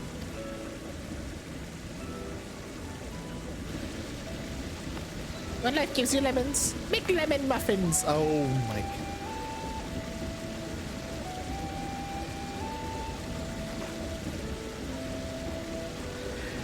Oh boy, alright. Alright, alright, alright, alright, alright, alright. The look of shock on Zer's face. The look of shock on Zer's face.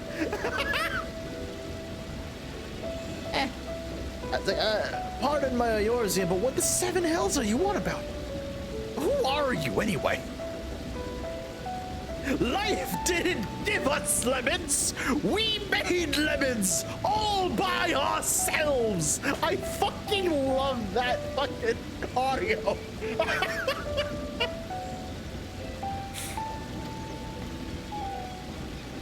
Cooking Way at your service. I'm here to help prepare the trip to the moon.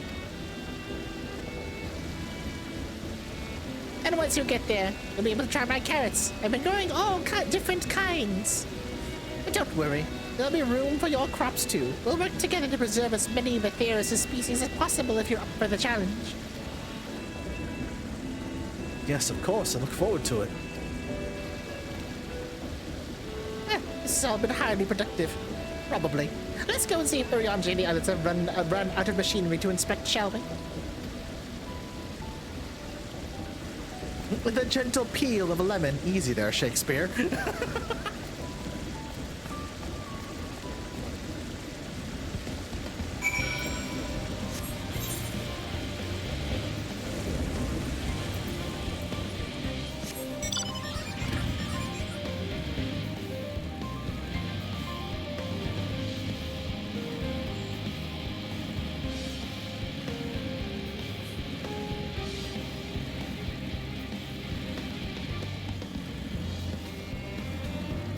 Chat. I have a challenge for you. Before, and you know, it's a challenge befitting the fact that September has now started up. Before the end of stream tonight, if we can get, how many subs do we have currently on the monthly sub goal? 22. If we can get, let's say if we can get an even 30 before the end of the night, I'll show off what the new ending screen looks like. Because I've showed the BRB screen. I think it's time I showed you the ending screen.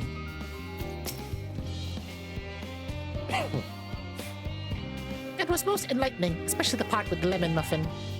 Actually, I was wondering, do you know of any other places famed for their cuisine?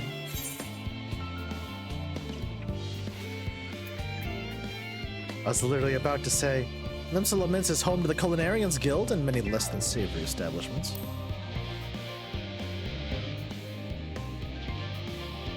Would that I had time to visit. The more I learn of Atheros, the more I wish we could spare it from the final days. Literally working to stop that, Cooking Way. Alas, Hyland's orders were to flee, not to resist. If only there was some other way.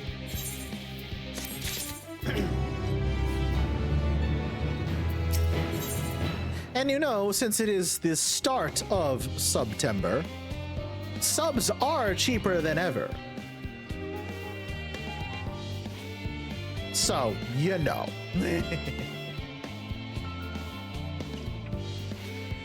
We are trying, Cooking Way. Yeah, no kidding. So, I trust thy time at Mariel Ergonomics did. Bear fruit.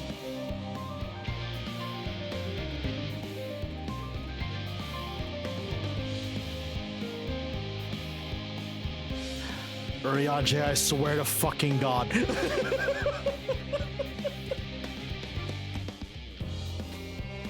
Urianger, I swear to God.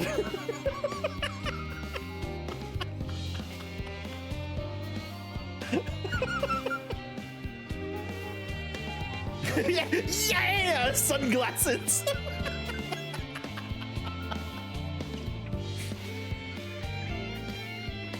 Our own efforts too were rewarded. We now possessed an embarrassment of educational riches.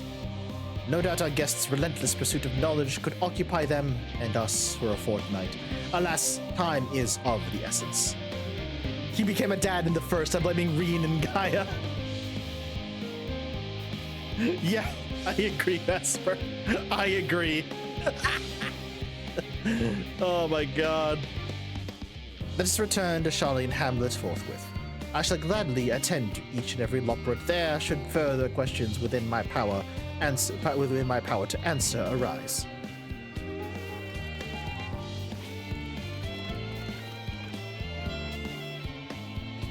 Oh, you okay, growing way?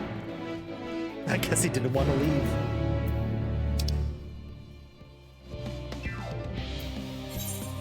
Back to Charlene Hamlet. Bankert is the responsible dad. Urianger is the pun dad. You know, I can see that, actually. Yeah, I can see that.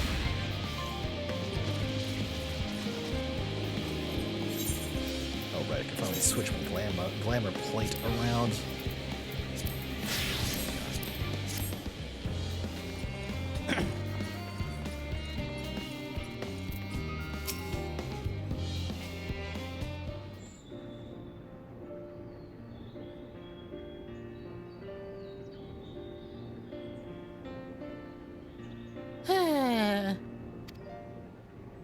You alright? Yes, it was indeed me verbalizing a sigh to express my emotional state. Do you want to know why? Because I saw the reconstructed environmental data of for Aetheris Logisticon Alpha, that's why. A forest so lovely and so leafy. Are all of your forests like that?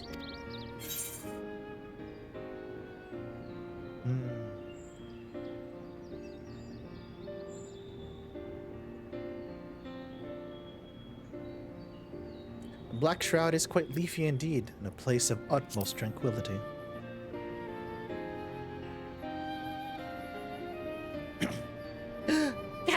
Gasp, I say! With a star so wonderful it comes as no surprise you're reluctant to leave it behind. I was a fool to think otherwise, to presume that the moon was something worth being proud of. How ridiculous you must seem to you, trying so hard yet achieving so little.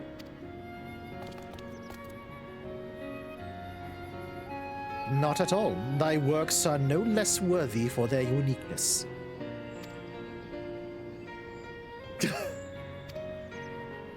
I thought I heard tiny voices. Thancred.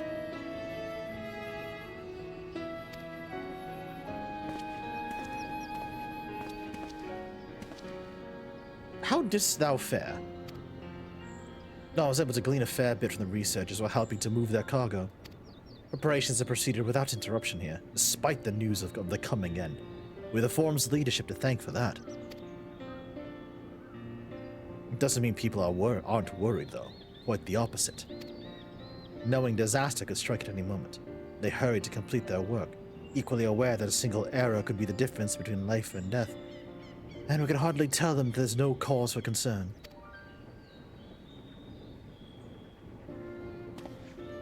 Perhaps not. Though aided by our goodly growing way, we may yet find other ways to lighten their burden. Me? Me of use to people?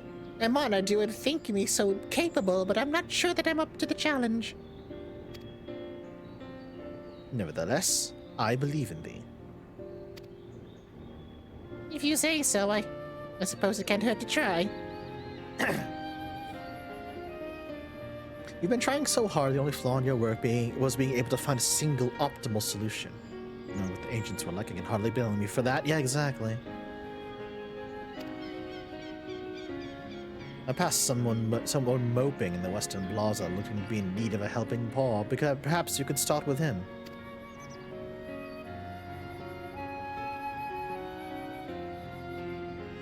It's as good a place as any. Come.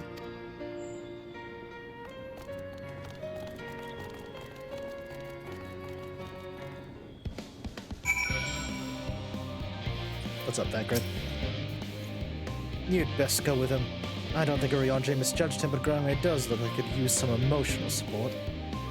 I still have work to complete elsewhere. I trust I won't return to find any loporits in tears.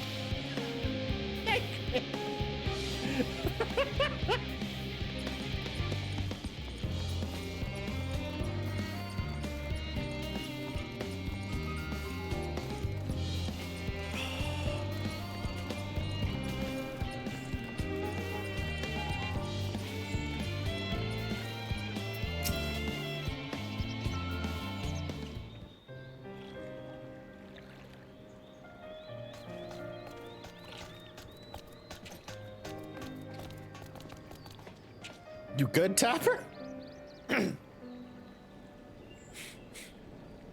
Oh, can I help you?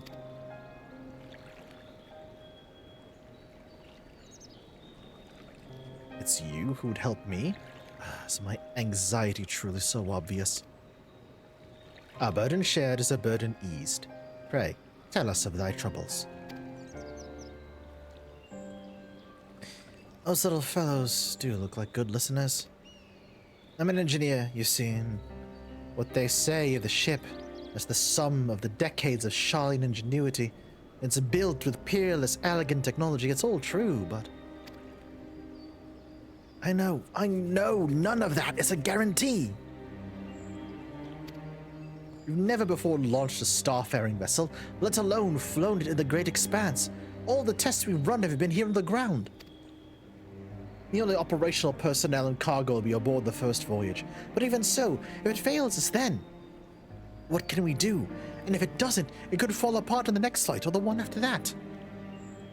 Look, you guys aren't SpaceX, so I give you a better chance to succeed in space than they do. I had to get that joke out there, sorry. We've done everything we can to prevent that from happening, but it hardly matters. We thought the ether burner's design was flawless too, and look how that turned out. Thou art familiar with these most daunting technologies, and thus dost thou hold the power to allay his fears. Oh, I'm sure about all that, but well... Maybe you could tell me if there's any aspects of the ship's design you're particularly worried about? Our ability to walk about and perform our tasks for one. I've devised a means which to employ gravity, a spatio-temporal spell to regulate the environment. But what if it's not strong enough? What if everyone floats away and begins crashing into things as soon as we've left for the star?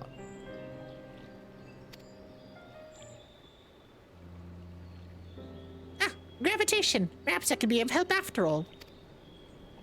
Up there's not so different from down here, you see. The same rules apply. If you consider them as part of one great big cosmos rather than separate places. Oh, there we go. They're yapping. They're yapping! They're yapping.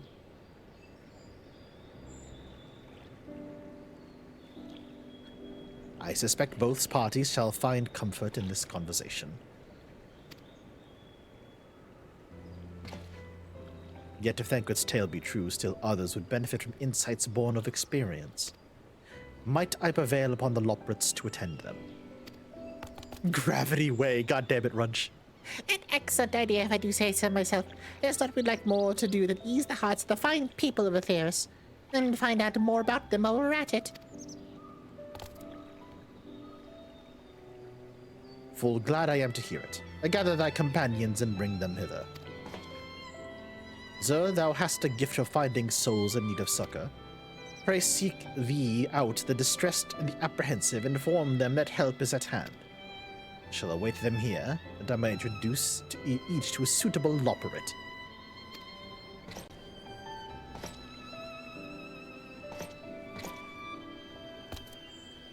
Oh, I do so look forward to that. A place for every Loperit and every Loperit in their place. Oh my god, living way.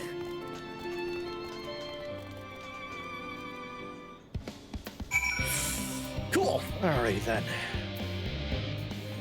Look for sad people. Got it.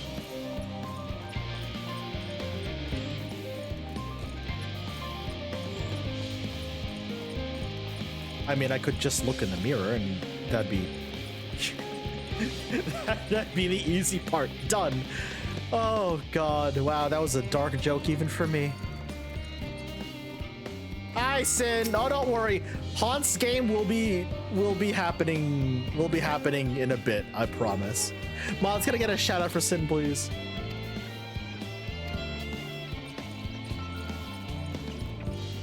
I'm doing well, buddy. How you doing?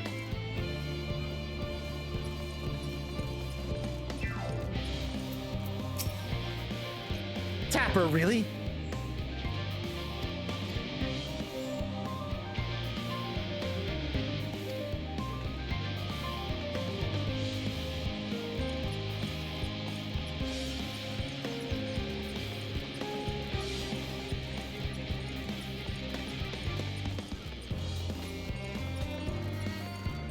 Gonna have a great time on the day is coming up to my birthday. Oh, snap. Let's go. Hell yeah.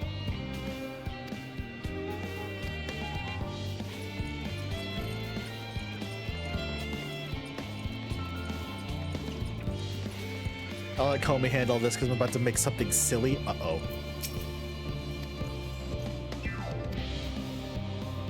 Your Vesper's cooking, y'all.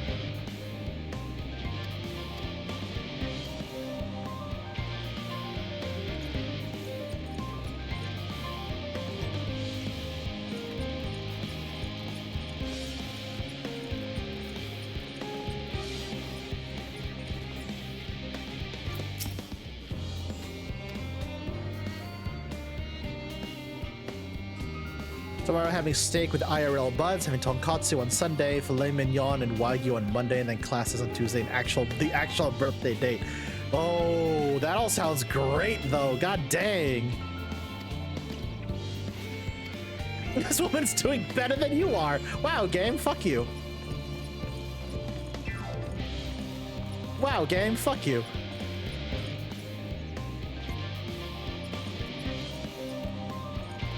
I know what I'm doing on my birthday day. Ooh, do tell. What do you got planned? Playing Helldivers with my model sister? Oh, hell yeah. Nice. That's awesome. Ooh. All right, Comey.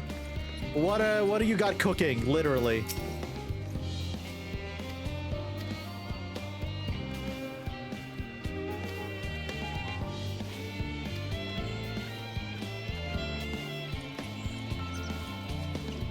Oh, I was really hoping I could jump the hedge. Oh, never mind, I can. Oh, that's right. The new war bond should be dropping soon. Yeah.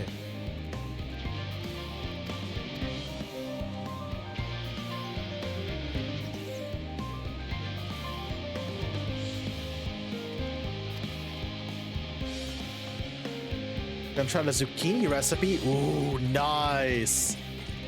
The Warbot and the update is dropping on my birthday. Let's go. Hell yeah.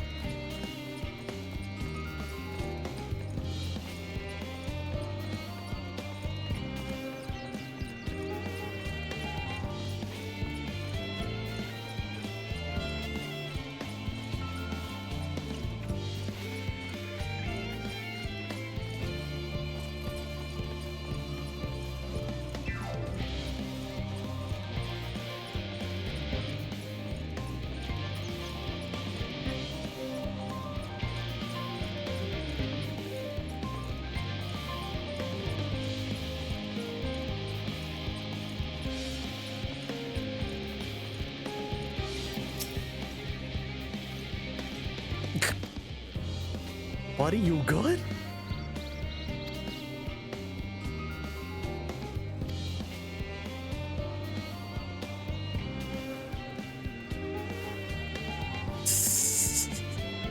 Yeah, go talk to the cute fuzzy rabbits from the moon instead of picking weeds out of the ground. Good God, these poor researchers. They need therapy at this rate.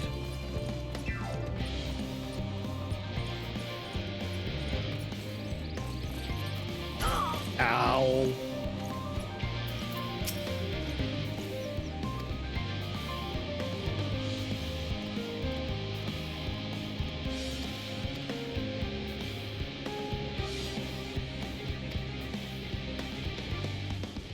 All right, that's number 6. I need 2 more.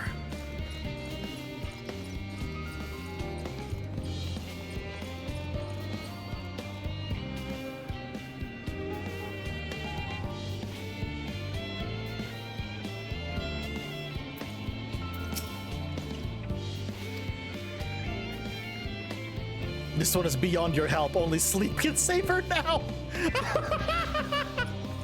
Oh, that's funny.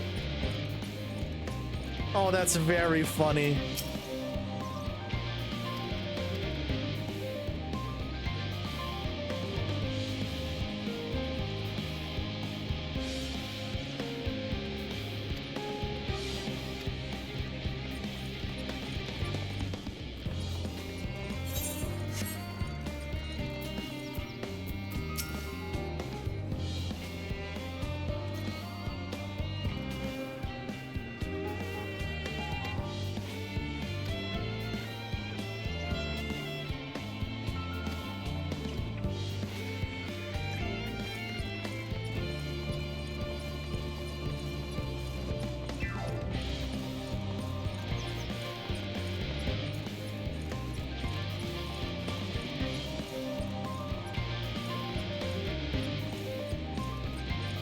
Chat, you got ads in less than 3 minutes.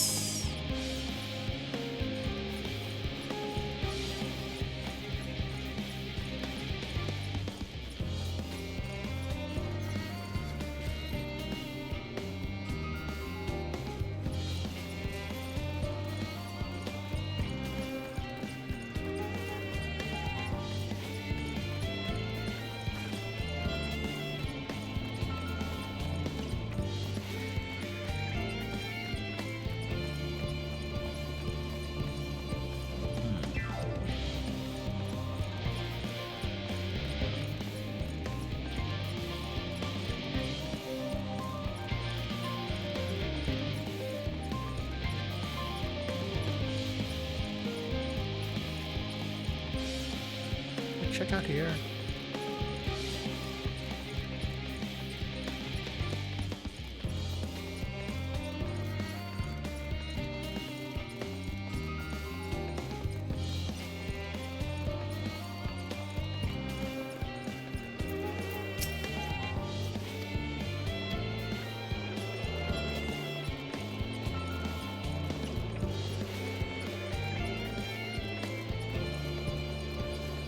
Yeah, what's up, buddy?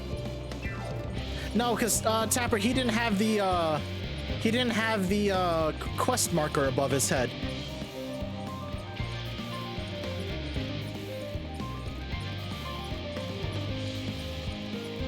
I thought Zer was the distressed chef. Only on busy days at the Bismarck. I also am the distressed chef at busy days at my old job.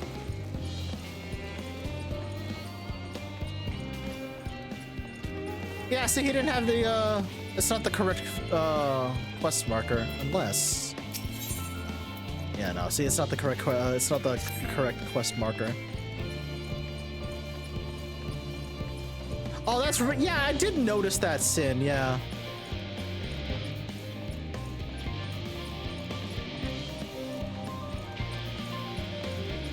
I'm starting to notice that Runch. Yeah, I'm trying to figure out where the hell everyone is.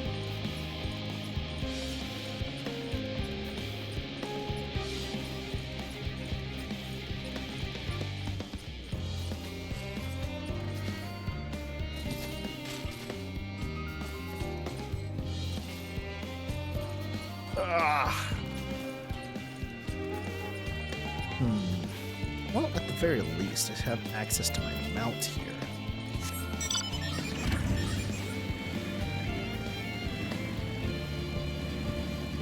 Aha! Oh no, you're calm. You don't need help.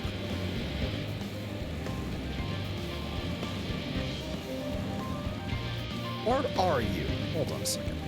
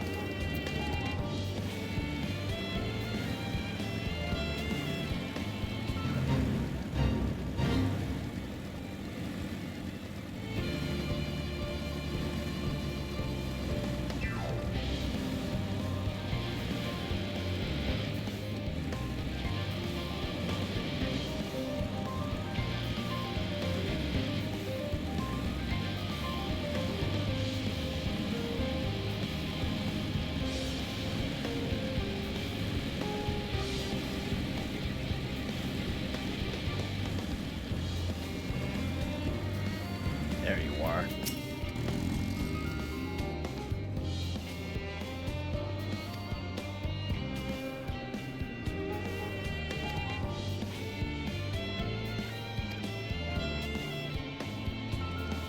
And that's 8. Brilliant.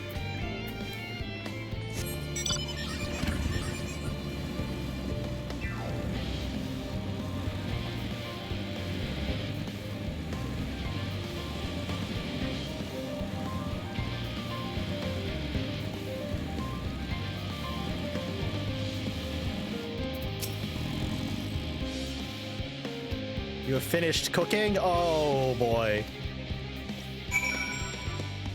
What do you got now? Ah, destination put over here. Where'd you drop it, Vesper?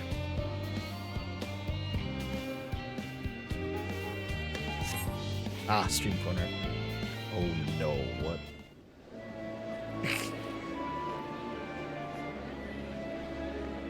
I will check it out after this.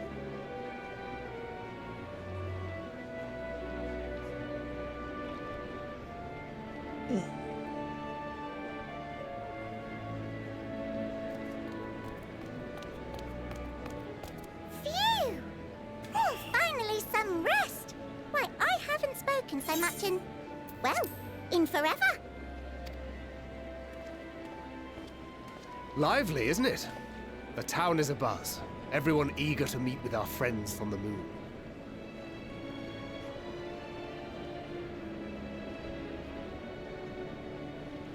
Twould behoove you to consult with Sleeping Way.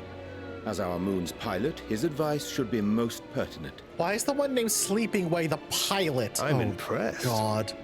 Truth be told, I struggle to tell one from another. No offense intended, of course. Oh my god, thank you. None taken. After you and your friends left Mare Elementorum, we spent no small amount of time with your Urianger. Oh, the conversations we had.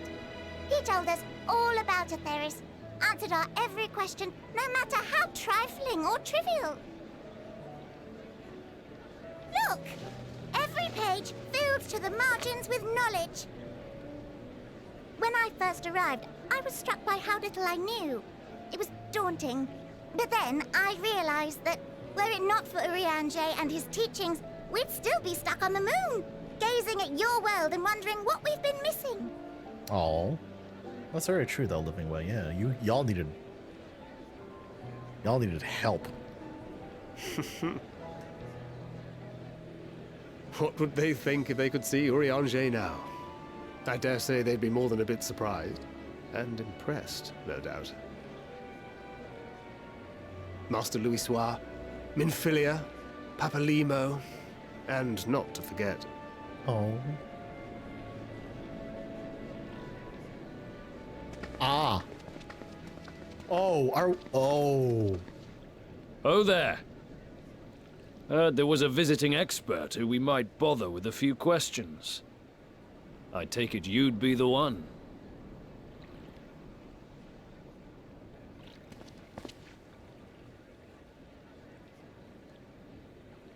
Yeah, yes, I am.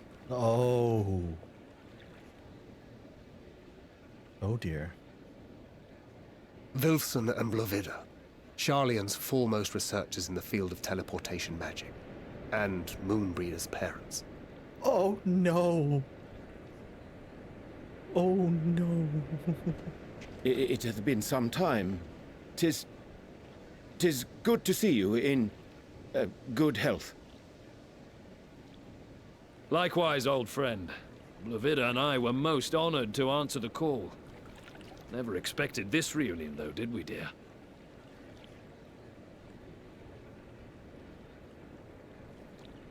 Alfei, the nerve. Sending that letter, then running off to the gods know where.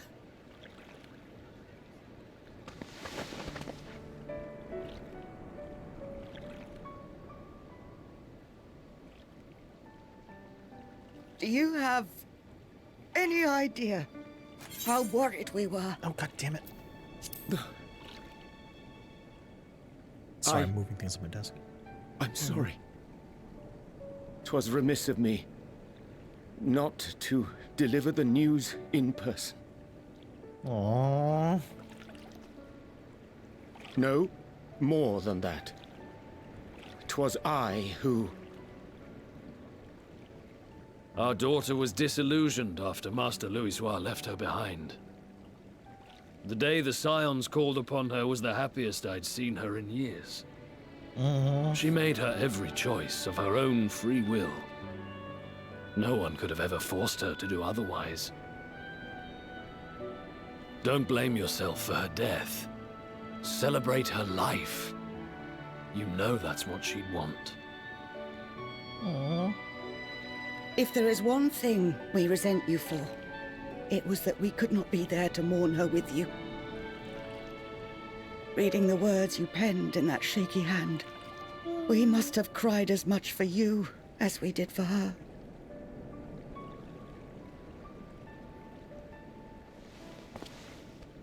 Oh, I'm sorry. I truly, truly am. I knew not what to say. Knew not how to express my feelings. The poems and platitudes of wiser men, musings on sadness and loss, studied and memorized, and meaningless in the moment. Silly boy. We are all powerless before such grief. Even now, try as I might, the words escape me. But in our hearts, we know, we always know.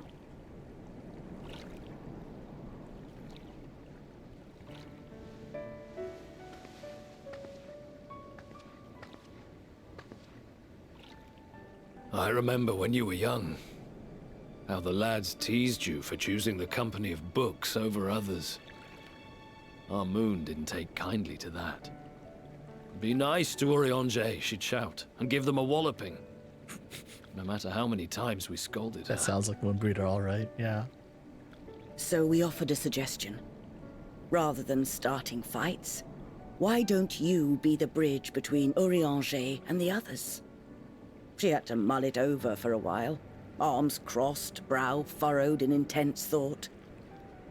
But from that day on, she never let you be alone.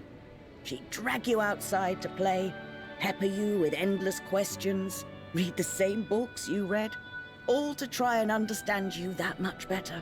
Aww. I'm sure it was annoying and exhausting at the time, but she only ever had the best of intentions. And look at you now, at the center of the crowd.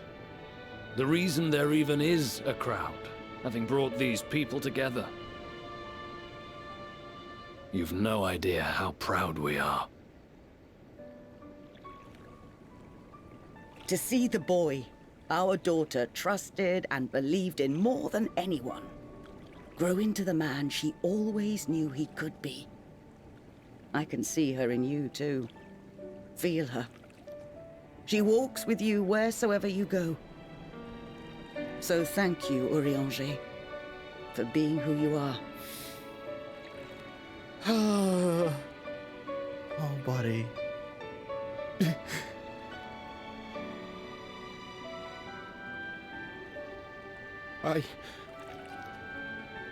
I think I can feel her too. Aww.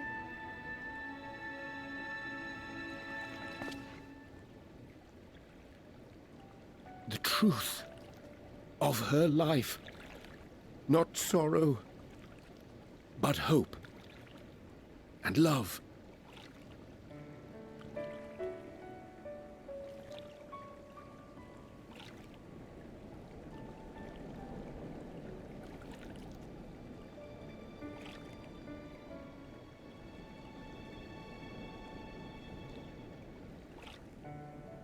This moon breeder, she was important to him, wasn't she?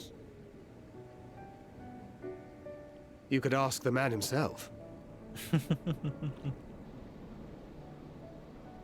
Oh, no.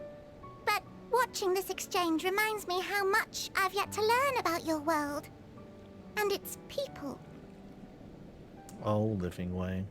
You can live here your entire life and hardly learn a thing. Very true, Thancred, very true. And that's why it's too soon for this to end.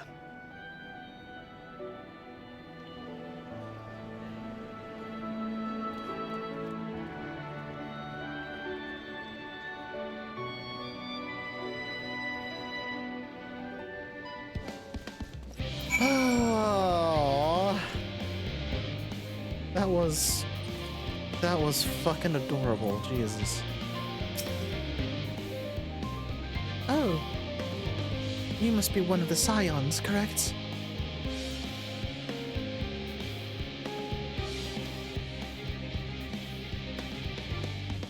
Thank you for caring for my daughter. The time she spent with you was all too short, but I didn't know she was proud to have you as comrades. Yeah, that's such a good scene though. Oh. Orion J is too, I'm sure. Certainly I feel better for knowing he has good friends to look after him. See that he comes home from time to time, will you? Comey, I see you. I see you.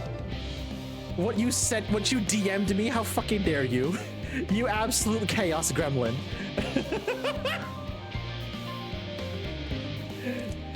You absolute chaos gremlin. Ah.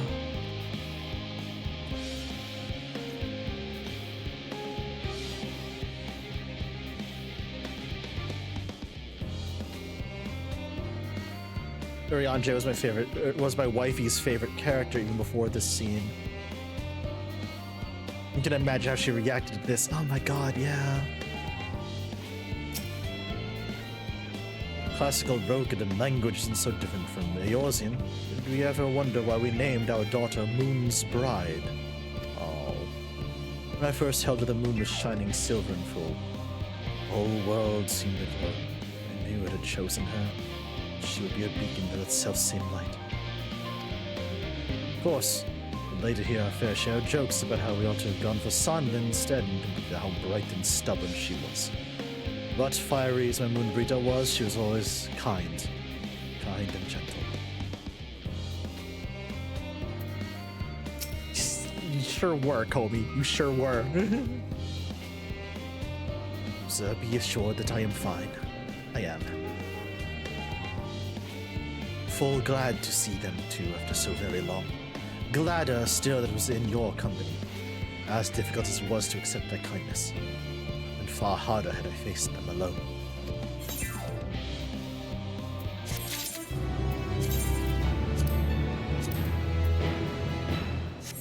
Aww, Orion J. Oh, buddy.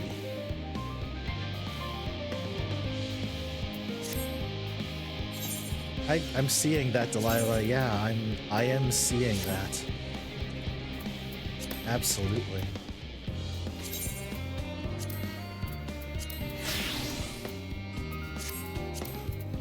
Woo.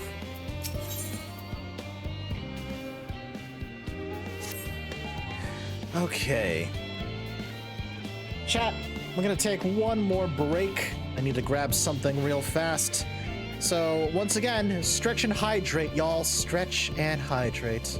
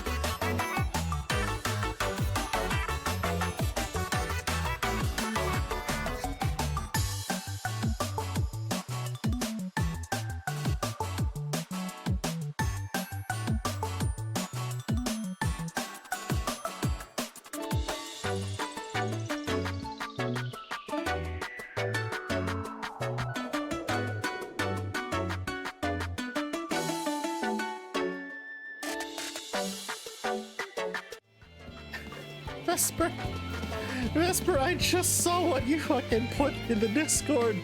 It's so fucking funny, man. Goddamn, 10 out of 10. Holy shit.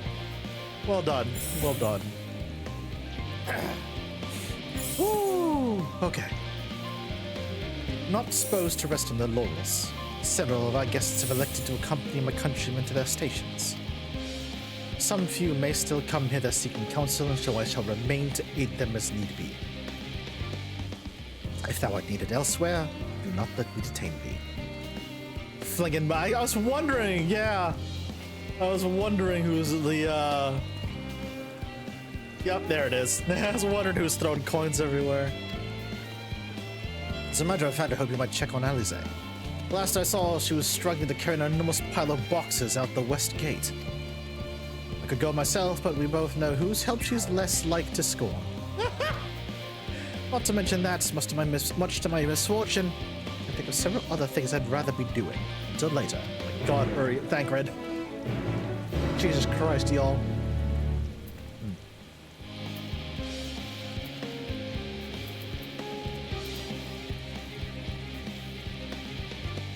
I may have also taken the liberty to get something to munch on, because for some reason I'm also exceedingly hungry right now. Good God.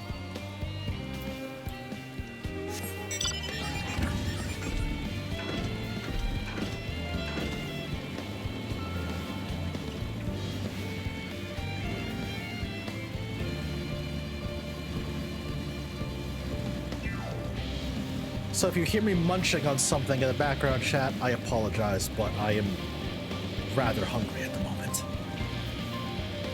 Honestly, after this...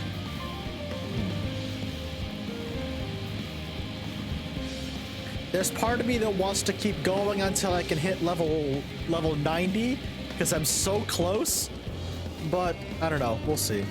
We'll see. I just got some chips, Delilah.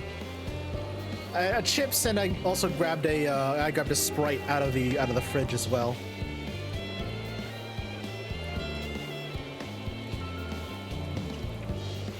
Sorry, one second.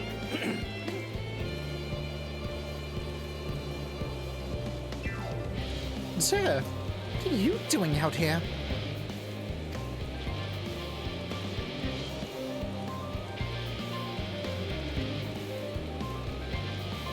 No, I don't mind you helping if you help with the boxes, but it's far from the most exciting of tasks. Are you sure?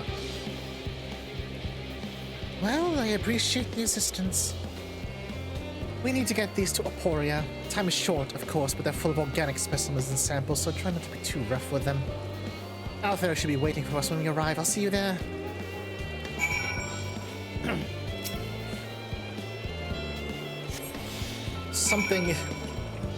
Something in that box was squealing. Is Tapper in there?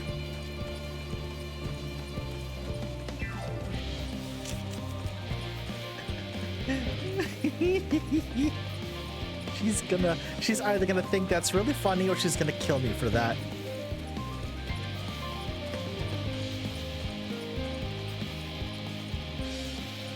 Yep, she's gonna kill me for that.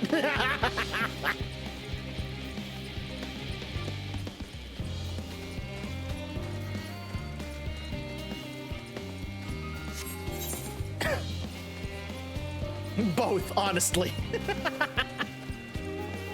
I'm laughing. I'm glad at least you're laughing, Tapper. Tapper all nice and comfy watching the stream, and I'm Charlie and Crate. Oh my god. My grocery is selling peach and oh, nice. That reminds me, Desolate Orc, I need to swing by the local farmer's market to pick up fresh apple cider. I think they should have some by now. They usually have some starting the first week of September. Oh, you have them with the crates. Wonderful. You can put that there with the others.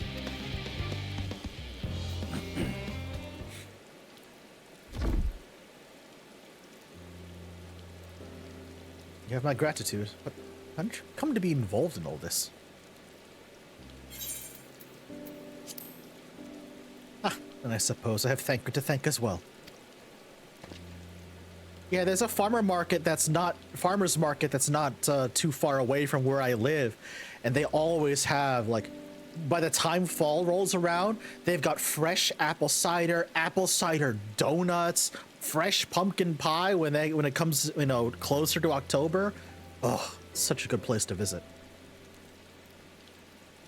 If you're wondering why we were tasked with bringing these boxes to Aporia to begin with, well, so was I.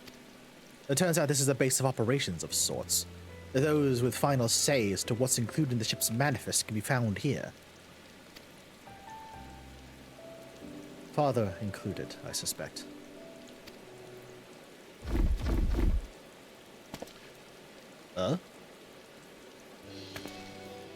That should be everything. Jesus, Elise. Carried all of that at once. Are you trying to injure yourself? Oh, hush. They're lighter than they look. Not everyone has your delicate arms. Elise!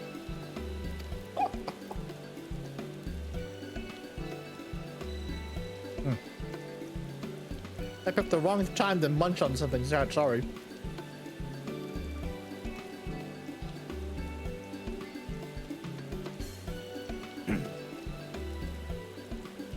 I suppose we should let someone know that we finished. Theopolden is in the courtyard. We can report to him. Why don't you come along? You should get credit for your assistance at least. Considering where we are, we might even learn something interesting.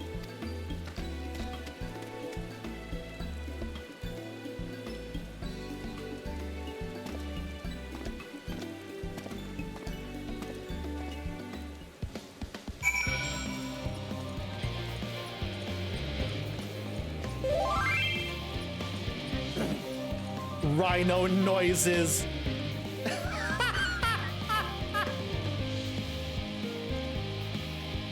Amazing. Absolutely incredible. I see we have rare and unique specimens down here. Such as the pink rhino. Oh, that's so funny. Holy shit. So these like rhino. Ow. Smack my mic arm. God damn it. That hurt. Ow. That really hurt.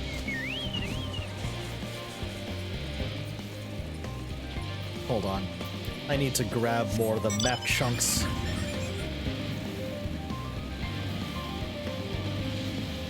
While I'm down here.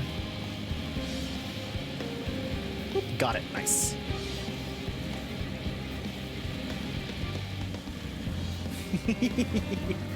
Whee.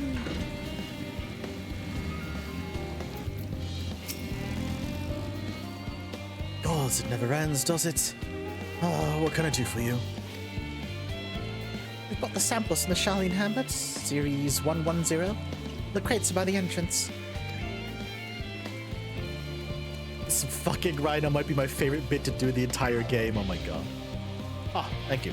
I expected one of my colleagues, but you're dreadfully short-handed. Just a moment. You're fortunate children, are you not? Alfino and Alice at your service. You're well acquainted with father, I take it. Quite. I've been friends with your parents since our days at the studio. I remember when you were yay high, waddling hither and thither. Clearly. been quite some time since we've met. It is good to see you again. Living your father's Noliths, no less. You knew our parents when they were young. What were they like? Pray, spare no detail. I'm taking the opportunity to be silly before things get sad again. I appreciate the levity, Delilah. Thank you. I should like nothing more than regale you. Alas, I am meant to be in charge here, and the reams of paperwork want for submission.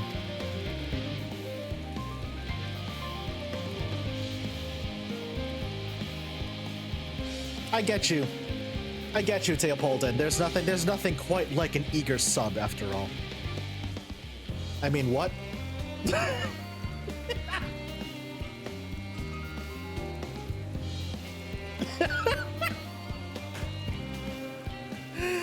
Woo! I had to. I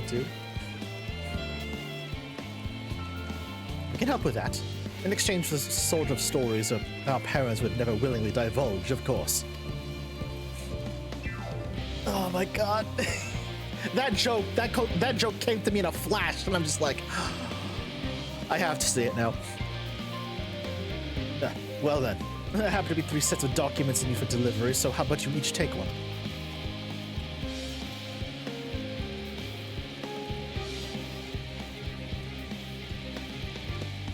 Wait right there.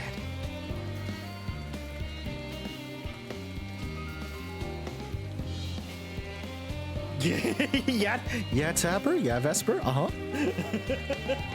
You'll find a foreign representative waiting to collect these near the southernmost structure. I hope I haven't kept her waiting for too long. Never mind Alpha Noah and Alizé.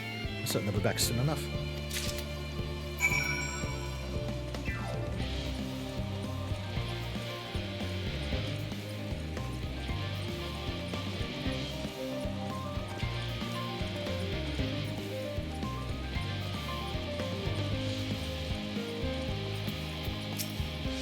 Oh, not being smug and silly. I appreciate it, Vesper. I appreciate it.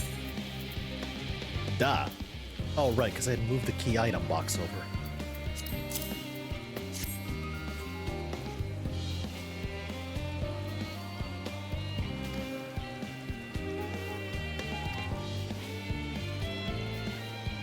Aww.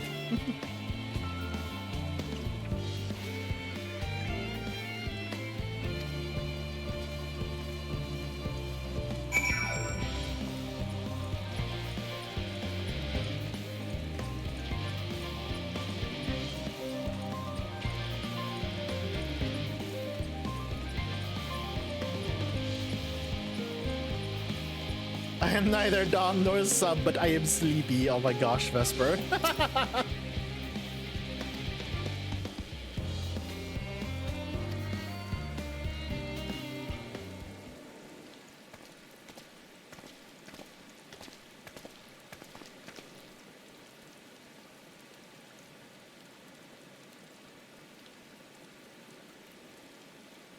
We return. Without a scrap of paperwork remaining on our persons, you will note. Both have my thanks, and my apologies for sending you on an errand far below your ambitions. Why, even as a babe, you struggled out of your swaddling clothes and... Oh, that is quite enough of that, thank you. It was compromising stories of our parents that we had asked here to reiterate. Oh my god.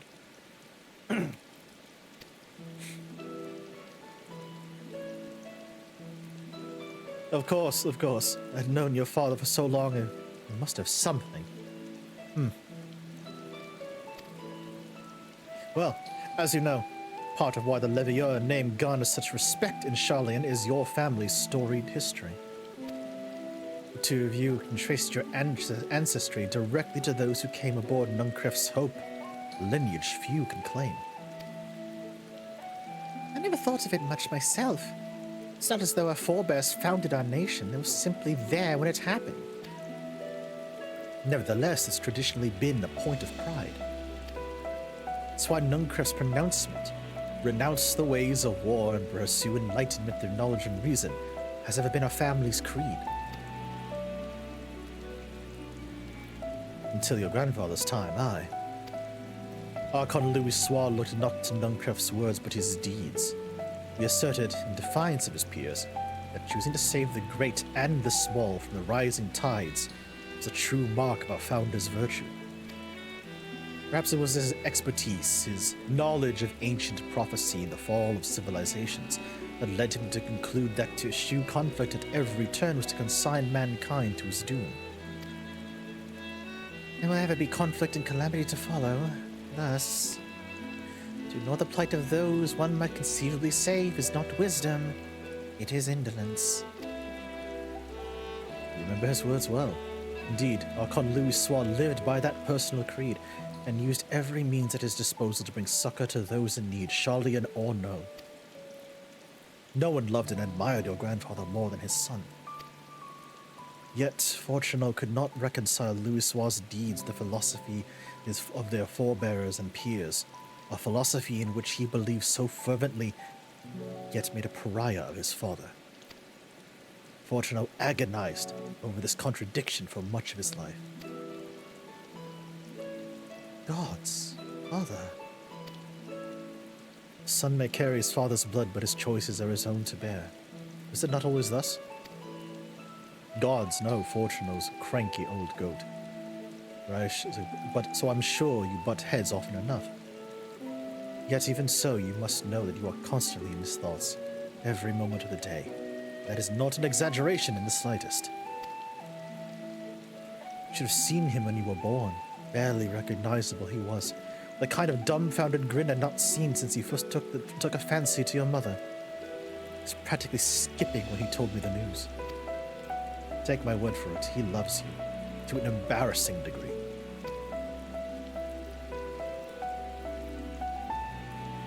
But he is also frustratingly single-minded.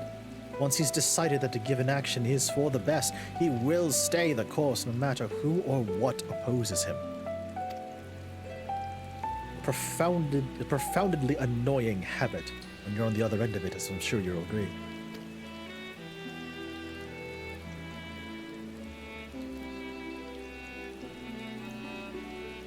I'll say. Thank you for your insight. When we next meet our parents, I shall mention that we spoke. Try not to get me into too much trouble now. I need the forum on my side.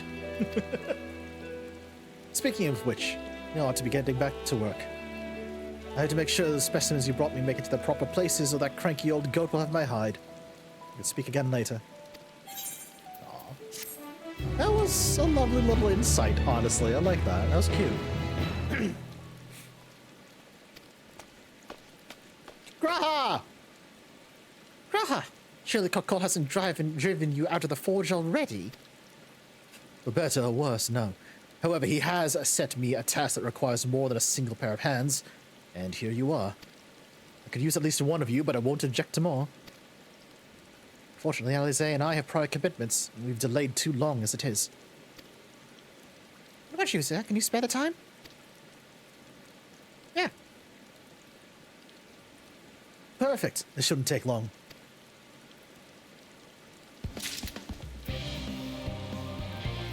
Yay, Graha! Oh my god, I am like... Are you fucking kidding me? I'm a micron away from from level 90. Fuck!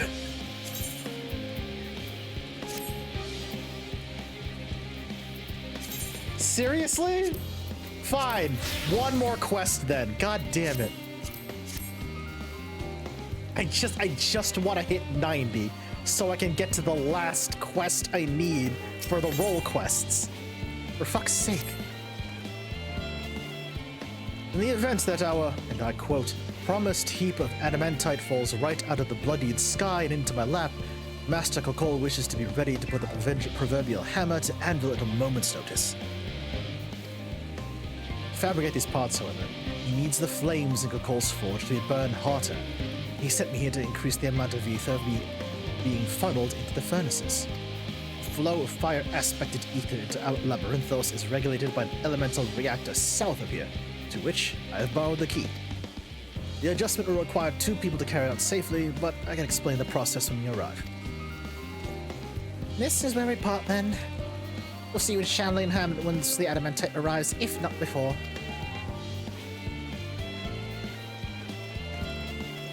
This way, then. I will soon, Comey, I promise.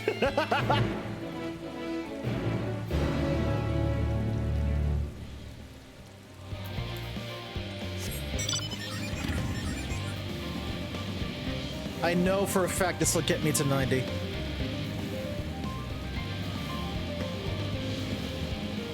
And once it will, that means I can tackle the last roll quest and wrap that up, which means I can make a beeline for the end of Endwalker. Even though it doesn't feel like we're at the end of Endwalker at all. Like we're nowhere near it. Oh yeah, by the way, chat,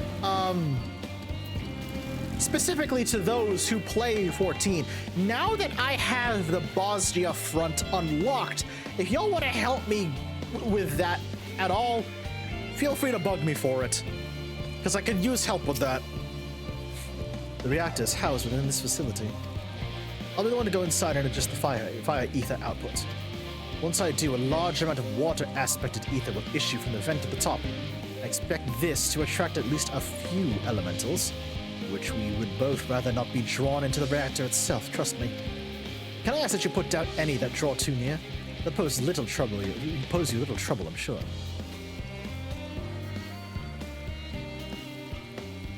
Wait here, if you would.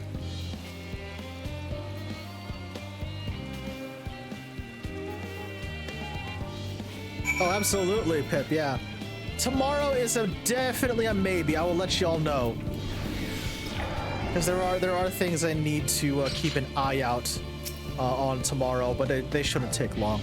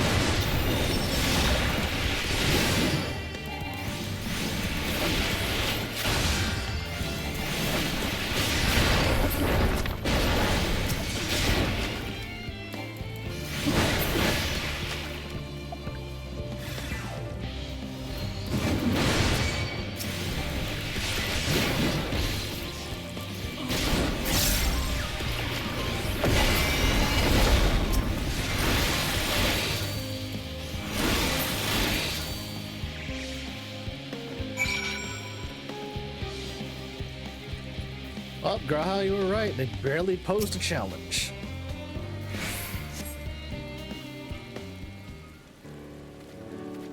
Oh, yeah, absolutely, Comey. Uh-huh. Did everything go smoothly out here? I thought as much. No major complications to speak of inside, either. And the water ether appears to be venting properly. I expect Kokol will have seen a difference in his forge flames by the time I return.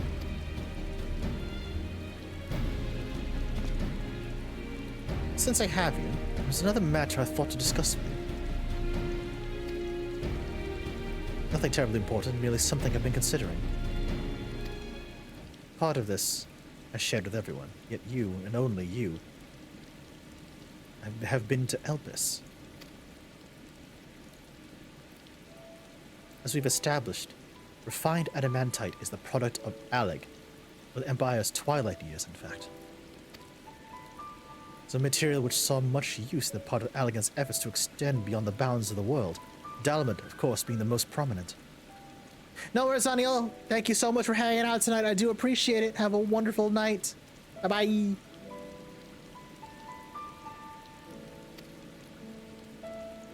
Of those who would push further, expand Alleg's empire to encompass the heavens and the stars above. Perhaps the greatest was its infamous technologist, Amon.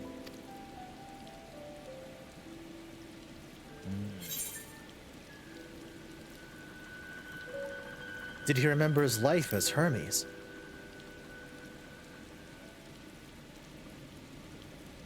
I believe he had his own reasons. There's no evidence to suggest that he ever retained memories of his former life.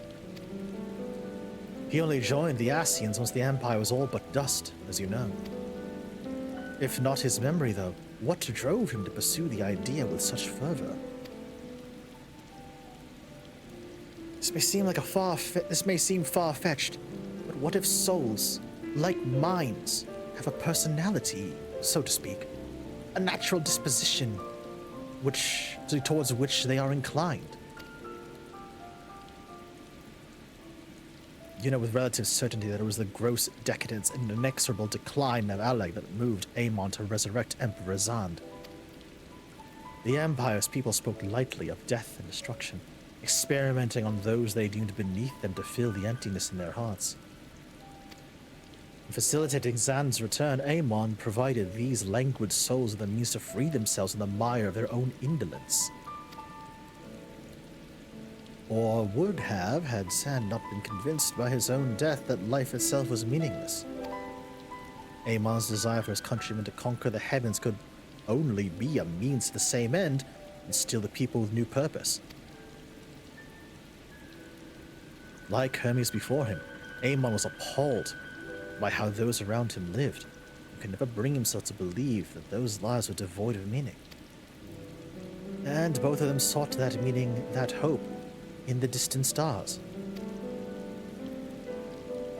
Such is my theory, anyway. Ultimately, it's the consequences of their actions which matter. Their motives are of no moment, and yet... To reach those stars on wings of adamantite, to travel to the ends of creation and beyond, the promise of hope everlasting. That much I do understand. But enough musing for now. Why don't we go see how Cole's getting on?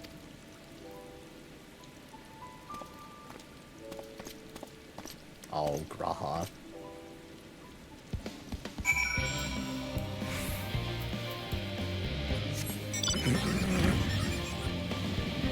There's that pink rhino again. Whoop, hold on. I see that ether current.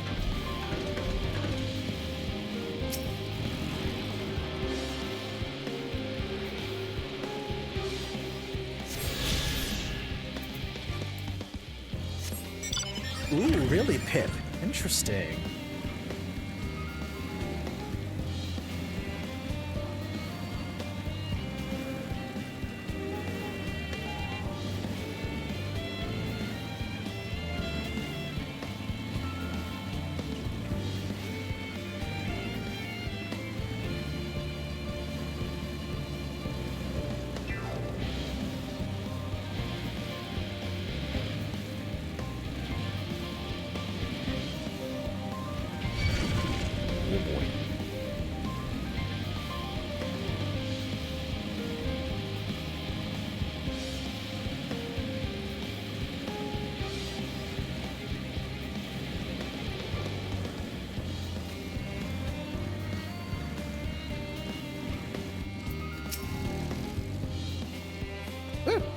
Feel those flames are blazing from here. Glad you found someone capable, Graha. Well, there's not much left for you what to do. Unless you can conjure up the refined adamantite any faster. Ha! Okay, that's level 90. Primal Rend? Wait a minute, what is that? Jumps to target, delivering a critical direct hit to the target and all enemies nearby with a potency of 700 to the first enemy and 50% less for all remaining. Damage dealt is increased when under an effect that raises critical hit rate or direct hit rate. Can only be executed under the effect of Primal Rend Ready, which is granted by inner release. Ooh. Hello? That sounds downright terrifying. I love it.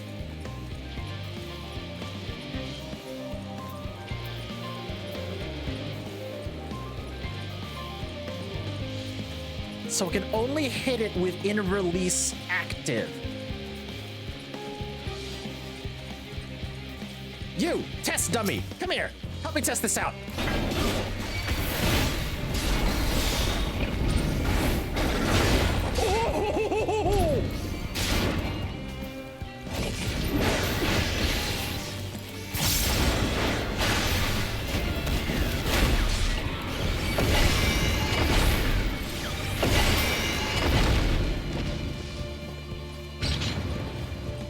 I see! I see! Well, okay then. Oh.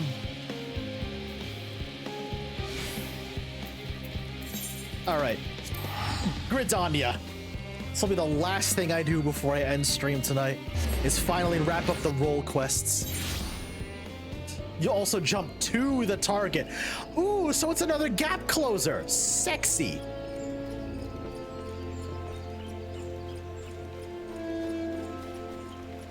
That does so much damage. Oh my god.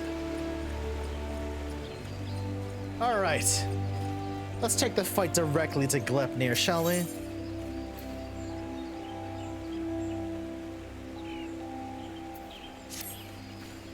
Impeccable timing as always, sir. But moments ago, the Elder Seedseer sent word to go and fetch you. Despite that warrior still the lowest DPS tank, that's still kind of wild to me, honestly. Though, then again, that kind of checks, given that I played through all of Shadowbringers as Gunbreaker. Gunbreaker literally is just 3 DPS stacked up in a trench coat, which is fucking hilarious to me. Yoshi P lets you have 2 gap closers? Apparently so. She's already on her way. We'll explain everything herself when she arrives.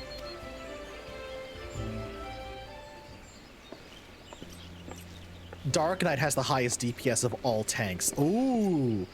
All right, note to self, I need to finish the Dark Knight story at some point. The children of the Twelveswood, both Moogle and man alike, have sallied forth, branches in hand, to the far reaches of the forest. Soon their task shall be completed. Though the shadow of death yet looms large, they do not allow despair into their hearts. They hold fast to their faith in a brighter future. We shall see that their hope is rewarded, and by the grace of the elementals, consign these grim days to memory. We need only succeed in summoning the Imran Hedge. You may recall that the Great One's words were muddled and esoteric. I believe it was an instruction to carry out this esoteric ceremony in order to expunge the corruption befouling the forest, that the once tainted earth may begin to mend. Well, you see, when the Emerald Hedge was last formed, it was to protect the Twelveswood from threats without. The Great One acted as a guardian, embracing the woods to shield them as a father would his child. On this occasion, however, we will call upon it to nourish and revitalize as a mother nurses her child to make them strong against sickness. In channeling the power of the elementals in this way, we can stem the spread of Glepnir's poison, and the scars of its passing will finally heal. At least, that is what the Great One intended to say, I believe. The Seedseer Council agrees with my interpretation, and has permitted me to perform the ceremony. Good to know. I have in my possession a single branch, the final one to be attached to the eldest tree in the Twelveswood. For all that you have done to aid us thus far, I ask that you accept this honor. Who better to set the final stone in this new foundation for everlasting peace? You who have sacrificed so much for the sake of others. If we had even a sliver of your courage, we could move mountains. Aw.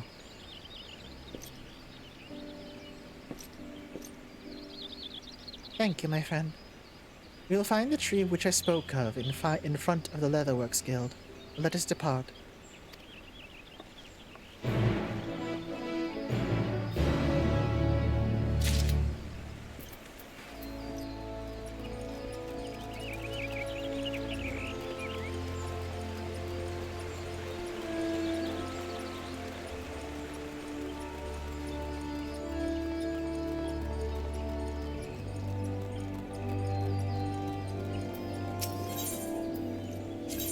Leather Workers Guild. There we go.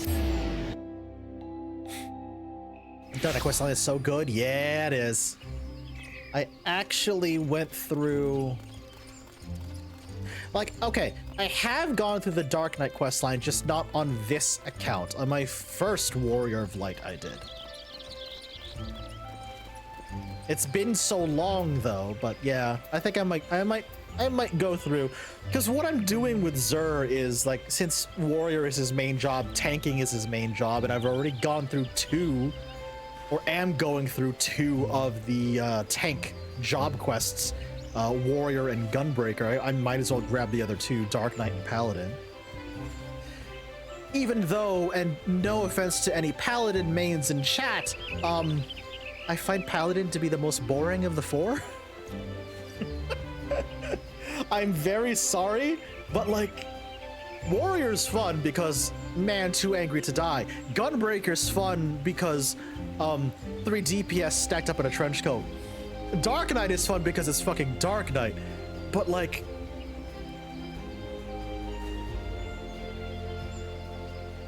I don't know, Paladin's nice. I like Paladin, don't get me wrong. Orc, I love you, I'm sorry. But like, of the four of them, Paladin still has, like, I need time for it to like set its hooks in me, I guess. I don't know. I'll get back to it eventually, I promise. Like I said, I'm not throwing shade at Paladin mains. Believe me, I'm not. It's just, of the 4 tank classes in game, it is the least, it is the one that grabs me the least at the moment. Look to the boughs above, and you'll see a spot where the bark has been discolored by age and the elements. There, you must affix the branch.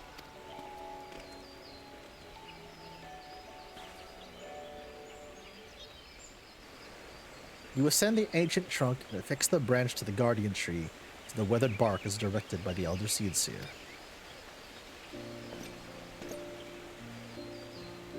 You are quite the climber, and with that, all preparations are now complete. Let us return to the guardian tree, and with the aid of the Great One, deliver salvation to the whole of the 12's Wood.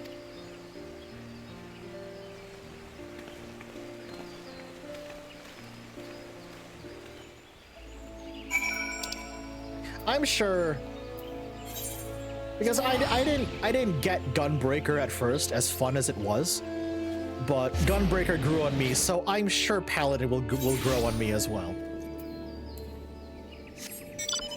I just gotta spend more time with it.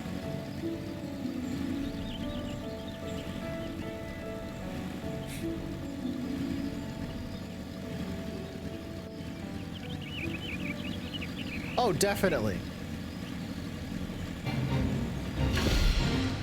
Tapper, once again, listen, if you ever need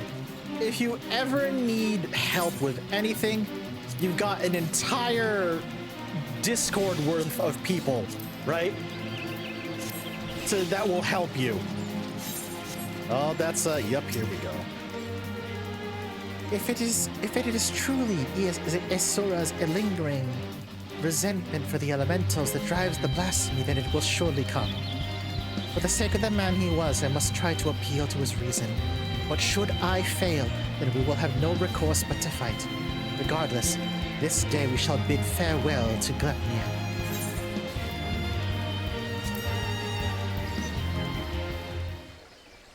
That's entirely fair, Comey. That's entirely fair.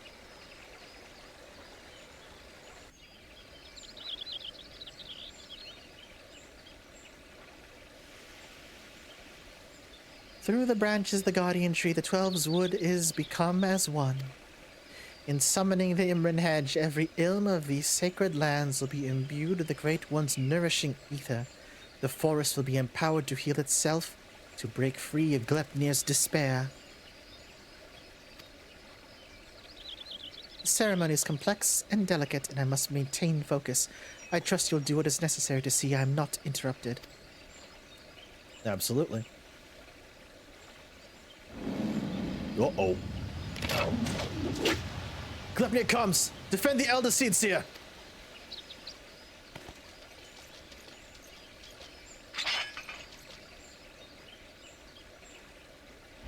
There he is.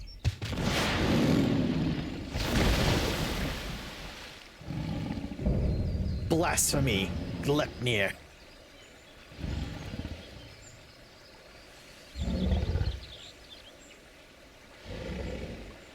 Are the elementals so deserving of your scorn? Do you hate me too for my horns? I knew a boy once. A boy who called them gifts. Symbols of the blessings he resolved to share with the world. Yet the beast before me now brings naught but misery and death. Marks its victims with chains to bind and condemn. To share in its suffering. I was not there for you then. But I am here for you now. To unmake what you have become. I shall begin the ceremony. Stand fast and remember what we fight for.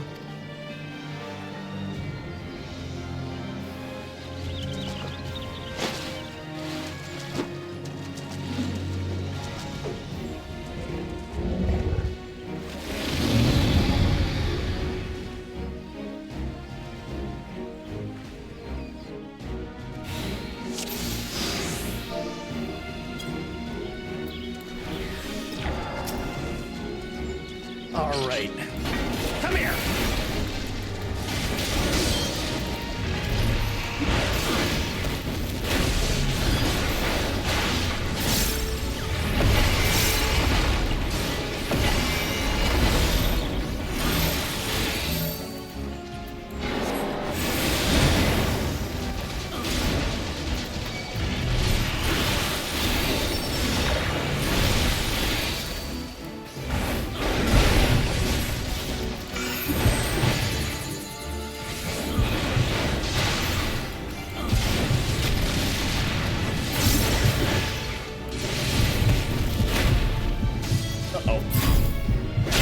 Oh boy. Woo!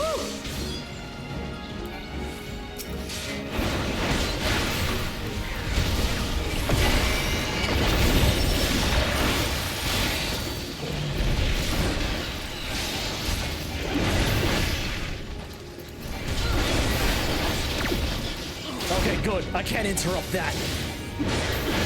Good to know.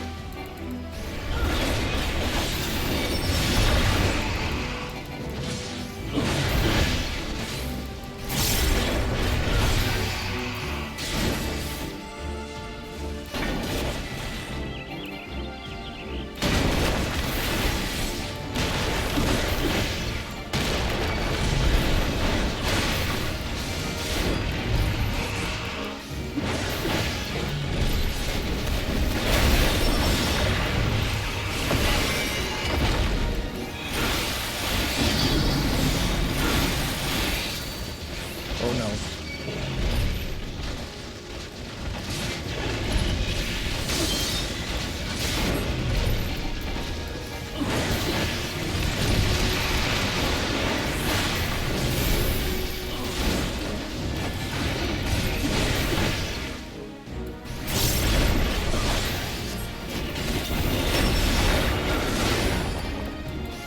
God, Thunder Red is so fucking cool.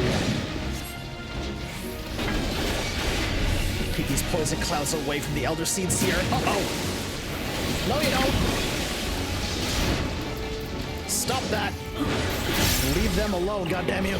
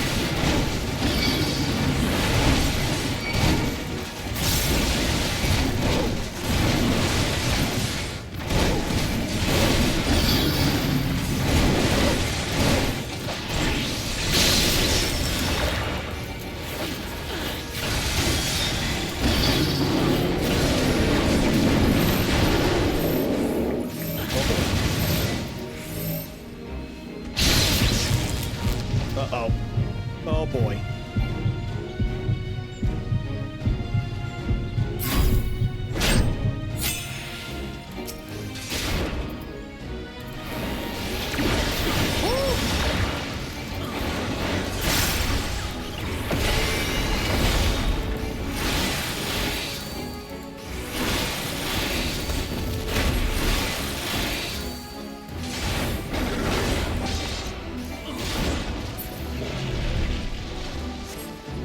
Oh, buddy! Oh my god, dude!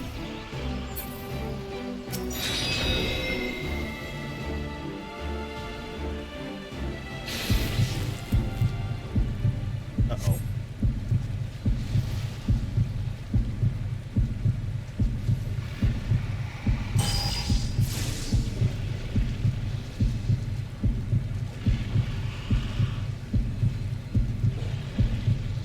By the grace of the elementals! Ooh! Ooh, Jeebus!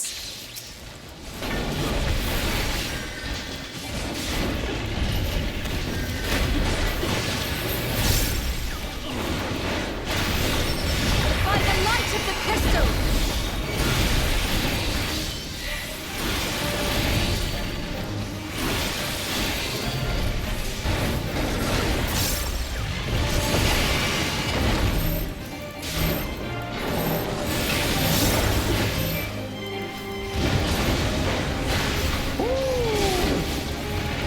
Connie, son of you fucking rule!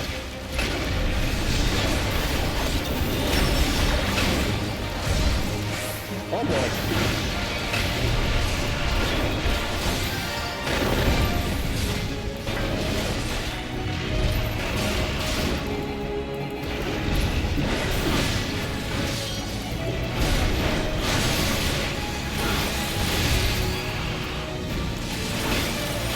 This again.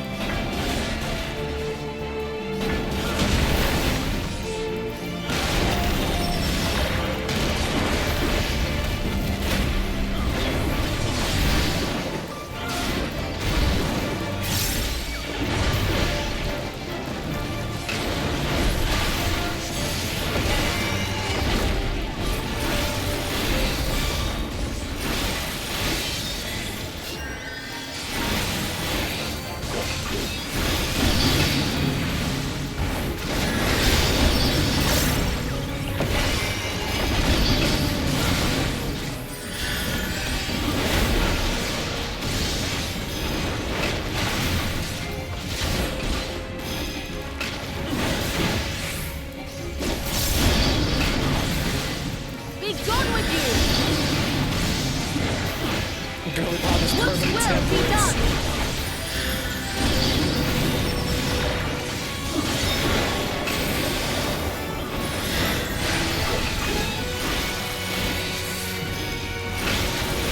She kind of does, though, honestly.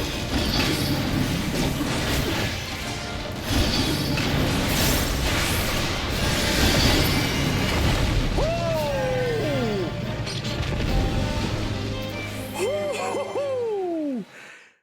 That was fun as hell. God damn, Primal Ren does so much damage. Oh my god. Primal Ren does so much damage. What the fuck? God damn. There's sacred soil in azure skies. May your compassion flow and swell to banish the darkness.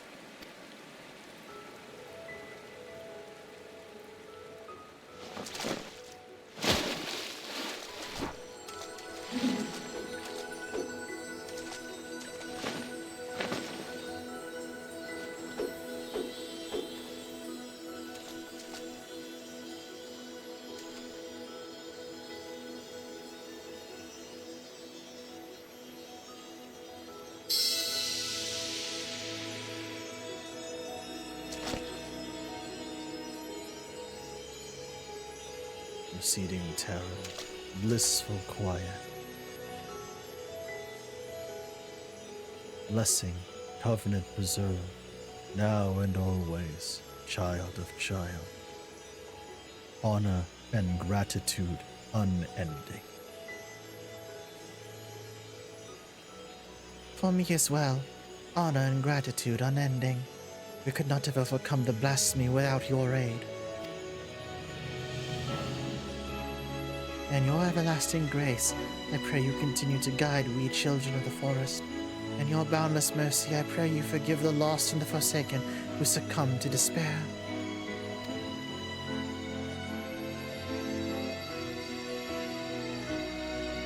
Aww.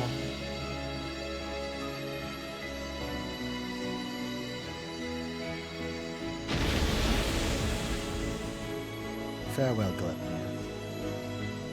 To you, my dear Erund Esira, I promise I shall never forget your words of wisdom. Ours is indeed a gift and a blessing, and a duty to our people I will uphold. Until my final breath, this I swear.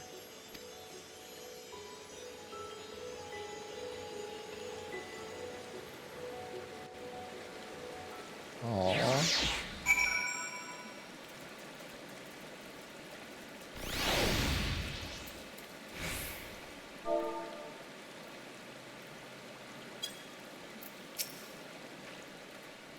Thank you, Zoe.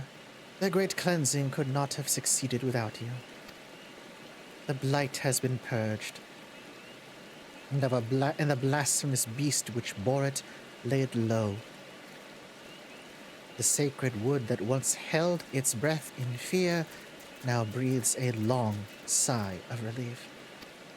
I must return to Gridania and my regular duties as Elder Seedseer, but I should be glad if you could call upon me there. That is, if I may impose upon you one final time. Thank you. I promise not to detain you at length. Let us meet again at the Lotus Stand. Aww. As a fellow white mage, just gives me so much feels. Aww. I understand. I understand that, Comey, yeah.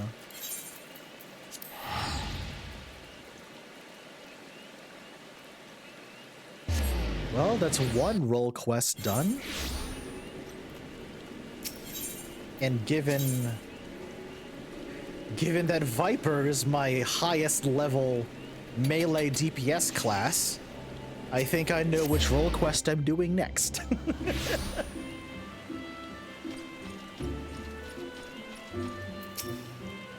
The other CSD awaits you within. Shall I escort you to her?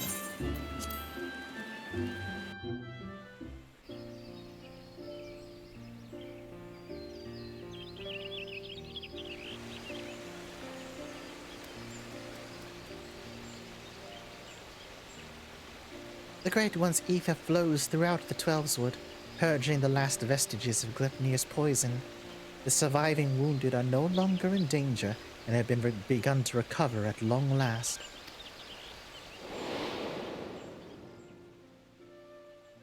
Aww.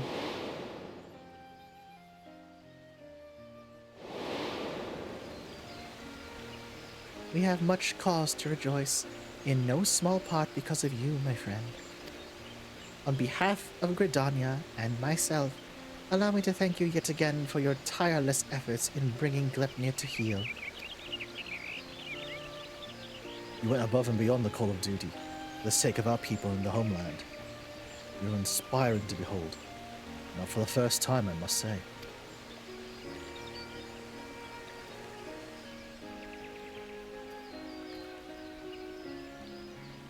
Forgive me, Elder Seedseer, but this crisis behind us will suggest a new course of action.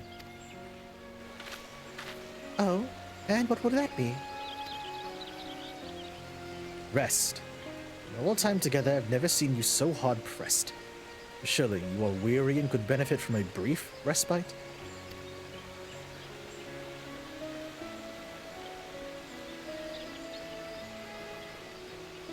I appreciate your concern, my friend, but I cannot, will not.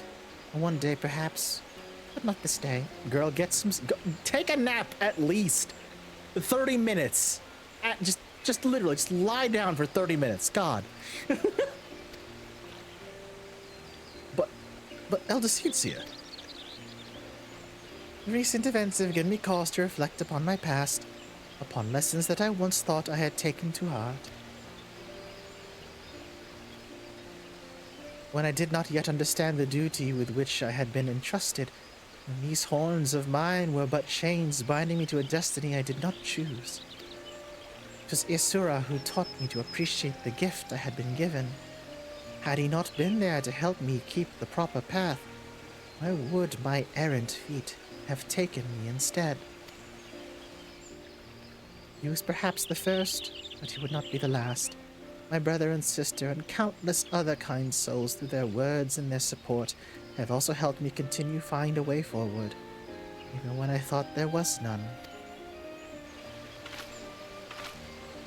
It is by opening our hearts to one another that we in turn open new paths, that we can conceive of greater opportunities and brighter futures. All who live within Gridania are deserving of these gifts, and so I must always be there for them, that together we may journey in safety throughout darkest night.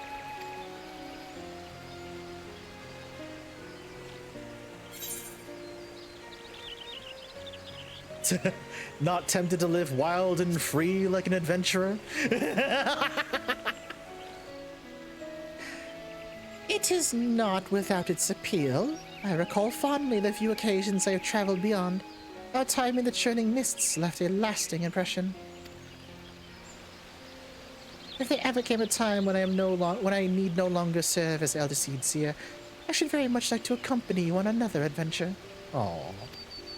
Aww.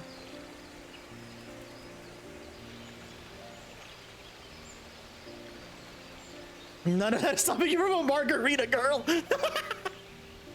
Oh, thank you, Vesper. Regardless of what the future has in store, my present course is clear.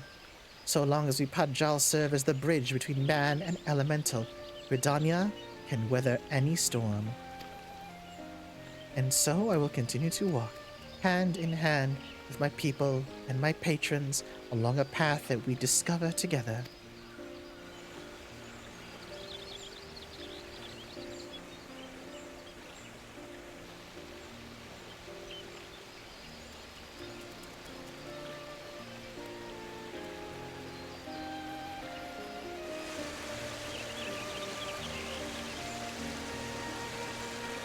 That was a really fun role quest.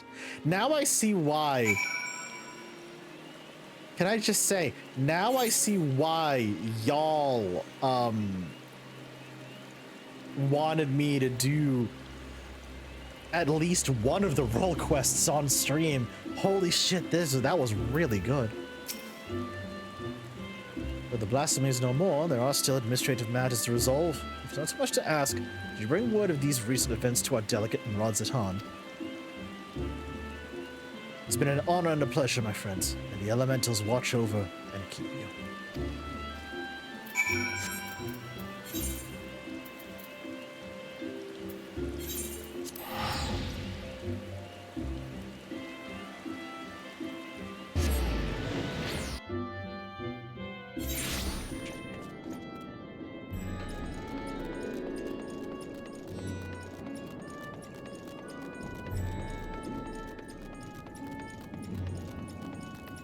You know, I could have just teleported there, but it's fine.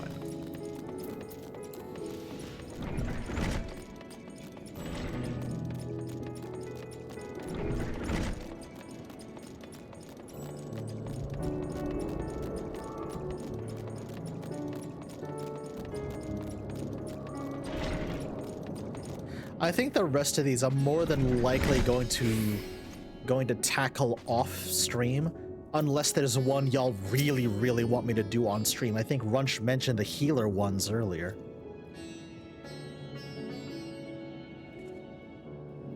Welcome back. I pray you have brought glad tidings. Vesper, oh my goodness. Glepnir is slain. You've brought joy to me on an otherwise uneventful day. Of course, I have complete faith in your success, but had begun to worry ever so slightly when you did not return as quickly as I anticipated. I shall report your success to the envoys at once. If we have further need of you, I pray you will answer our call. Hell yeah. You can now dye job-specific gear for level 90 tanks. Hey. Neat. I'm not starting it now, just out of curiosity, which one is the melee DPS?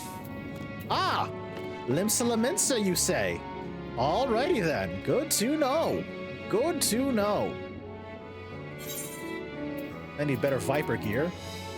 But yeah, that'll probably be something I tackle off stream.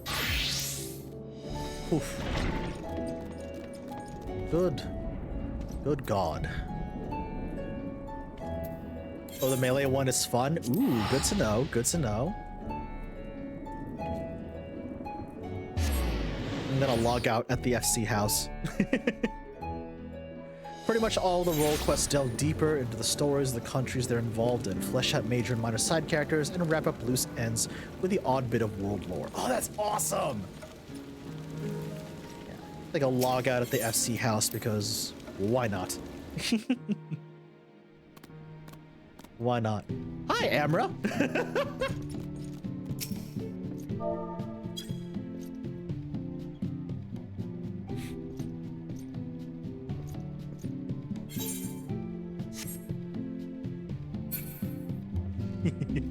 Call me, I take it. I've been busy. I was literally about to say a lot of crafting. Yeah.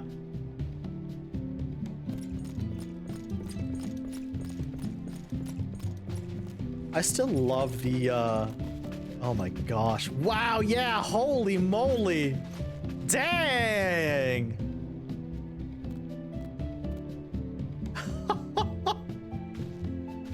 Ooh, there's way more down here than there was last time. Holy cow, that's great. Oh, that's hilarious.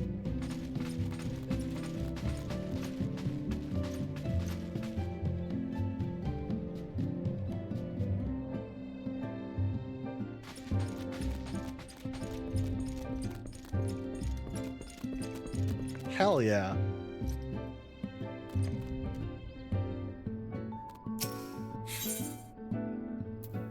Let's see what the company workshop's like.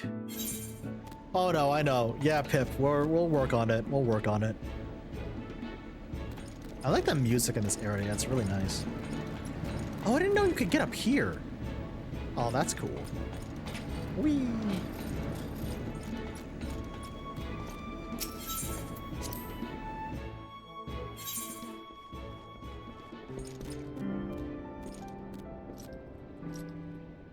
Oh.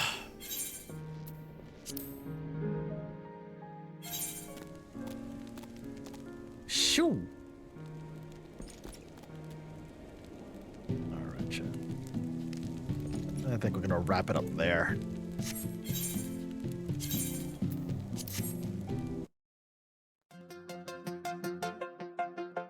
Woo! That was a very eventful but also incredibly productive stream. Good God. Let me turn on channel point redeems again.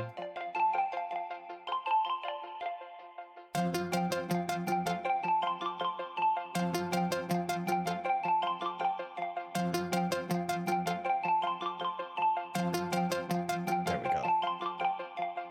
Get it on! Like clockwork. Like clockwork. Tapper, I swear. How about I do anyway?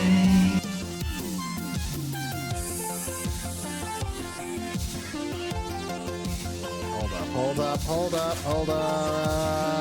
There we go.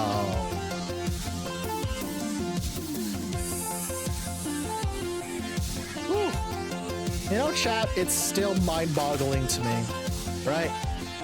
You have, or rather, we have all of September, and then like 3 weeks worth of October, and then that's it. You're not gonna see this model, this setting for much longer. So, yeah. Rebrand in October. Re-debut in October. We're getting there, chat. We're getting there. My goodness gracious, we are getting there. Thank you all so much. By the way, thank you all so much for hanging out with me tonight. I really, really do appreciate it. Y'all are wonderful. Thank you, thank you. Thank you very, very much. Y'all are the best.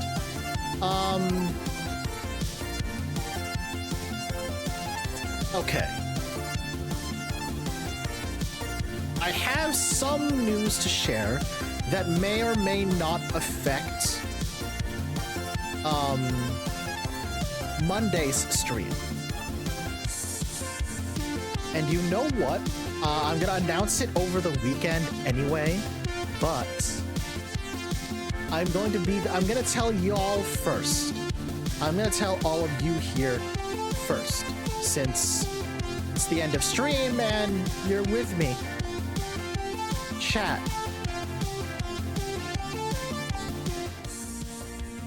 Chat.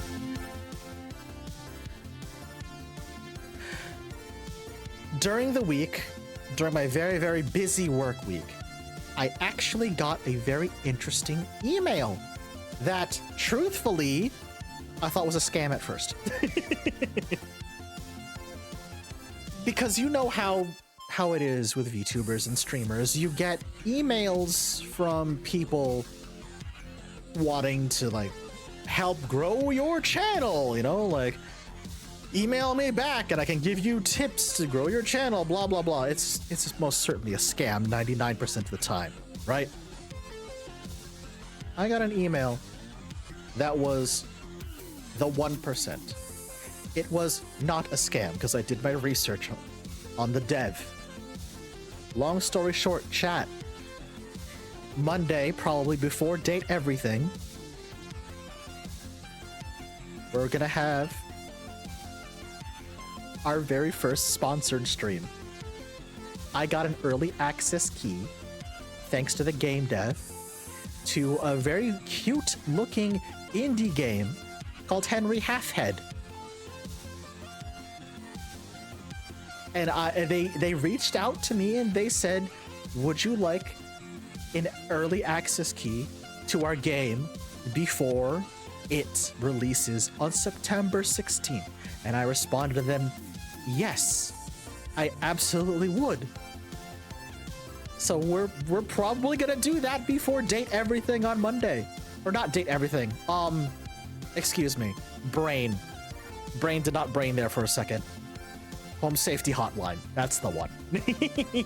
Home Safety Hotline. That's the one. So yeah. We got 2 indies for the price of 1 on Monday. I'm super excited. I'm stoked. I am stoked. There is one other thing. There is one other thing regarding Monday's stream that I will tell you the day of. Because I don't think it'd be fair if I told you guys in advance. But it's something important regarding the game that I will talk to you on the day of. Oh my god, can someone kill those ads, please? Can someone kill those ads, please? Hold on, let me see if I can get them. I got them. But yeah, oh my god, I cannot believe I have my first sponsored stream on Monday. I'm losing it, chat. Holy cow. I'm freaking out. That was totally out of the blue. I didn't reach out to them. They reached out to me. And like I said, I thought it was a scam at first, but no. Look up the game Henry Halfhead. There's a demo for it on Steam right now.